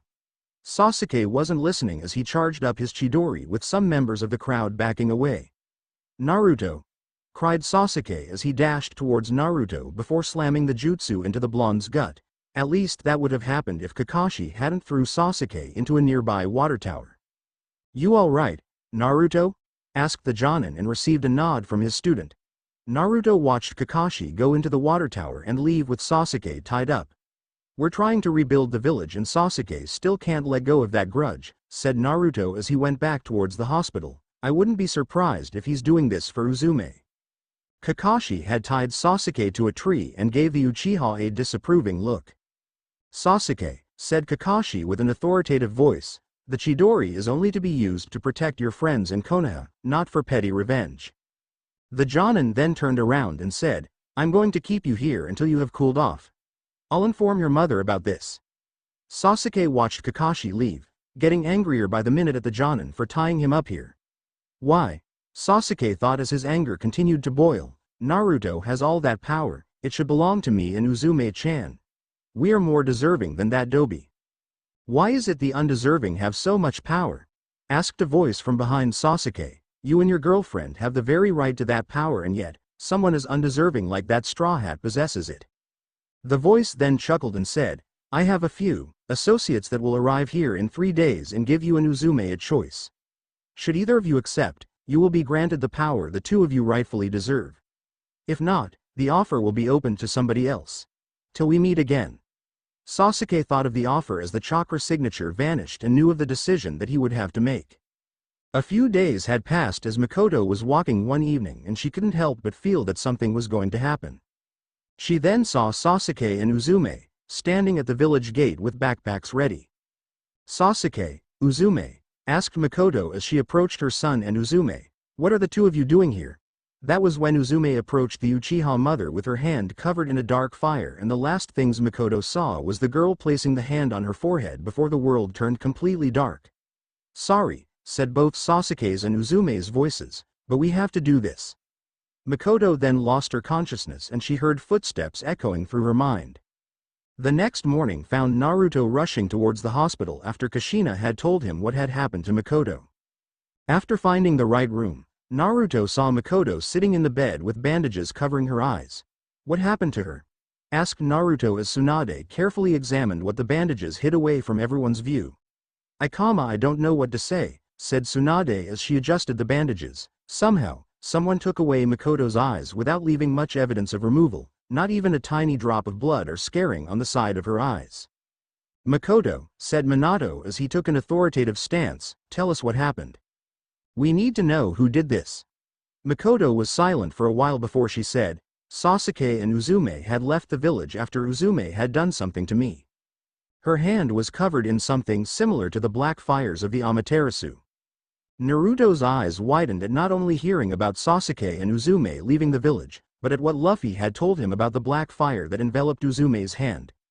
What Makoto is talking about with the black fire, said Naruto as a cold sweat rolled down his neck, is a powerful devil fruit known as the Yami Yami no Mi, or the dark fruit. I've heard about it, but I would have never thought it to exist here in Konoha. What powers does the Yami Yami no Mi possess, Naruto? Asked Minato as he saw the look on Naruto's face. The Yami Yami no Mi, said Naruto as he swallowed a lump in his throat, grants whoever eateth the power over darkness. I'm not meaning like the Nara clan's jutsus, but actual darkness itself. It also grants the person power over gravity and not only crush, but devour all in its path. Everyone in the room paled at the thought of one lone person crushing a legion of shinobi with just a flick of the wrist. There, said Naruto as he clenched his fists tightly, there's another ability to the Yami Yami no Mi. It can nullify the powers of the devil fruit, such as the powers of inherited from the Straw Hats, just by touch and possibly absorb them. Everyone was now panicking as whoever possesses this power could become Naruto's equal if not greater. Then if my deductions are true, said Inoichi as he was silently praying that he was wrong, the Uzume may actually have the Sharingan now that she could possibly possess the power that Naruto had explained to us. Naruto, ordered Minato as said person went into attention, meet me in my office in 5 minutes. Naruto gave Makoto one last look before he faced the Hokage and said, yes, Lord Hokage. Both Minato and Naruto left via Shushin as Kushina sat next to her best friend and held her hand. Kushina, said Makoto with deep sadness in her voice, I've lost my eyes, haven't I? Uzume had stolen them, hasn't she? Kushina wanted to say no, but her heart wouldn't allow her. I'm sorry, Makoto, said Kushina as she hugged the blind Uchiha. I'm so sorry. Makoto returned the hug to comfort her friend for her own loss. In the Hokage's office, Minato was looking at Naruto and Shikamaru, both Chunin standing at attention. As the two of you have heard, Minato started as he laced his fingers in front of his face. Sasuke Uchiha and Uzume Namikaze Uzumaki have left the village for reasons unknown. It has also been reported that Uzume now possesses a unique power that allows her to manipulate the darkness around her and somehow absorb bloodlines after Makoto Uchiha had confronted the two. As a result, Makoto has now been stricken blind because of Uzume's new powers. Your mission is to assemble a capture team and bring Sasuke Uchiha and Uzume Namikaze Uzumaki back alive, or dead. Naruto knew that it was going to be hard for his stepfather to give that specific order, but sometimes there are just things that no one, not even legends themselves, could avoid. We accept the mission, said Naruto as Shikamaru finished for him. We shall assemble a team and retrieve both Sasuke Uchiha and Uzume Namikaze Uzumaki, and if we cannot bring them back alive, then we are to kill them. A nod from Minato confirmed the conditions as Naruto and Shikamaru left to assemble their team. Anbu, said Minato as he turned the chair around to face the window as an Anbu member appeared. Bring Tsunade Senju to my office, I have something to tell her. The Anbu left as Minato stared out the window with a lone tear rolling down his face as he thought of the reality before him. Kami, Minato thought as his hat was now heavier than before, where did I go wrong with my family this time? At the gate, Naruto looked towards the distance as he remembered telling Sakura what had happened. It wasn't pretty, but he could still hear her cries in his mind. Flashback. Naruto held the rosette close to his chest as Sakura cried after hearing of Sasuke leaving the village. It was obvious to everyone that Sakura had a crush on the Uchiha, and that was what made this whole ordeal worse. I'm sorry, Sakura, said Naruto as gently rubbed Sakura's back. I'll be leaving to get them back, alive or dead. Sakura looked up and saw the pained look on Naruto's face after hearing the possibility. Naruto, said Sakura as she spoke through her tears, please bring back Sasuke-kun and if possible, give this to him. Sakura handed Naruto an envelope that was in the nearby desk. Seeing the envelope and feeling the deep love from it, Naruto did something that seemed to be a near impossible sight. He removed his signature straw hat and sat it on Sakura's head. You're giving me your lucky hat? Sakura asked, both stunned and confused. Why? Naruto ran a hand through his now exposed blonde hair and said, that hat shall resemble my promise to you, Sakura Haruno, that I will bring Sasuke Uchiha back, and until I do, that hat shall rest upon your head as a symbol of that promise. Sakura had somehow felt the courage from the hat and the full loyalty behind it as she watched Naruto give her one last hug and awe on her forehead before leaving the room. Please be safe, said Sakura as she ran a finger on the brim around the hat, straw hat. Flashback and it felt weird not having his trademark hat on his person, but Naruto had a promise to keep to the person that he called his true sister. Naruto saw Shikamaru leading Choji, Neji, and Kiba and Akamaru towards the gate so that the team could begin their mission. Naruto and the rest of the retrieval team were sitting in a dome made out of earth and stone after the group ran into the Auto 4, Orochimaru's personal guards, and learned that the treacherous snake was only after Sasuke, but once Uzume lost everything, Orochimaru thought he might as well add a fallen hero to his collection. The retrieval team had caught up to them, only for one of them, Jirobo, to somehow trap them inside a dome where they now stand.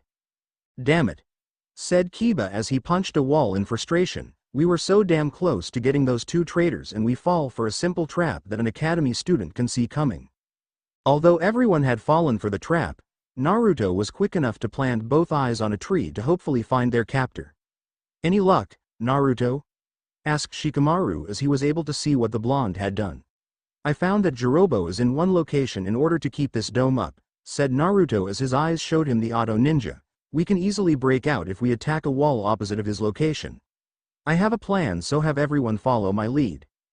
Jirobo heard the silence from inside the dome and he was contemplating on causing a panic among the team until he heard the blonde's voice. "I believe our captor shall be honored for defeating us so easily," said Naruto as the sound of a fiddle being tuned echoed inside. "Let us sing a song for the mighty Jirobo's grace." A roar of cheers soon followed as Jirobo decided to entertain them before crushing the kiddies to death. "Naruto, oh, let us sing a mighty song to the mighty one. Let him how we are lame, and chant aloud his mighty name. Retrieval team, oh, he's the mighty Fatso, the great pudgy Fatso. He's the oh so ugly Fatso, he's a fatty Fatso. Jirobo the Fatsu. What the hell?" cried Jirobo as he heard the lyrics. "What the hell kind of song is that?" The insulting song continued on much to Hirobo's anger. "Kiba. I once had a biscuit, a very tasty biscuit. But I then saw Jirobo, the fat and ugly Jirobo, he stole my lunch and ate it. Every single tiny bit. Retrieval team, oh, he's the mighty Fatso. The great pudgy Fatso. He's the oh so ugly Fatso. He's a fatty Fatso. Jirobo the Fatsu." "Shut up in there," demanded Jirobo as he was losing his temper. "If you're saying that I'm great, then why are you insulting me, you little twerps? Neji, now let us end this song of prayer, with joy oh so gayer." With this final verse, oh, retrieval team, Jirobo is a big, ugly Fatso. "That's it," shouted Jirobo as he let go of the wall of earth. "I'll teach you twerps not to call me a Fatso." The dome fell to reveal all but one member of the retrieval team flee towards where the other Auto 4 headed off to. "You need to learn how to keep your cool as a Jonin level ninja," said Choji as he couldn't help but chuckle. "Let's see how you handle a fight with me." "Damn," Jirobo thought as he scolded himself for falling for such a ploy. "Oh well, I'll beat my anger out of this brat for call me a Fatso." With the retrieval team, the group, minus Choji, couldn't help but laugh. "That was a great idea, Naruto." "Ha ha ha ha," said Kiba as he could still hear the song in his head. "I must admit that was a good song too, the great pudgy Fatso," said Neji as a small smile was on his face. "I know, right?" said Naruto before his face became serious. "But, joy oh so gayer?" A small tick mark formed on Neji's skull as he said, "It's another way of saying happy." Before the argument could get worse, the team met up with another member of the Auto 4. A Jonin ninja with multiple arms who held a confident smirk. "I'm not surprised that you brats made it past Jirobo," said the multi-armed ninja, "but then again, that song was pretty funny and described that Fatso perfectly." "Name's Kidomaru." Neji took a few steps forward and said, "I'll face him while the rest of you go after Sasuke and Uzume." Kidomaru was about to attack as the rest of the retrieval team was about to leave, but Neji quickly intercepted. "I said your fight is with me," ordered Neji as he activated his Byakugan. "I will not let you harm my friends." Back with Choji, the genin learned that direct contact with Jirobo was a bad idea as the Auto Ninja could absorb both chakra and life force through contact. And if that wasn't bad enough, Jirobo had gone into the first stage of the curse mark and Choji had already eaten one of the Akamichi clan's secret pills and he was getting close to having to eat the next one. "What's the matter, Fatso?" said Jirobo as he taunted the genin before him. "Where's that bravado from that song you sang with your so-called friends?" "Shit, I already ate the first of the secret pills," thought Choji as he decided to eat the second. "Even with this second one, I'm not sure if I can actually win. Wait a minute." Choji remembered the special summoning seal Naruto had given to the team, a seal that would allow a certain member of the Straw Hat crew to aid them. "Time to end this," said Jirobo as he charged towards Fatso. Choji pulled out the paper seal and pumped his chakra into it, causing it explode. "Oh yeah," said a voice from the dust and cloud, "time for the super cyborg to have some fun." The dust cleared to reveal a large, muscular man with a light blue buzz cut wearing a shirt with palm trees on it and a red speedo. The man also had strange armor on his arms and shoulders that made them larger. The armor on the arms were light blue and had a dark blue star on each one while the shoulders were large red orbs with a yellow stripe that read, BF-37. The man also had metal braces on his leg and on his face was a pair of sunglasses that rested on what looked like a metal nose. "Who the hell are you?" asked Jirobo as was annoyed by the man's choice of attire. "Some kind of sick pervert?" The man then began to roll his giant arms and went into a strange pose as he said, "I am the greatest cyborg known across the sea. I am Frankie, the super cyborg of the Straw Hat Pirates. I got a perverted psycho cyborg thing?" Choji thought as he was beginning to regret using the summon seal. "I want to take back." With Neji, he was swatting spiders back and forth while dodging arrows made of some wax-like material. "Come on," said Kidomaru as he continued to fire arrow after arrow. "Give me a real challenge, Hyuga. I need to find a way to get close enough to attack him." Neji thought as he then found an opening, there, quickly substituting himself with a nearby leaf. Neji was next to the Jonin and began striking his opponent's chakra points in a swift flurry. 8 trigrams. 2 palms, 4 palms, 8 palms, 16 palms.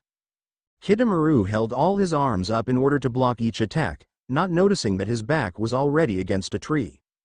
32 palms. 64 palms. 128 palms. Cried Neji was the last few strikes caused the bark of the tree to break. Kidomaru slumped over while the Konoha Genin was catching his breath, but then the Auto Ninja activated his curse mark's first stage. "You'll find out," said Kidomaru as he lifted his head to face the Hyuga, "that I'm far stronger than that Fatso, Jirobo." Neji barely escaped as the Auto Ninja brought out daggers to slice him, only for the Hyuga to get cuts on his arms and body. "You can't use that fancy rotation technique of yours," said Kidomaru as an ominous smirk grew on his face. "I know the Byakugan's weak point." With the retrieval team, it was down to just Naruto and Shikamaru as Kiba and Akamaru were holding the other two Oto ninjas, Sakin and Ukin, when Naruto spoke up. "Seems like Choji was forced to bring out Frankie," said Naruto getting an odd look from Shikamaru. "Who's Frankie?" asked Shikamaru. "He's one of the souls inside of me," said Naruto getting a shocked look from the Nara. "He was one of the ones that I placed in those summoning seals I gave you guys." Shikamaru was surprised that Naruto was able to do that and asked, "How did you do that and who do I have?" "It was all thanks to Brook's ability as I've placed the soul of certain members of the Straw Hats in a seal and gave each of you the one who would help the most," said Naruto. "Choji has Frankie, Neji has Robin, Kiba and Akamaru both have Usopp and Chopper, and you have Brook. Each member of the Straw Hat Pirates are quite powerful in their own right as they have trained me as well as continued their own training from inside of me. I still have their powers, but I won't be as strong in using them and I can't go cyborg without Frankie." Shikamaru was about to ask about each of the summons, but the two then saw another member of the Auto 4. A teenaged girl with red hair.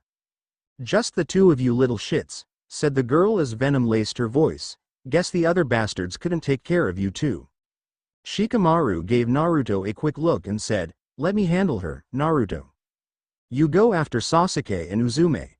Naruto quickly went into second gear and dashed away in a blink of an eye. "Damn," said the girl with slight worry, "I didn't think that little bastard was so damn fast."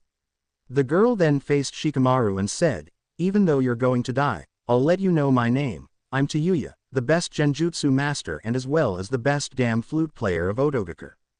"Great," thought Shikamaru as he rubbed his shoulder, "another music-based ninja. This is going to be troublesome. Kiba and Akamaru cursed their luck for facing what they thought was once guy but twins. Worst part is they confuse with each other in us, said Kiba as both he and his canine friend were badly cut. Sorry about having to do that to ya buddy. A whine from the small dog told Kiba that things were beginning to look ugly. Yeah, I know, said Kiba as he gently pet Akamaru, but what are we going to do? They were able to take our best attack in their curse mark's second stage, what do we have left? Akamaru slowly moved and lightly ran a claw over Kiba's hands where two seals that spelled out their name rested. You seriously want us to use those? Asked Kiba as he was reminded of the Inuzuka clan's secret and of his grandfather. Flashback: a young Kiba and Akamaru were at Urufu's deathbed as the elder Inuzuka and his aged canine companion were feeling the end of their time. Kiba, Aka-chan, said Urufu with a weak, musty voice, we have something to give the both of you. Kiba watched as a fellow clan member brought in a tray with an apple and an orange and sat them next to the dying elders. Hey Gigi, asked Kiba as he looked at the fruits before him, what's going on? Urufu's canine friend looked at the two youngsters and said, Urufu and I have declared the two of you are heirs. Kiba-kun and Akamaru are now the new Kajitsu Kodomos of the Inuzuka clan. What do you mean? Asked Kiba with shock on his face. What about Hana? She's more experienced and stronger than me and Akamaru. Urufu chuckled and said, that may be true, but she lost that opportunity when she went through the rite of the pack. The elder Inuzuka went into a coughing fit and when it was over. The aged dog said, those who pass the rite will be allowed to command the fallen hounds, the canine members of the Inuzuka clan who have lost their pack siblings, but they will never be allowed to possess the power of the fruits that has been passed down the clan. That is why that power shall fall to the two of you. Urufu looked at his grandson and said, you do not have to eat them right away, pups, but when you feel that the time is right, sink your fangs into these disgusting fruits and absorb their power. Kenmei and I have watched the two of you grow into fine wolves and believed you were worthy.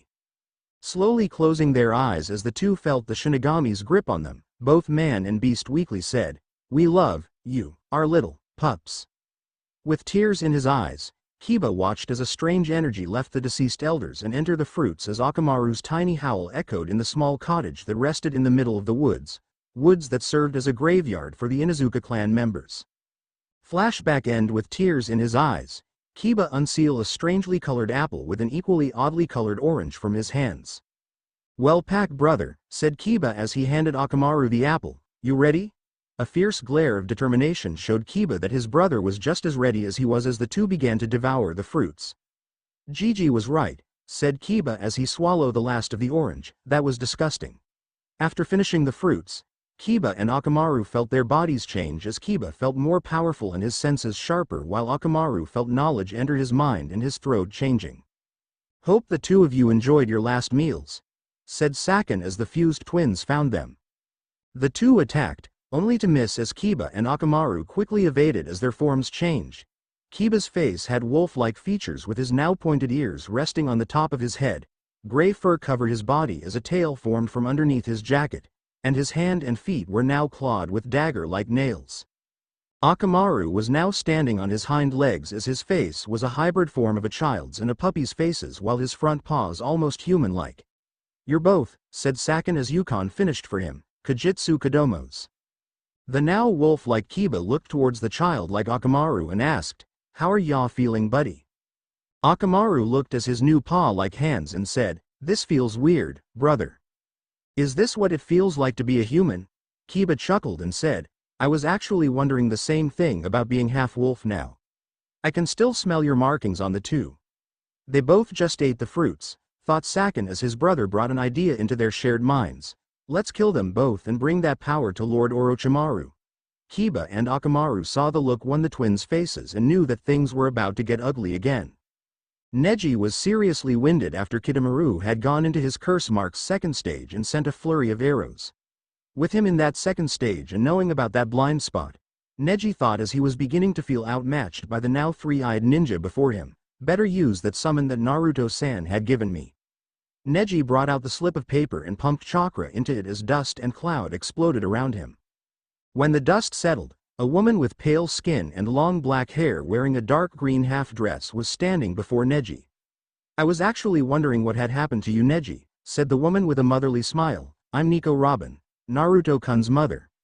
Neji was trying his best not to stare at the woman's endowment and then remembered what Robin had said.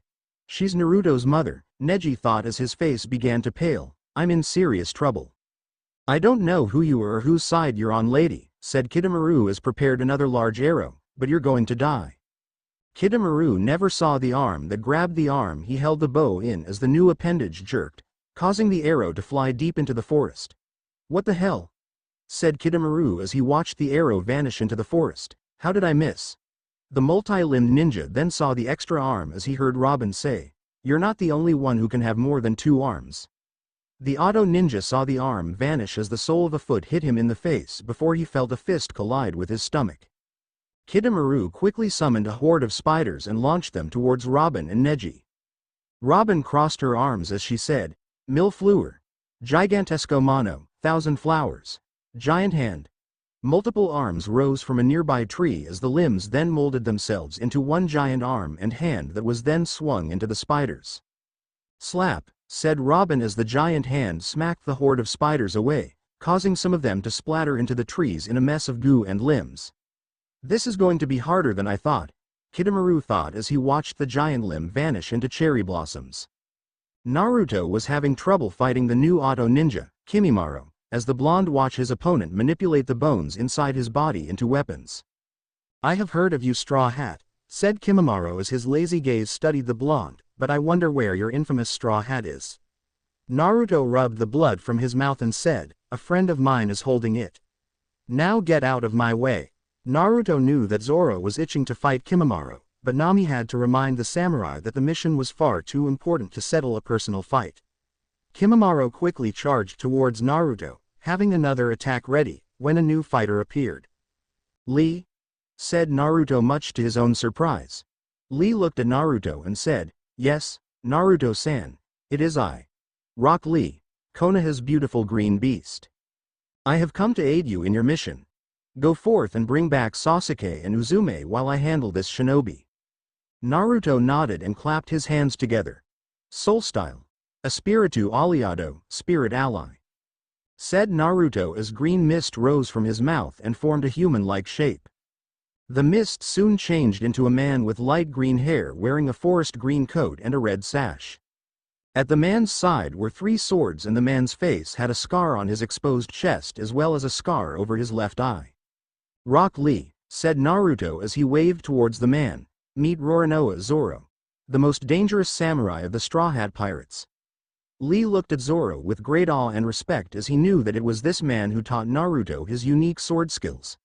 Now the both of you have fun, said Naruto as he turned to follow Sasuke and Uzume. Don't try to kill Lee, Zoro. He just got out of the hospital.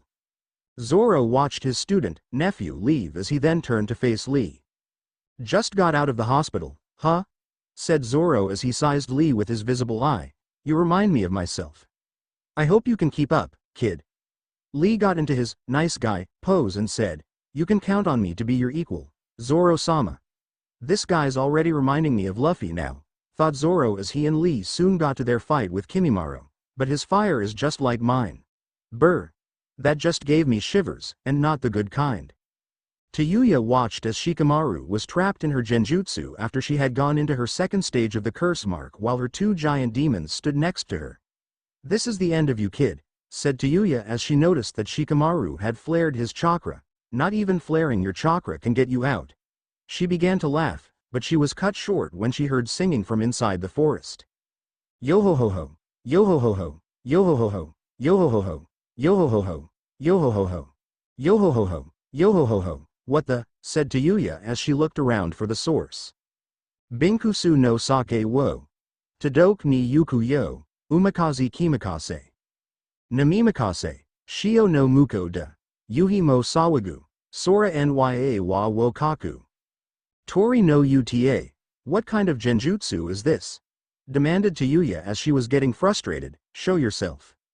Yo-ho-ho-ho, yo-ho-ho-ho, yo-ho-ho-ho, yo-ho-ho-ho, yo-ho-ho-ho, yo-ho-ho-ho, yo-ho-ho-ho, yo-ho-ho-ho. Tayuya then heard footsteps as he saw the source of the singing. A skeleton with an afro wearing a black coat from a suit, a big blue tie and a yellow floral boa, reddish-orange pants, a hat with a golden crown on top, and it had a sword cane with the blade exposed. "What is this shit?" cried Tayuya as she gave the skeleton another look.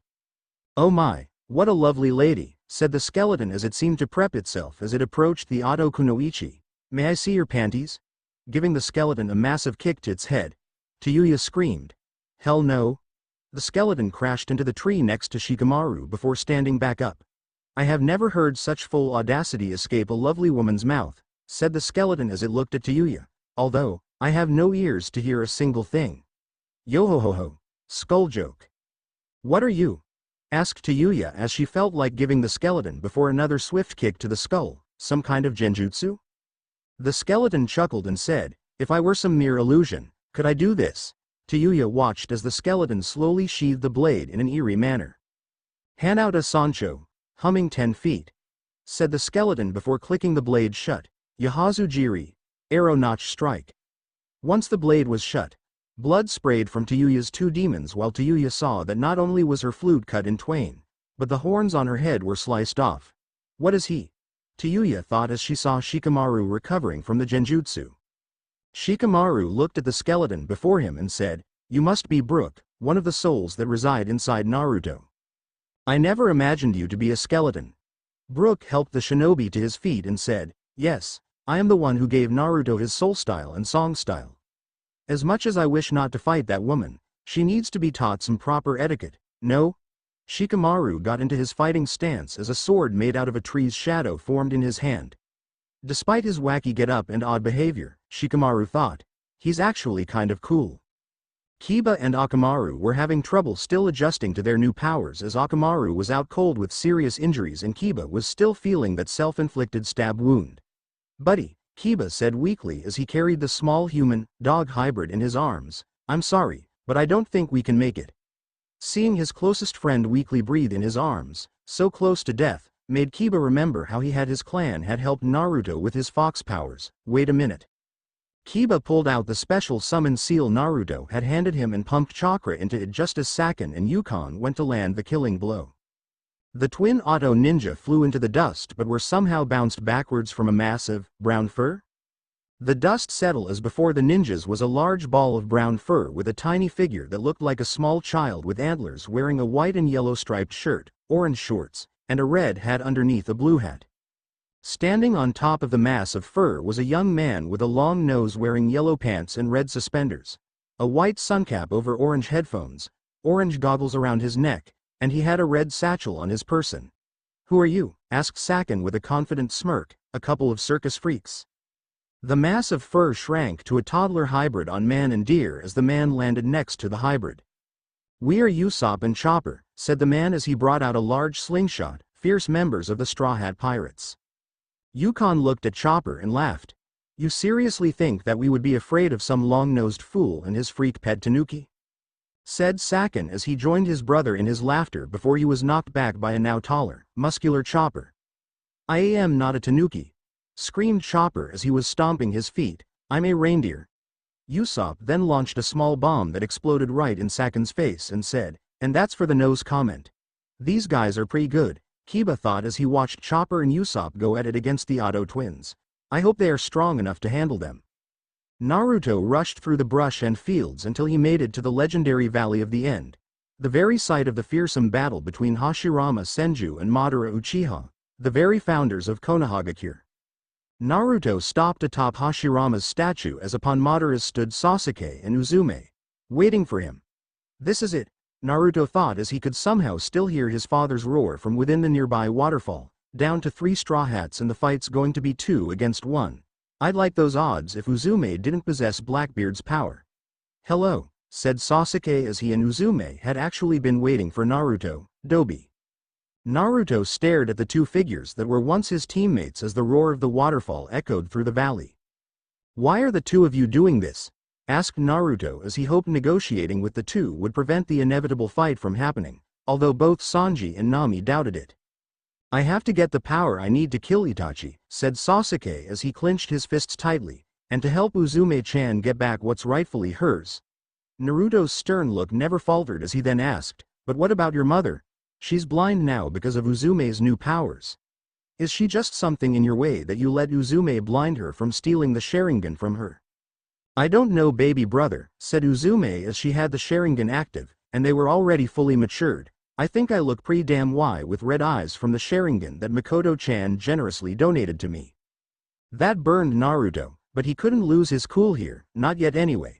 Please reconsider this, said Naruto as he had to hold himself from flying into a quick rage. Not only will the two of you become nuke nin, but you will never be able to live a normal life, even after serving your time in prison. That is if neither of you were executed for attacking a citizen of Konoha and fleeing the village.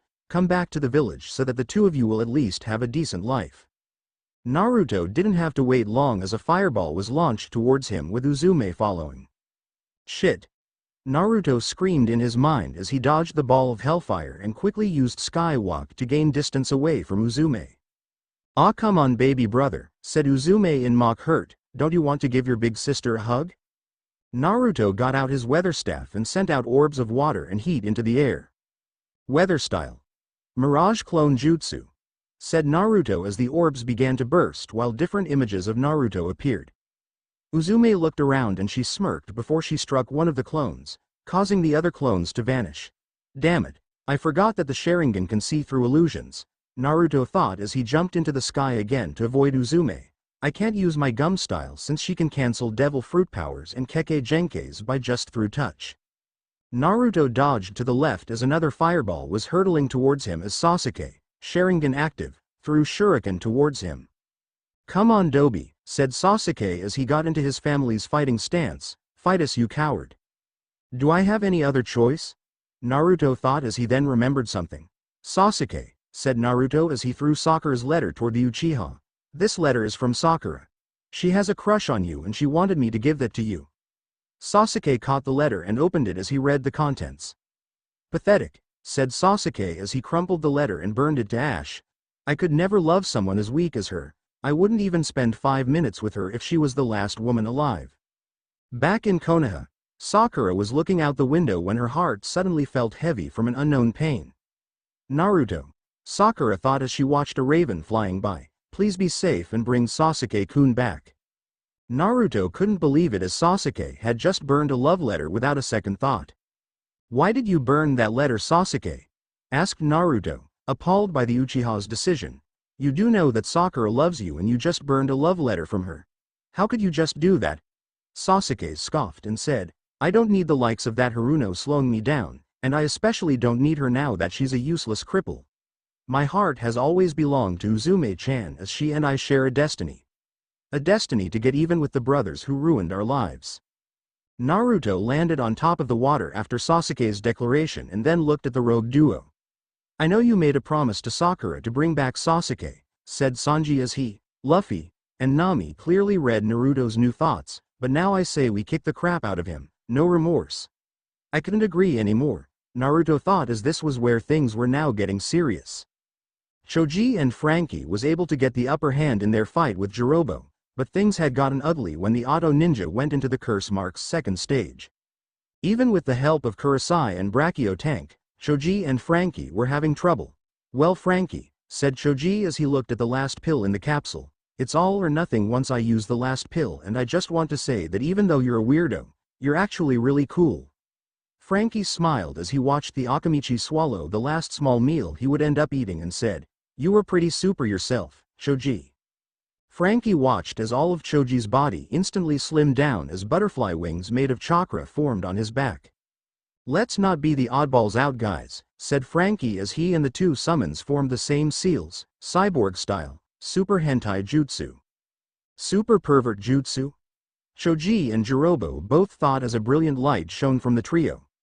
When the light faded, Frankie was now donning red and silver armor with a yellow and black sash across his stomach and a katana resting on his back. Iron Pirate, said Frankie as he got into his signature pose before getting into a fighting stance. Shogun Frankie. Not super pervert jutsu, thought Choji as he stared at the samurai cyborg with awe, super transformation jutsu. Now the real fight begins, said Frankie as he held out his left arm towards Jirobo, revealing small holes from underneath the gauntlet, general left. Jirobo quickly avoided the flurry of Senbon needles launched towards him as Choji charged in with a super-powered punch that sent the auto ninja into a tree. Choji jumped away as Frankie drew his katana and spun around in a circular motion.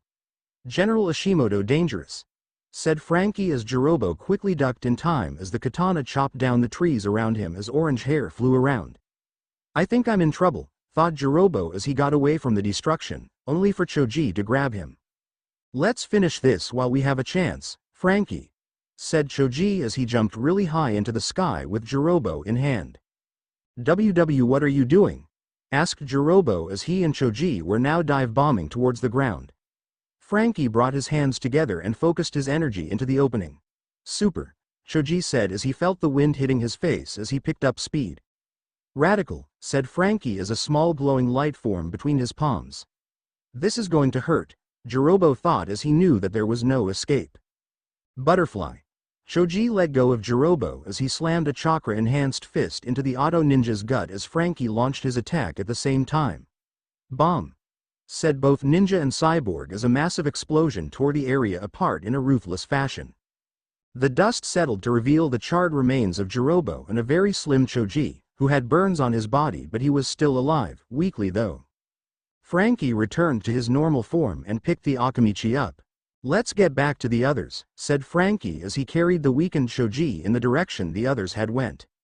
The two had made it to a tree when Choji said, "Set me down right here, Frankie, go back to Naruto."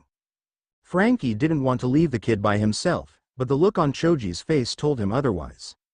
"You better not die after this," said Frankie as he set Choji against the tree, tears slowly falling from his face, "or else my song for you will be even sadder than before when I lost my closest friend, as you actually remind me of him somehow, you even remind me of myself."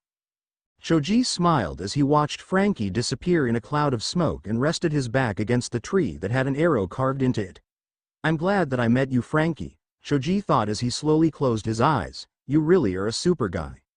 Neji and Robin were getting tired from dodging arrows, wrestling out of webs, and killing spiders while Kidomaru kept firing arrows, webs, and spiders at them non-stop. "This fight must end," said Robin as she was drenched in spider guts before she witnessed Neji take a giant arrow in the gut and get slammed into a tree. "You're right," said Kidomaru as silver webbing was hanging out of his mouth, and with the Hyuga pinned, "you are just out of luck." "I will win." Robin was beginning to panic as she couldn't face Kidomaru and save Neji at the same time. She then heard a weak voice.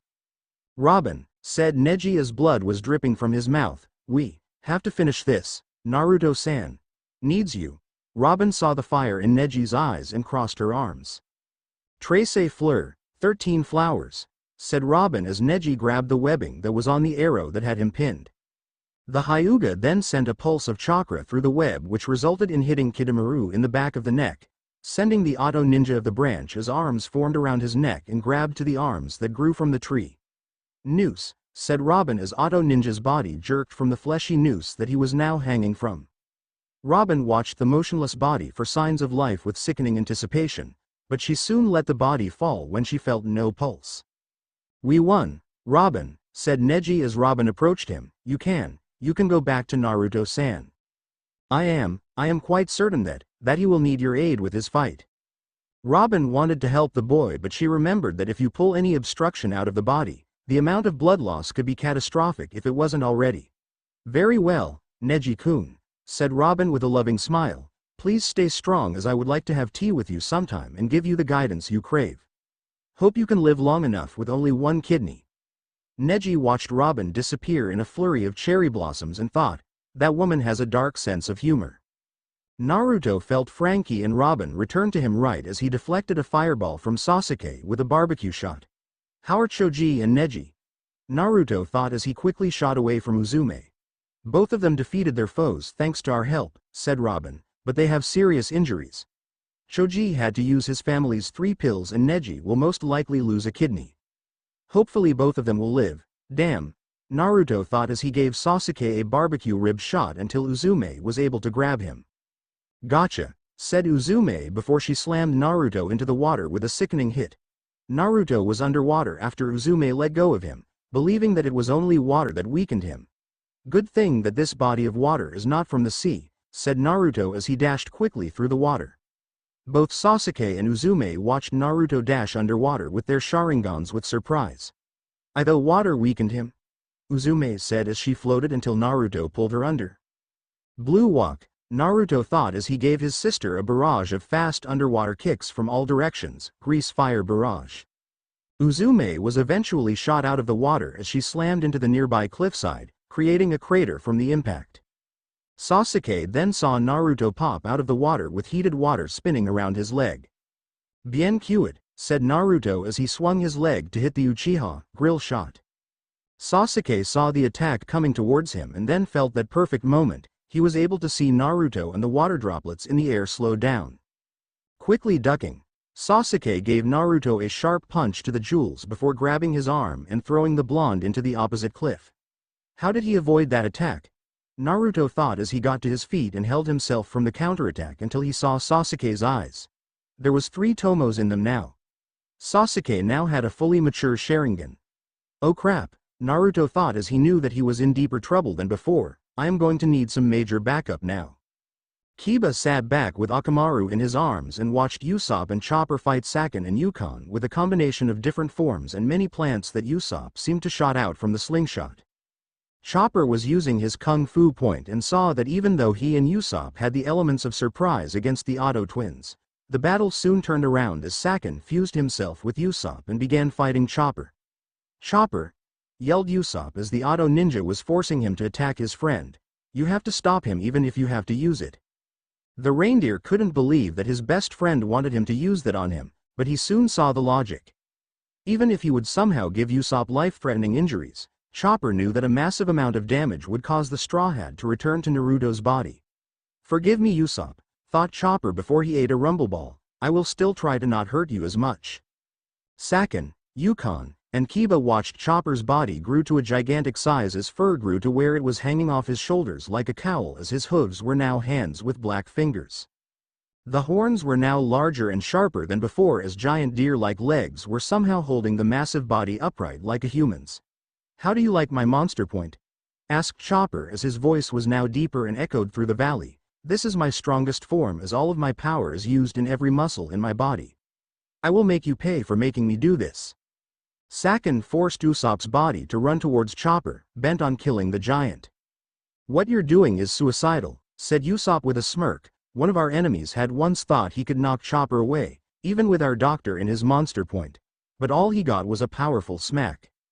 Chopper pulled back his right arm and swung it towards Saken. "Kokute, carving hoof," said Chopper as the attack struck Saken and Usopp dead on. Palm, Saken was forced out of Usopp's body, allowing the sniper to return to Naruto's body, and then collided into a wall of rock that resulted in killing the Otto ninja. Yukon saw his brother's lifeless body in fear of suffering the same fate. Before he could do anything, Yukon was grabbed by a large puppet and was shut inside it. "Iron Maiden!" cried a voice as blades with arms and a head attached to them collided into the puppet. Kiba and Chopper looked to see Kankuro with chakra strings attached to the puppets as a scream and blood escaped from the puppet. "I thought you could use a hand," said Kankuro as he saw Chopper. "The big guy with you?" Kiba was about to move until Chopper said, "Kiba, please refrain from moving as your injuries are quite serious. Mr. Puppeteer, could you watch over Kiba and Akamaru while I go help Naruto, please?" A nod from the Suna ninja allowed Chopper to vanish in a cloud of smoke while Kankuro sat next to Kiba, helping the Inuzuka with his wounds. Shikamaru and Brook were having slight difficulty as Tayuya would overpower the two of them and summon her demons. "I am starting to run out of breath, Shikamaru," said Brook as he held Soul Solid in preparation to cut down another demon. "Although I have no lungs to even breathe." Shikamaru ignored the slight chuckle from the skeleton as he was able to formulate a plan. "I have a way to take her out," said Shikamaru as he and Brook were now back to back. "Just follow my lead." Tayuya swiftly appeared and went to give Shikamaru a kick to the head when Brook blocked her attack. "I'm getting really tired of seeing that face of yours, you bag of bones," said Tayuya as she flipped backwards to avoid a slash from Brook and took out another flute. "Let's see how you handle my music." The kunoichi began playing an ominous tune as Brook seemed to find himself bound by blades. Tayuya was about to strike when she found herself unable to move. "What the hell?" said Tayuya when she sensed Shikamaru behind her. "Now Brook." said Shikamaru as the skeleton regained his movement. I have already done what was needed, my nakama, said Brook as he walked by the two ninja while a chilling air surrounded them. Tayuya heard the blade slowly entering the sheath as she could feel ice forming on her skin and hair. Kasuruda, grazing song, said Brook as he held the blade only a couple of inches out. Fubuku Jiri, snowstorm slayer. Click. Asterisk, a vertical slash made of ice appeared on the auto ninja as a painful cold sensation erupted from her body. Shikamaru let Tayuya fall to the ground as a small slash of ice grazed his cheek and frost sparkled in his hair. You cut that a bit too close, said the Nara as Brook turned to face him. Tayuya got up and was about to kill Shikamaru when a gust of wind and slashes pushed her into the forest as the surrounding trees fell on her, crushing what life was left in her body. Shikamaru and Brook looked to see Tamari and a small weasel sitting next to her. Your friend should have frozen her solid, said Tamari as the weasel vanished in a plume of smoke. Another pretty lady, said Brook as his face gleamed in a smile, and it is the one that Naruto-san had met before. May I see your panties? Brook vanished in a plume of smoke after Tamari kicked him between the legs. If you ask the same thing, said Tamari as she gave Shikamaru an evil look, you will get the same treatment. I feel sorry for you, Brook. Shikamaru thought as he cupped himself, skeleton or not, a kick to the crotch is still a kick to the crotch, even if he doesn't have one anymore, poor guy. Naruto continued to evade the duo's attacks while trying to land attacks of his own when he felt Brook, Usopp, and Chopper enter his mind. Shikamaru and I were able to take out that woman, said Brook with a higher voice before the skeleton passed out in pain. The Suna Genin are helping us, said Chopper as he healed some of Naruto's wounds. We may even see Gaara. That's good to hear because I'm fighting two people who have fully matured Sharingans, Naruto thought as he remembered something. How are you able to use the Sharingan if I sealed your chakra, Uzume? Asked Naruto as he got a smirk from his sister. Simple, baby brother, said Uzume as she now had a maniacal smile on her face. It seems that the demon chakra inside had modified the devil fruit's power to not only absorb Kekkei Genkei's, but chakra as well. I have enough of Mikoto's chakra and have it stored in my body to access in a different place when I need it. I am now the first chakra vampire. Dear Kami, Naruto thought as the Yami Yami no Mi was now modified into a more powerful and dangerous fruit, this will be more difficult than I had thought. Zoro watched in amazement that a now drunk Lee was somehow keeping Kimimaro on his toes through odd movements and even odder behavior after the young boy had taken some sake he mistook for medicine. If this kid's this powerful when he's drunk, said Zoro as he charged in with his three swords slashing towards the auto ninja, he needs to be hammered 24/7. Lee then looked at Zoro with rosy red cheeks and said, I'm not drunk. Hick I am. Hick. Underage and hick. Alcohol is very bad for chill hick childer hick. Kids. Lee then gave Zoro another look and hugged him as he mistook Zoro for Guy. Enough, said Kimimaro as he charged towards the duo, time to end this. The auto ninja then launched small senbon needles as Zoro gracefully dodged the flying needles while a drunken Lee was singing horribly to an invisible Sakura. How is he avoiding all this? Zoro thought as the drunk before him wasn't even getting scratched or even poked and still singing horribly. The swordsman then dashed towards the auto ninja with blades drawn and was about to strike when Lee jumped in the way and began fighting Kimimaro again. I'll make you so proud of me Guy-sensei, said Lee as his drunken movements allowed him to easily counter Kimimaro's attacks. It continued until the auto ninja's bone sword managed to cut the genin's cheek, somehow snapping Lee out of his stupor. What happened, Zoro-sama? Lee asked Zoro, who shook his head at the question.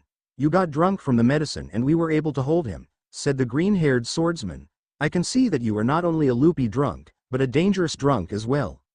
Zoro then quickly blocked an attack from Kimimaro with his three swords before he noticed the change in the auto ninja's skin tone. Now that I know what I am up against, said Kimimaro as bones were now jutting out his back and a dinosaur-like tail had formed, I can easily kill you. Desert sand. Prison. Kimimaro sank to the ground with only his head exposed as the ground quickly turned into sand. Zoro and Lee turned to find Gaara next to them with his hands on the grounds. Gaara, said Lee as he was a bit wary of the Suna ninja after what had happened during the Chunin exams, what are you doing here? That was when sand from the ground flew into the air and took the form of a girl with dusty blonde hair in traditional Suna priestess robes with a tan tail sticking out from behind. Gaara ni, Auntie Mari and Uncle Khan were heading to Naruto ni's village when we saw fighting, said the girl with innocent joy in her voice. I'm Sanahime, the super cute tanuki. Sanahime showed Lee her hand attached to Gaara through a sand cuff that connected them together. You don't need to show him that I'm a Jinchuriki, Sanahime, said Gaara with his dry, stoic voice when he then saw Kimimaro free himself from his prison.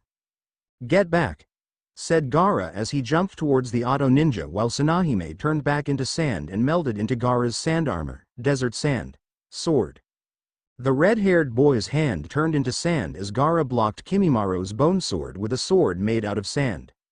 You were once on our side, Jinchuriki, said Kimimaro with malice. Why do you fight to protect them now? Gaara saw a kick coming towards him and he raised his arm as it changed into a shield to stop the attack. Gaara pushed Kimimaro back and got into a stance and said, I am helping them after what Orochimaru had done to my village and forced my people into losing their lives in an invasion formed from his petty revenge, and today is the day that you will die. Fueled by his curse mark, Kimimaro formed a large drill made of bone over one of his arms and lunged towards the Suna ninja. I'll finish this fight, yelled Kimimaro before he rammed the drill towards Gaara, only for it to crash into a small statue of the feared one-tailed tanuki.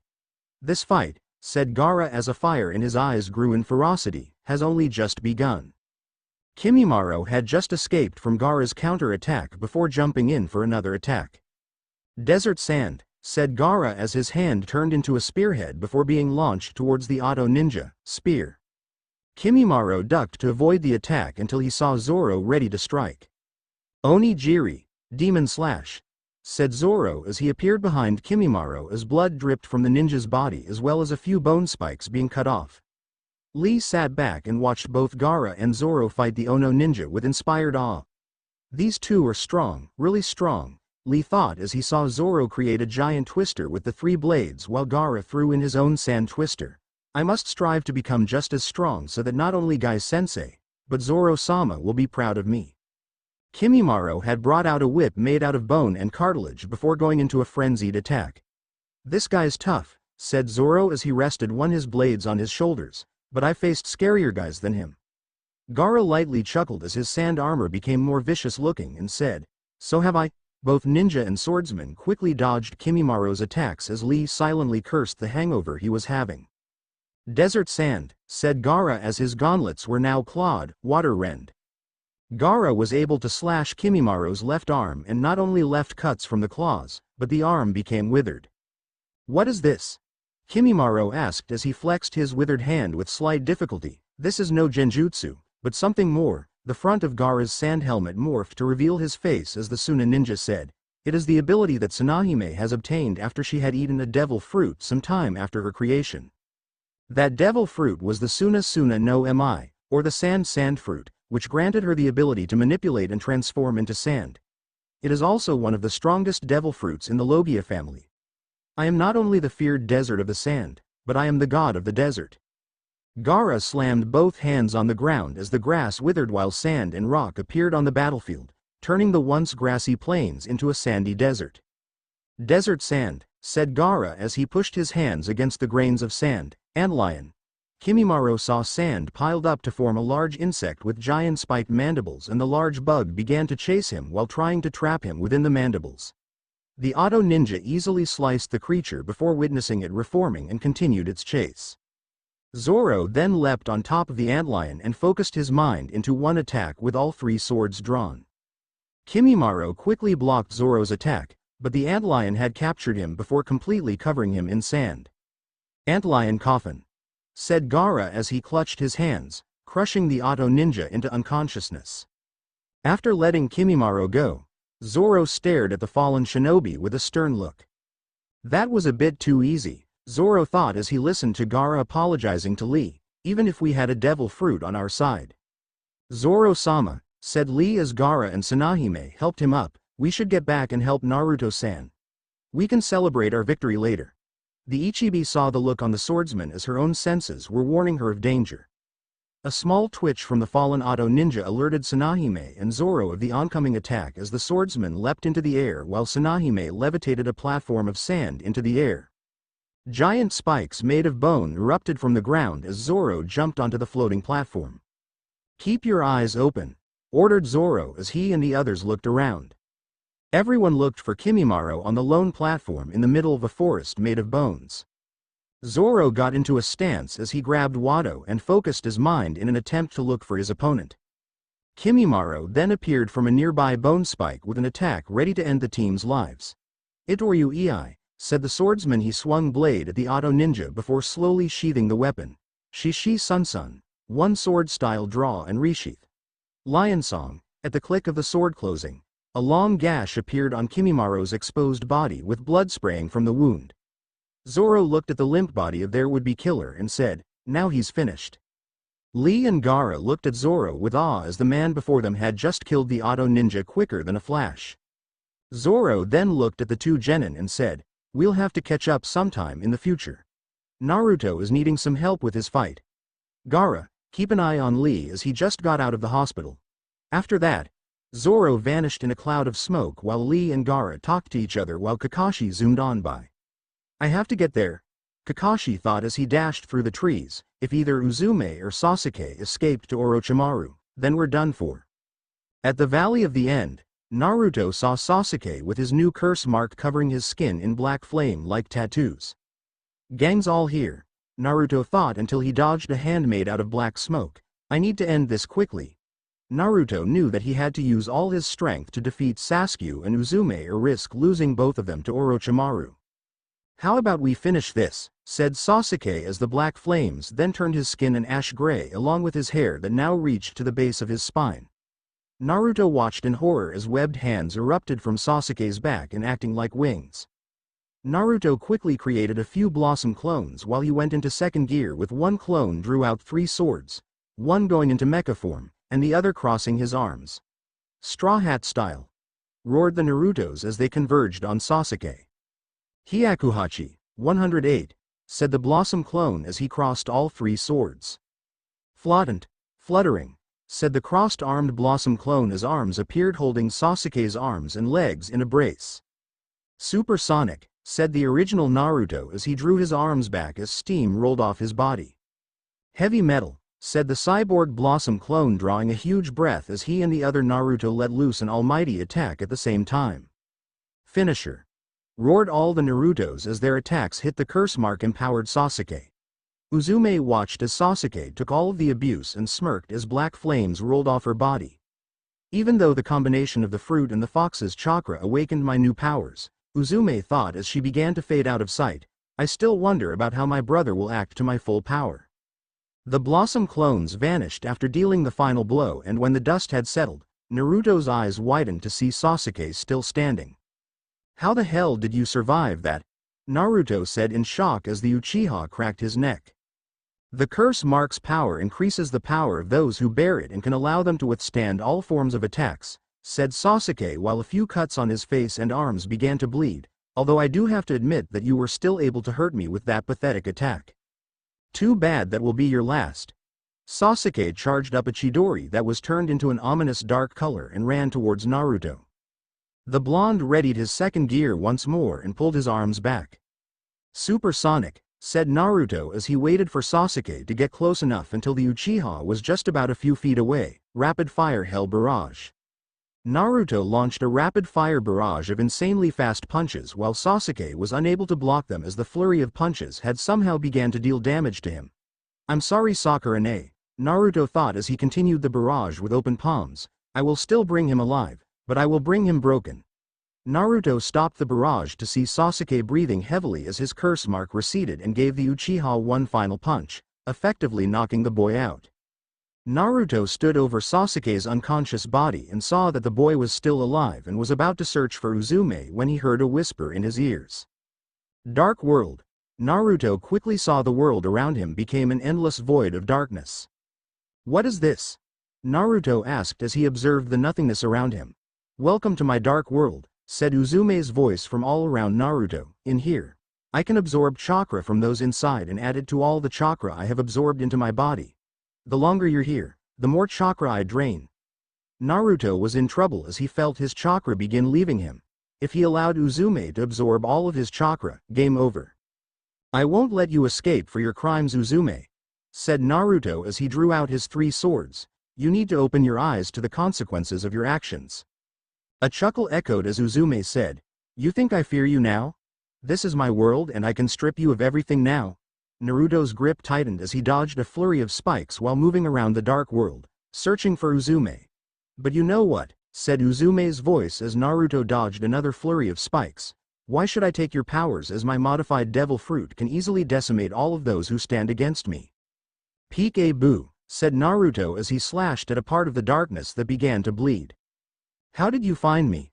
Asked Uzume as her face appeared from the darkness. Aside from your pride giving you away, said Naruto as he crossed his swords, I have mastered Haki to where I can find a needle in a haystack the size of Gamabunta. Naruto went to attack Uzume with a kick, but his sister's face vanished back into the darkness.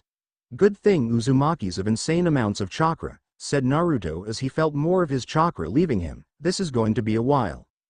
Outside the dome, Kakashi had just arrived and saw the destruction as he pulled Sasuke away. What is this? Kakashi asked himself as he revealed his Sharingan eye and observed the dome.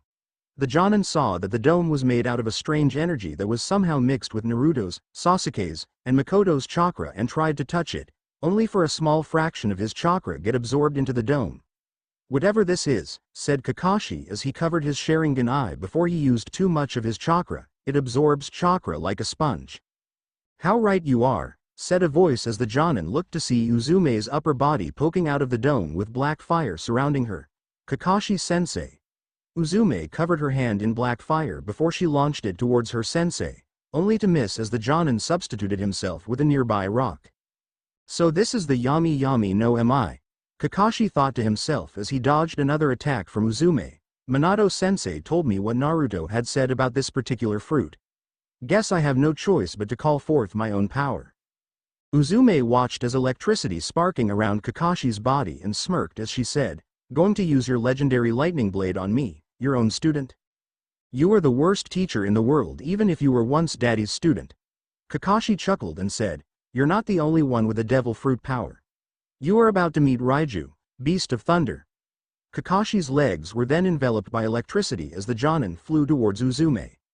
Kiminari Yari, Thunderlance, said Kakashi. He lunged towards Uzume with his hand enveloped in lightning, only to miss as his former student melded back into the dome. Inside the dome, Naruto continued to dodge Uzume's attacks while throwing attacks of his own until he heard the commotion outside. Kakashi-sensei, asked Naruto as he spoke towards the void of darkness, is that you? A spike lunged towards the Chunin only for the blonde to easily dodge it. Naruto, said Kakashi's voice from the void, I'm outside of the black dome that Uzume has you trapped in fighting Uzume, but she seems to be part of the dome itself. Naruto felt his sister's presence behind him and punched her.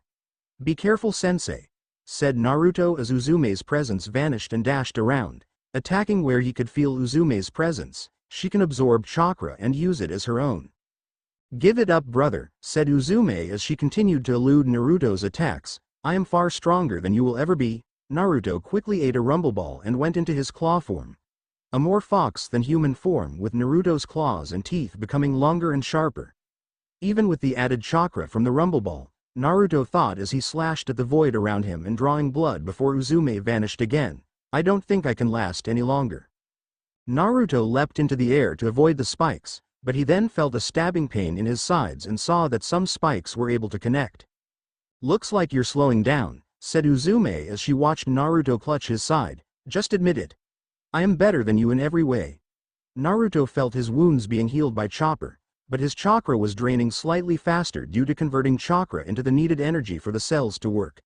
Please be more careful, Naruto, said Chopper as he continued to heal Naruto's wounds.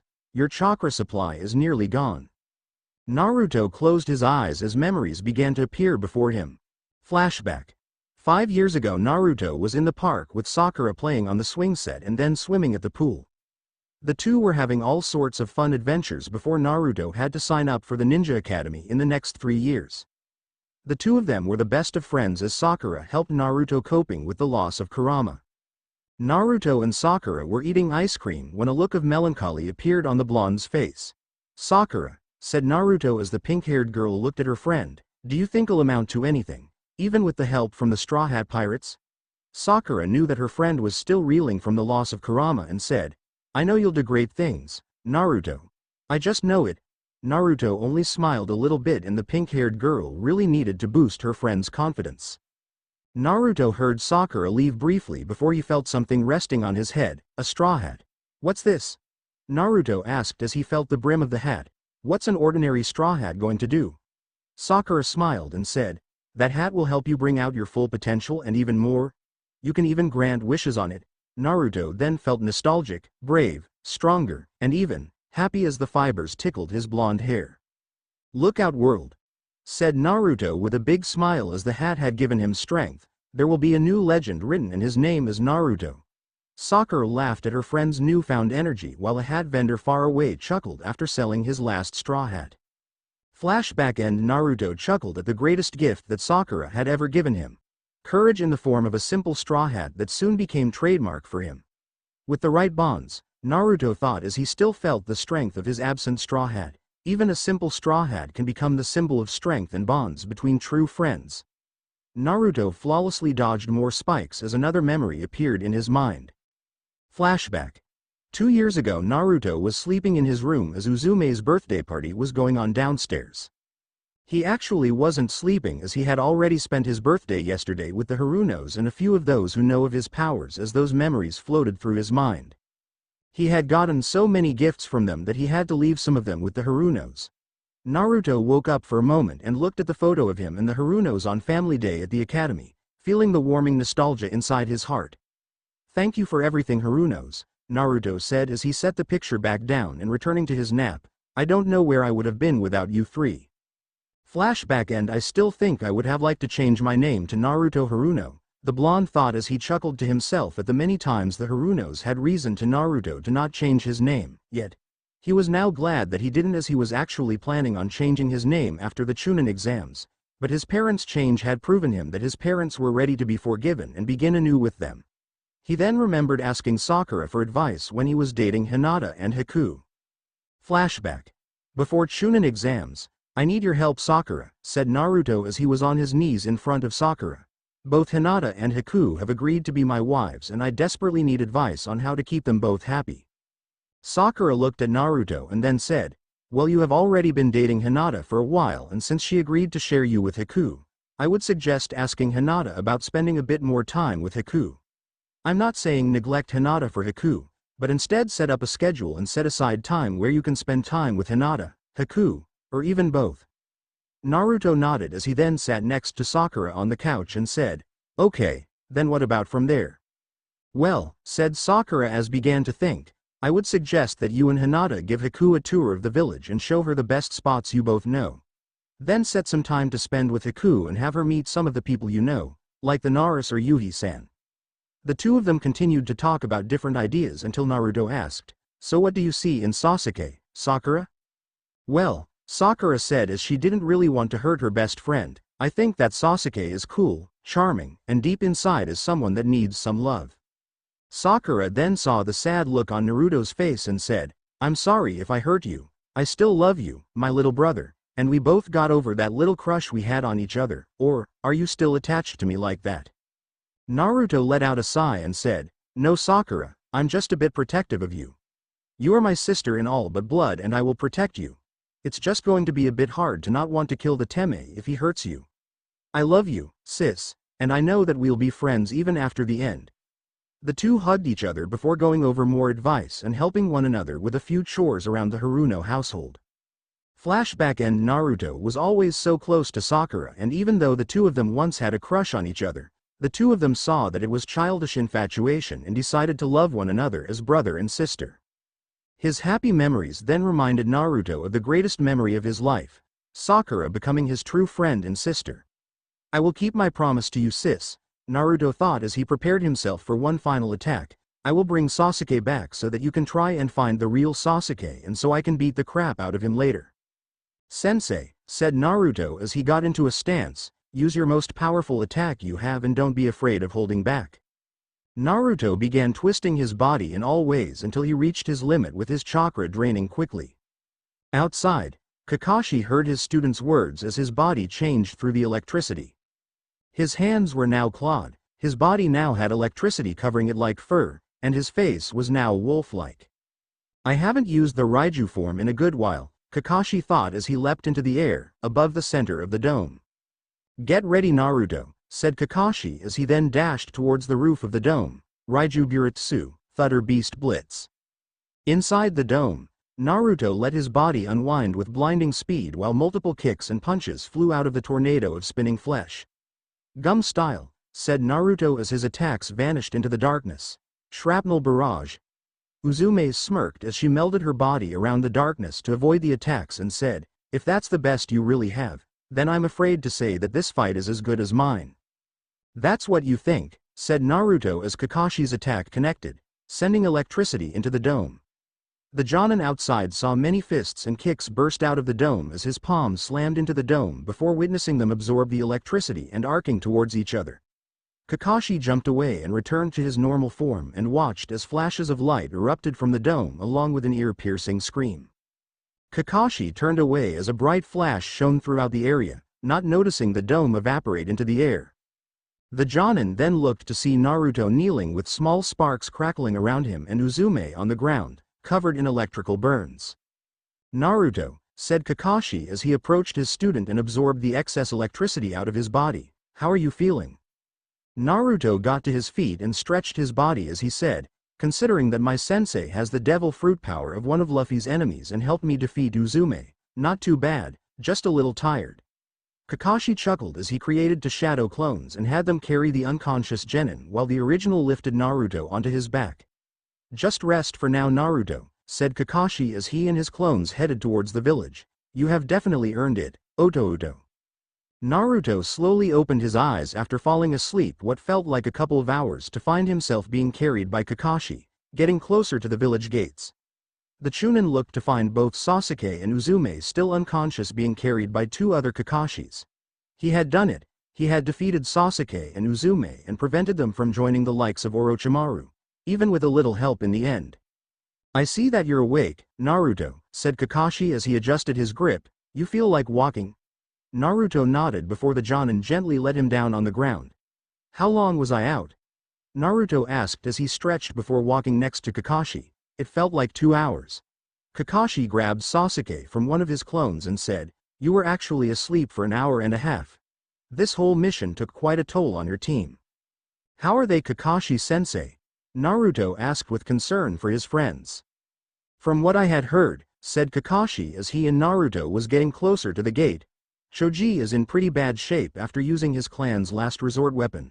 Neji lost a kidney, Kiba and Akamaru are in ICU, and Shikamaru and Lee have only a few scratches and bruises with the worst of that being Shikamaru's broken finger. But thankfully we have the best medic in the village working on them. Naruto smiled with victory. Even with all the scuffs, bruises, and internal bleeding the mission was a success. Naruto looked to see Sakura in a wheelchair rolling towards him. Sakura-ne, said Naruto as he rushed towards the rosette and embraced her in a hug. I kept my promise. He may be a bit beat up, but I got Sasuke back for you. Sakura looked to see the unconscious Uchiha and gave Naruto a loving smile before placing Naruto's straw hat on the top on the blonde's head. Thank you Naruto, said Sakura as she turned herself around before she found Naruto pushing her chair for her. As Naruto ventured through the village, people had gathered to the sidelines and began chanting Naruto's infamous name for a job well done.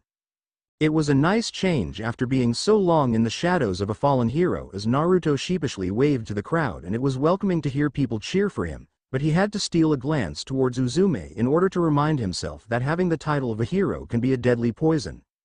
I may have become a hero to the village now, Naruto thought as he was getting closer to the hospital, but I can never allow myself to become a hero in order to avoid the corrupting poison behind such a title. As he approached the hospital doors, Naruto and Sakura saw a muscular young teenage boy with light blue skin and black hair in dreadlocks wearing a white gi underneath a sea blue Haori jacket. The young teen also had a large fang pointing out from his jaw, and his hands were webbed while his feet rested in wooden geta that elevated his height just by 5 inches and had slits at the side of his neck that seemed to twitch every few seconds. "Excuse me," asked the blue-skinned teen with a slight gruff voice that sounded a bit congested, "but you don't happen to be Naruto Uzumaki Namikaze, aka Straw Hat, would ya?" Wary of the teen, Naruto said, "Depends on who's asking." Sensing the blonde's caution, the boy bowed and said, "Forgive me, I once had gone by the name of Uzushu Hoshigaki, but I had long abandoned that name because of my older brother, so I have decided to take up my ancestor's name." Raising an eyebrow, Naruto asked, "And that would be?" The teen before him gave a slight nodded and said, "Jinbei." Jinbei then saw Uzume and his eyes widened when a small wisp of black flame rolled of her outstretched hand. Acting quickly, the teen sped by Naruto and slapped a small bracelet on her hand. "What the?" said Uzume as she suddenly felt completely drained before passing out. "It was a good thing I carried a couple of bracelets made of sea stone," said Jinbei as he got a look from Kakashi. "That girl could have hurt someone, especially since she possesses the Yami Yami no Mi. 2 Anbu soon appeared and carried Uzume away while Naruto faced Jinbei and said, "Thank you, but I take it that stopping Uzume wasn't the real reason, was it?" Jinbei smiled and said, "True. I did not come here to prevent an incident, but instead I have just a simple request. I wish to challenge you to a fight, Straw Hat, but seeing how you just returned from a tiring mission, I shall wait for 3 days for your response so that we may face each other at our fullest. I believe that you should go see the Hokage." Naruto nodded as Kakashi took Sasuke from his clone as Jinbei wheeled Sakura into the hospital while Naruto dashed towards the Hokage's office. "Why do you wish to fight Naruto, Jinbei?" asked Sakura as Jinbei smiled.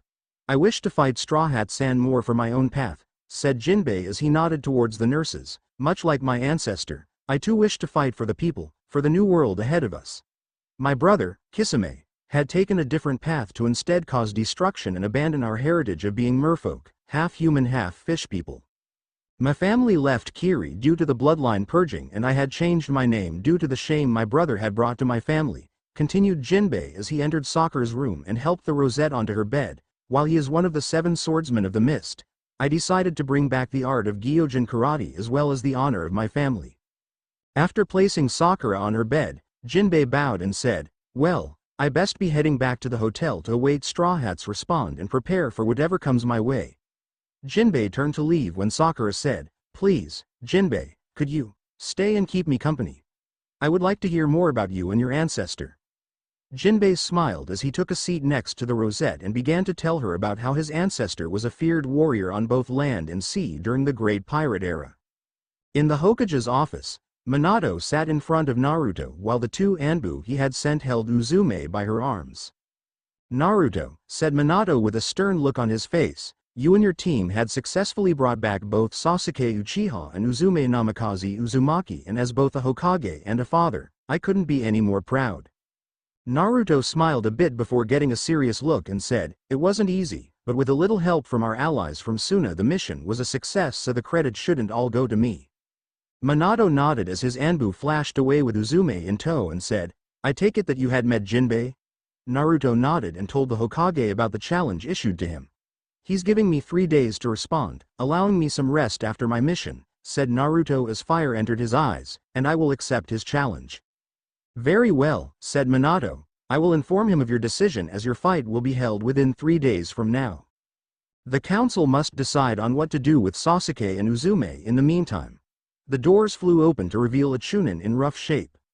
"Lord Hokage," said the Chunin as he tried to catch his breath, "one of the council members attacked the Anbu you had keeping watch on Uzume and took her away. They're now heading towards the hospital." Naruto and Minato both disappeared in an instant, not seeing the smirk on the Chunin's face. "Those fools had fallen for the bait," said the Chunin as he released the henge to reveal a small boy while an elderly woman wearing a cloak walked in carrying 2 small infants wrapped up in adult Anbu garbs. "Come on, you little bastard," said the elderly woman as she placed the sleeping infants on the desk. "It won't be too long till those 2 return and my hips are starting to hurt." Letting out a content sigh, the boy said, "Of course, Ba-chan."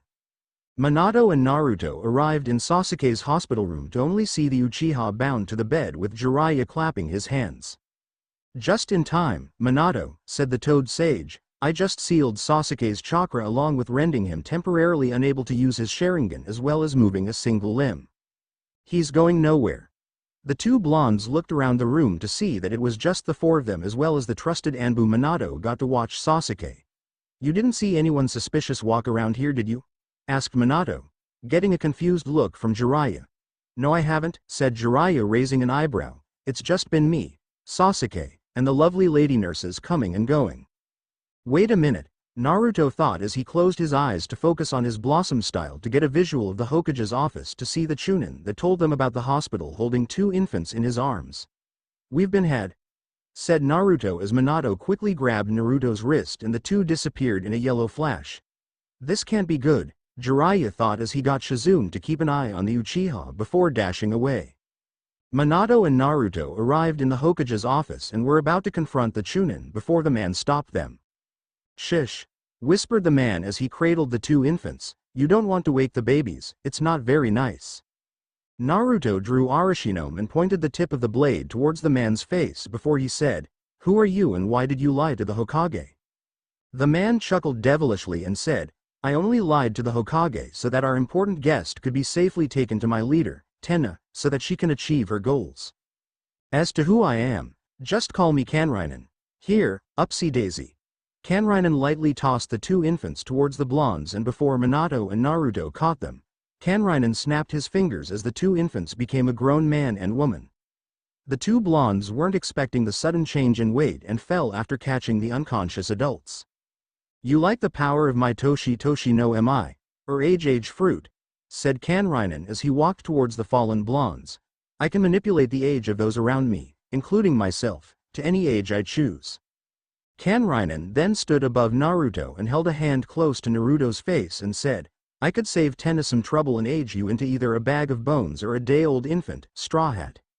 Consider yourself lucky that my orders were to escort our guest post-haste would prevent me from doing so, but considering your chakra is barely there, I as well as our guest can leave in peace. Kanrainen then disappeared in a plume of smoke before Naruto and Minato could get the unconscious adults off of them.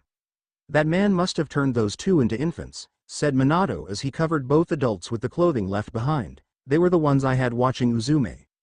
Naruto blinked in shocked realization. If those two were incapacitated while watching Uzume, then Uzume had yet again left the village. I'm going after them, said Naruto as he sheathed Arashino and was about to head out the window until Minato stopped him. I'm afraid it's not going to be easy, said Minato as he examined the two Anbu members that were slowly waking up. If he can control people's age, then he can easily fool people by changing his and Uzume's age to where it would look like any shinobi we would send to attack civilians. They had also had time because of that wild goose chase that Kanrainen sent us on. I also can't send you since you have just returned and your chakra is pretty spent. I'm sorry, but it seems like Uzume was indeed successful in leaving the village. To hear that brought the pang of failure to both father and son that Uzume had left and gone rogue. We're going to have a field day with this, aren't we? Said Naruto as both he and Minato let out a regretful sigh. A few days had passed since Uzume had escaped as Naruto and the other members of the Konoha 11, save for Sasuke and the escaped Uzume, arrived at the training field where Jinbei was meditating. I am glad you have accepted my challenge, Straw Hat, said Jinbei as he stood on his feet. Are you ready? Naruto adjusted the straw hat on his head with a devilish smirk, signaling his eagerness. Minato got in the middle of the two combatants with a hand raised and saw both his son and the challenger ready for a fight. Hajime, said Minato as he dashed to a safe distance while the two got into their stances. The two combatants stared each other as they waited for either one to make a move until Naruto dashed towards his opponent with a kick ready. Shoulder shot, said Naruto as his kick swung towards Jinbei's shoulder, only for the teen to block the attack curling up his arm to absorb the blow. Wanto, said Jinbei as he pulled back his free arm before swinging it towards Naruto. Jiri, arm blade slash. Naruto quickly kicked Jinbei in the gut to avoid getting hit by the attack, only for the blue-skinned teen to grab Naruto's ankle and threw him to the side. The blonde twisted his body in order to land on his feet before dashing towards Jinbei. Rib shot, said Naruto as he extended a foot aimed towards the man's chest, but Jinbei caught the attack and tossed Naruto high into the sky. Jinbei jumped and was about to slam his forearm into the blonde's stomach, but Naruto quickly used Sky Walk to avoid the attack and get above his opponent, foot raised. Scrambled, said Naruto as he slammed his foot into Jinbei's forehead, egg shot. Jinbei didn't see the attack in time as the attack connected and threw him towards the ground, creating a small crater from the impact. Jinbei slowly got to his feet, world spinning around him, and said, "That was some kick, Straw Hat. I think I'm actually seeing stars for once." Naruto landed on the ground with a smirk and said, "This fight's just getting started." The teen nodded as his vision corrected itself before he and Naruto rushed into a clash of kicks and punches. Sakura watched the two clash as the memory of losing the Sasuke she once had loved was gone forever, as even without the influence of the curse mark, the Uchiha never loved her like how she loved him. She remembered the whole painful event yesterday. Flashback. "What do you mean, Sasuke?" Sakura asked as Sasuke glared at her while he was bound to the bed. "I never liked you, Haruno," said the Uchiha with venom in his voice. "You were weak and pathetic as you decided to live a civilian life.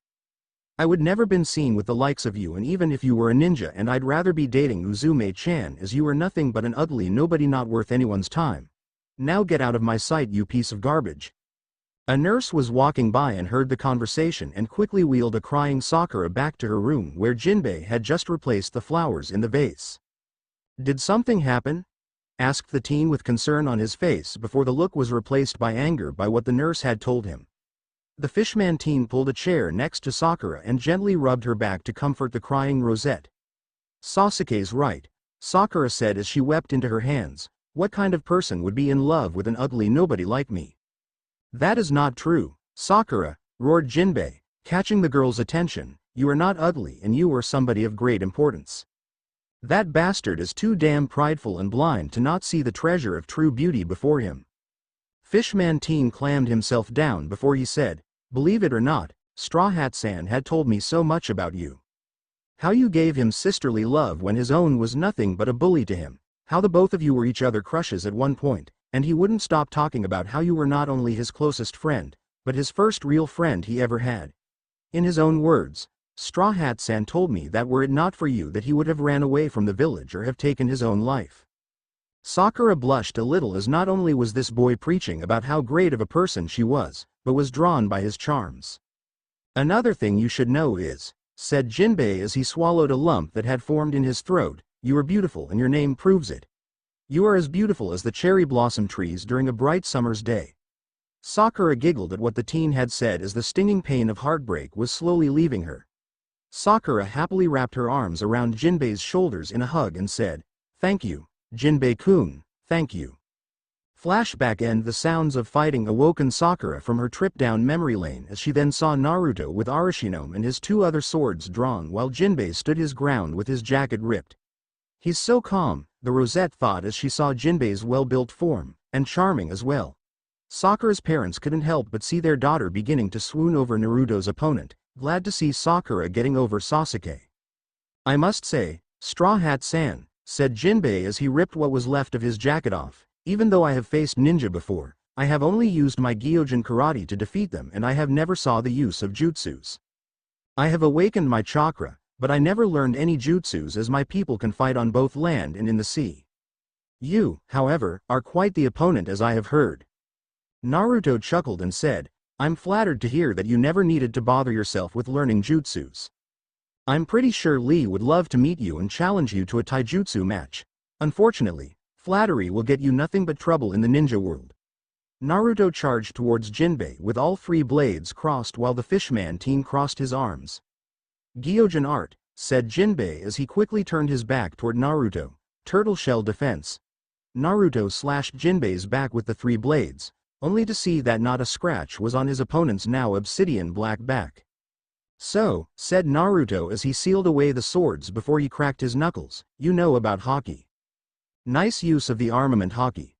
Jinbei smirked as the light blue color of his skin returned on his back and said, "I know how to use all three as I adapted such abilities with my fighting style, and even you will be surprised how well I've taken down many a fighter." Naruto pulled back his right leg as it stretched while he went for a sweep and said, "Gum style. Halberd." Jinbei jumped high enough to avoid the attack, but he didn't see the punch as the attack connected in the middle of his face. "Clever," said Jinbei as he held his aching face. Use one attack to catch your opponent off guard. The blue teen then got into a side stance and lifted his left foot just a few inches off the ground. Although I do not know of any jutsus, said Jinbei, I have also studied Gyojin Jujutsu, an art where I can manipulate the water around me. Naruto's eyes widened as he saw the dew glistening on the ground and quickly went into second gear and stretched his right arm back while twisting it. I say we determine who the victor is with this last move, said Jinbei with a smirk. Gyojin Jujutsu. Water Dagger. Naruto let loose his attack and said, second gear, Hornet Stinger. A loud smack was heard as Naruto's attack pushed Jinbei a few feet with a red burn mark in the form of a spiral on his stomach while a small shock wave of water was launched from Naruto's back, putting both combatants down to one knee. That was a great fight, Straw Hat-san, said Jinbei with a small smile on his face. You true are just as strong as I have heard. Naruto returned the gesture with a smile of his own and said, thanks. You did pretty well yourself. I am more prepared for my trip than I ever was before. Trip? Asked Sakura as she and some of the others were confused as well. You're leaving? Naruto blushed as he had forgotten to mention his planned trip and said, whoops, I forgot to tell them. Allow me Gaki, said Jiraiya as he and Minato helped Naruto and Jinbei to their feet. My spy network had revealed a cult that is dedicated to bringing back the Namaki, the living tree, or as they call it Yggdrasil. Not a lot is known about it aside from that this Namaki is far more older than the legend of the Rakudo Sennin and is have said to even created the dreaded Jubi. Everyone shivered at the possibility of something being even more dangerous than the Jubi. We have a lucky break as they are clashing with the Akatsuki, said Jiraiya with a stern face, but it seems like that this cult is somehow gaining the upper hand with this gang war as I have only estimated about 3 years for it to last, give or take. Our only bet to stop this cult is to either see if the Akatsuki will defeat them, or fight them ourselves and stop them from bringing the Namaki back. And that is why Ero Sennin is taking me on a 3-year trip, said Naruto as he felt Chopper healing him, so that I can become stronger to stop them and also, Naruto let out a lamenting sigh and said, so I can become stronger myself. I'm only as strong in our village and I have no doubt that there are people that could be just as strong as or ever stronger than I am. I've also discovered the limit of how far one can train by themselves. That is why I'll be gone for a few years to travel the world getting stronger and possibly more allies and friends along the way. Naruto then looked at his friends and family and said, but that doesn't mean that you can slack off. When I get back, I'm challenging all of you to a big reunion battle to see how much stronger we have all gotten. I better go get ready for tomorrow then. See ya. Everyone watched as Naruto, Hinata, and Haku left to not only pack for the trip, but to spend time together. Well, said Jinbei as he dusted himself, we better get started with our own training. But first I need to take care of a few things in order to officially become a citizen of Konoha. After the fishman teen left, everyone had gone their different paths to become stronger than before. The next day had found Naruto and Jiraiya standing before Minato in the Hokage's office as the Hokage stamped their passports. There you two go, said Minato. You both can travel the world without much trouble. Do you really have to do this, son? Naruto nodded and said, I have to do this as I am unsure of how well I'll do if I stayed here training in the village.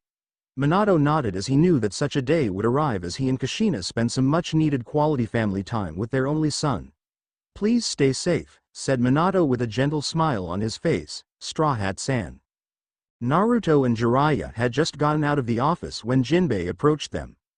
Now that I'm planning on becoming a citizen of Konoha, Straw Hat-san, said Jinbei as he held out a hand, I wish you the best in your journey as I await the moment when we have our rematch as our last match had ended in a draw. Naruto shook the teen's hand firmly and said, I can't wait for that rematch either. Do me a favor and make sure that Sakura and my wives stay safe. Jinbei bowed towards his new ally before entering the office.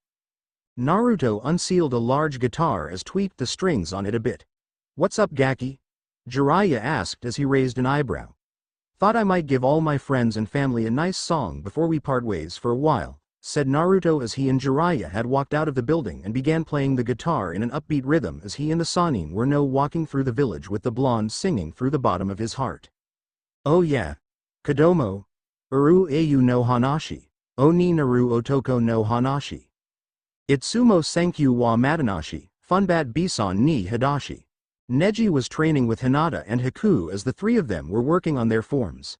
Hiyashi watched with great pride as his daughter, Haku, and Neji were becoming stronger, and it was all thanks to that straw hat wearing boy. The man even had a picture out of his twin brother, who was sporting a smile as he rested in his coffin and smiled at the memory of his beloved brother, Hizashi. Demon. Hyuga. Oh yeah. Come on baby. Yumi oibato wa Nayami, Tokidoki wa Tarinai Richi. Jaban Tamukiao Tsukini Sono Sake ni Susumu Tame ni. Sono te ni Amarisu na, Ukisugiru Yumi, Eitsu ga Iriba. Kanao ku ga Shida. Shizune angrily walked toward a table at a well-known drinking bar as her teacher had ditched her responsibilities again. She had saw Tsunade at the table with 2 sake bottles near her and was about to scold her until she saw something that she hadn't seen in quite a long time. The Sannin was reading a medical book as well as other books on healing and human anatomy with notes written down on a piece of paper. Shizune decided for once to let her master get away with drinking just this once, as she decided to join her in hopes of not only furthering her own studies, but aiding future generations to come. Today is the day. Makakudaberta z, Kimijika na Oritachi ni. Mo yuru wa iranai. Today is the day. Psycho no ji da z. Tamatata toke ni. Kari irate yar. At the Haruno residence, Kazashi had received a package from his grandmother that he hasn't heard from in a while. Mebuki arrived as she and her husband had learned from the letter that the man's grandmother had passed away recently and named their daughter her successor. The blonde woman was confused as she saw the conflicted look on her beloved's face. Kazashi himself wasn't sure as to be horrified or embarrassed about this kind of news. He knew it was going to be a very long 3 years should she arrive, and the oddly colored fruit and mask were proof enough that it may happen in the future. He was even praying that his wife wouldn't decide to take that mantle herself, or even a chance to hide the accursed fruit forever. Kazashi was going to have to explain a lot to both his wife and his daughter of who his grandmother once was in her youth. For the new world, for the new world, for the new world. Sakai wa Kawaru. Naruto continued singing as he and Jiraiya had crossed through the gates of Konohagakure to face whatever the world should throw at them. As he sang, Naruto knew of all the possible dangers that he and Jiraiya would face, but knew that he needed to become stronger to become one of the greatest legends that all the elemental countries will speak about for many generations to come. The end. Now we will see you in the next video.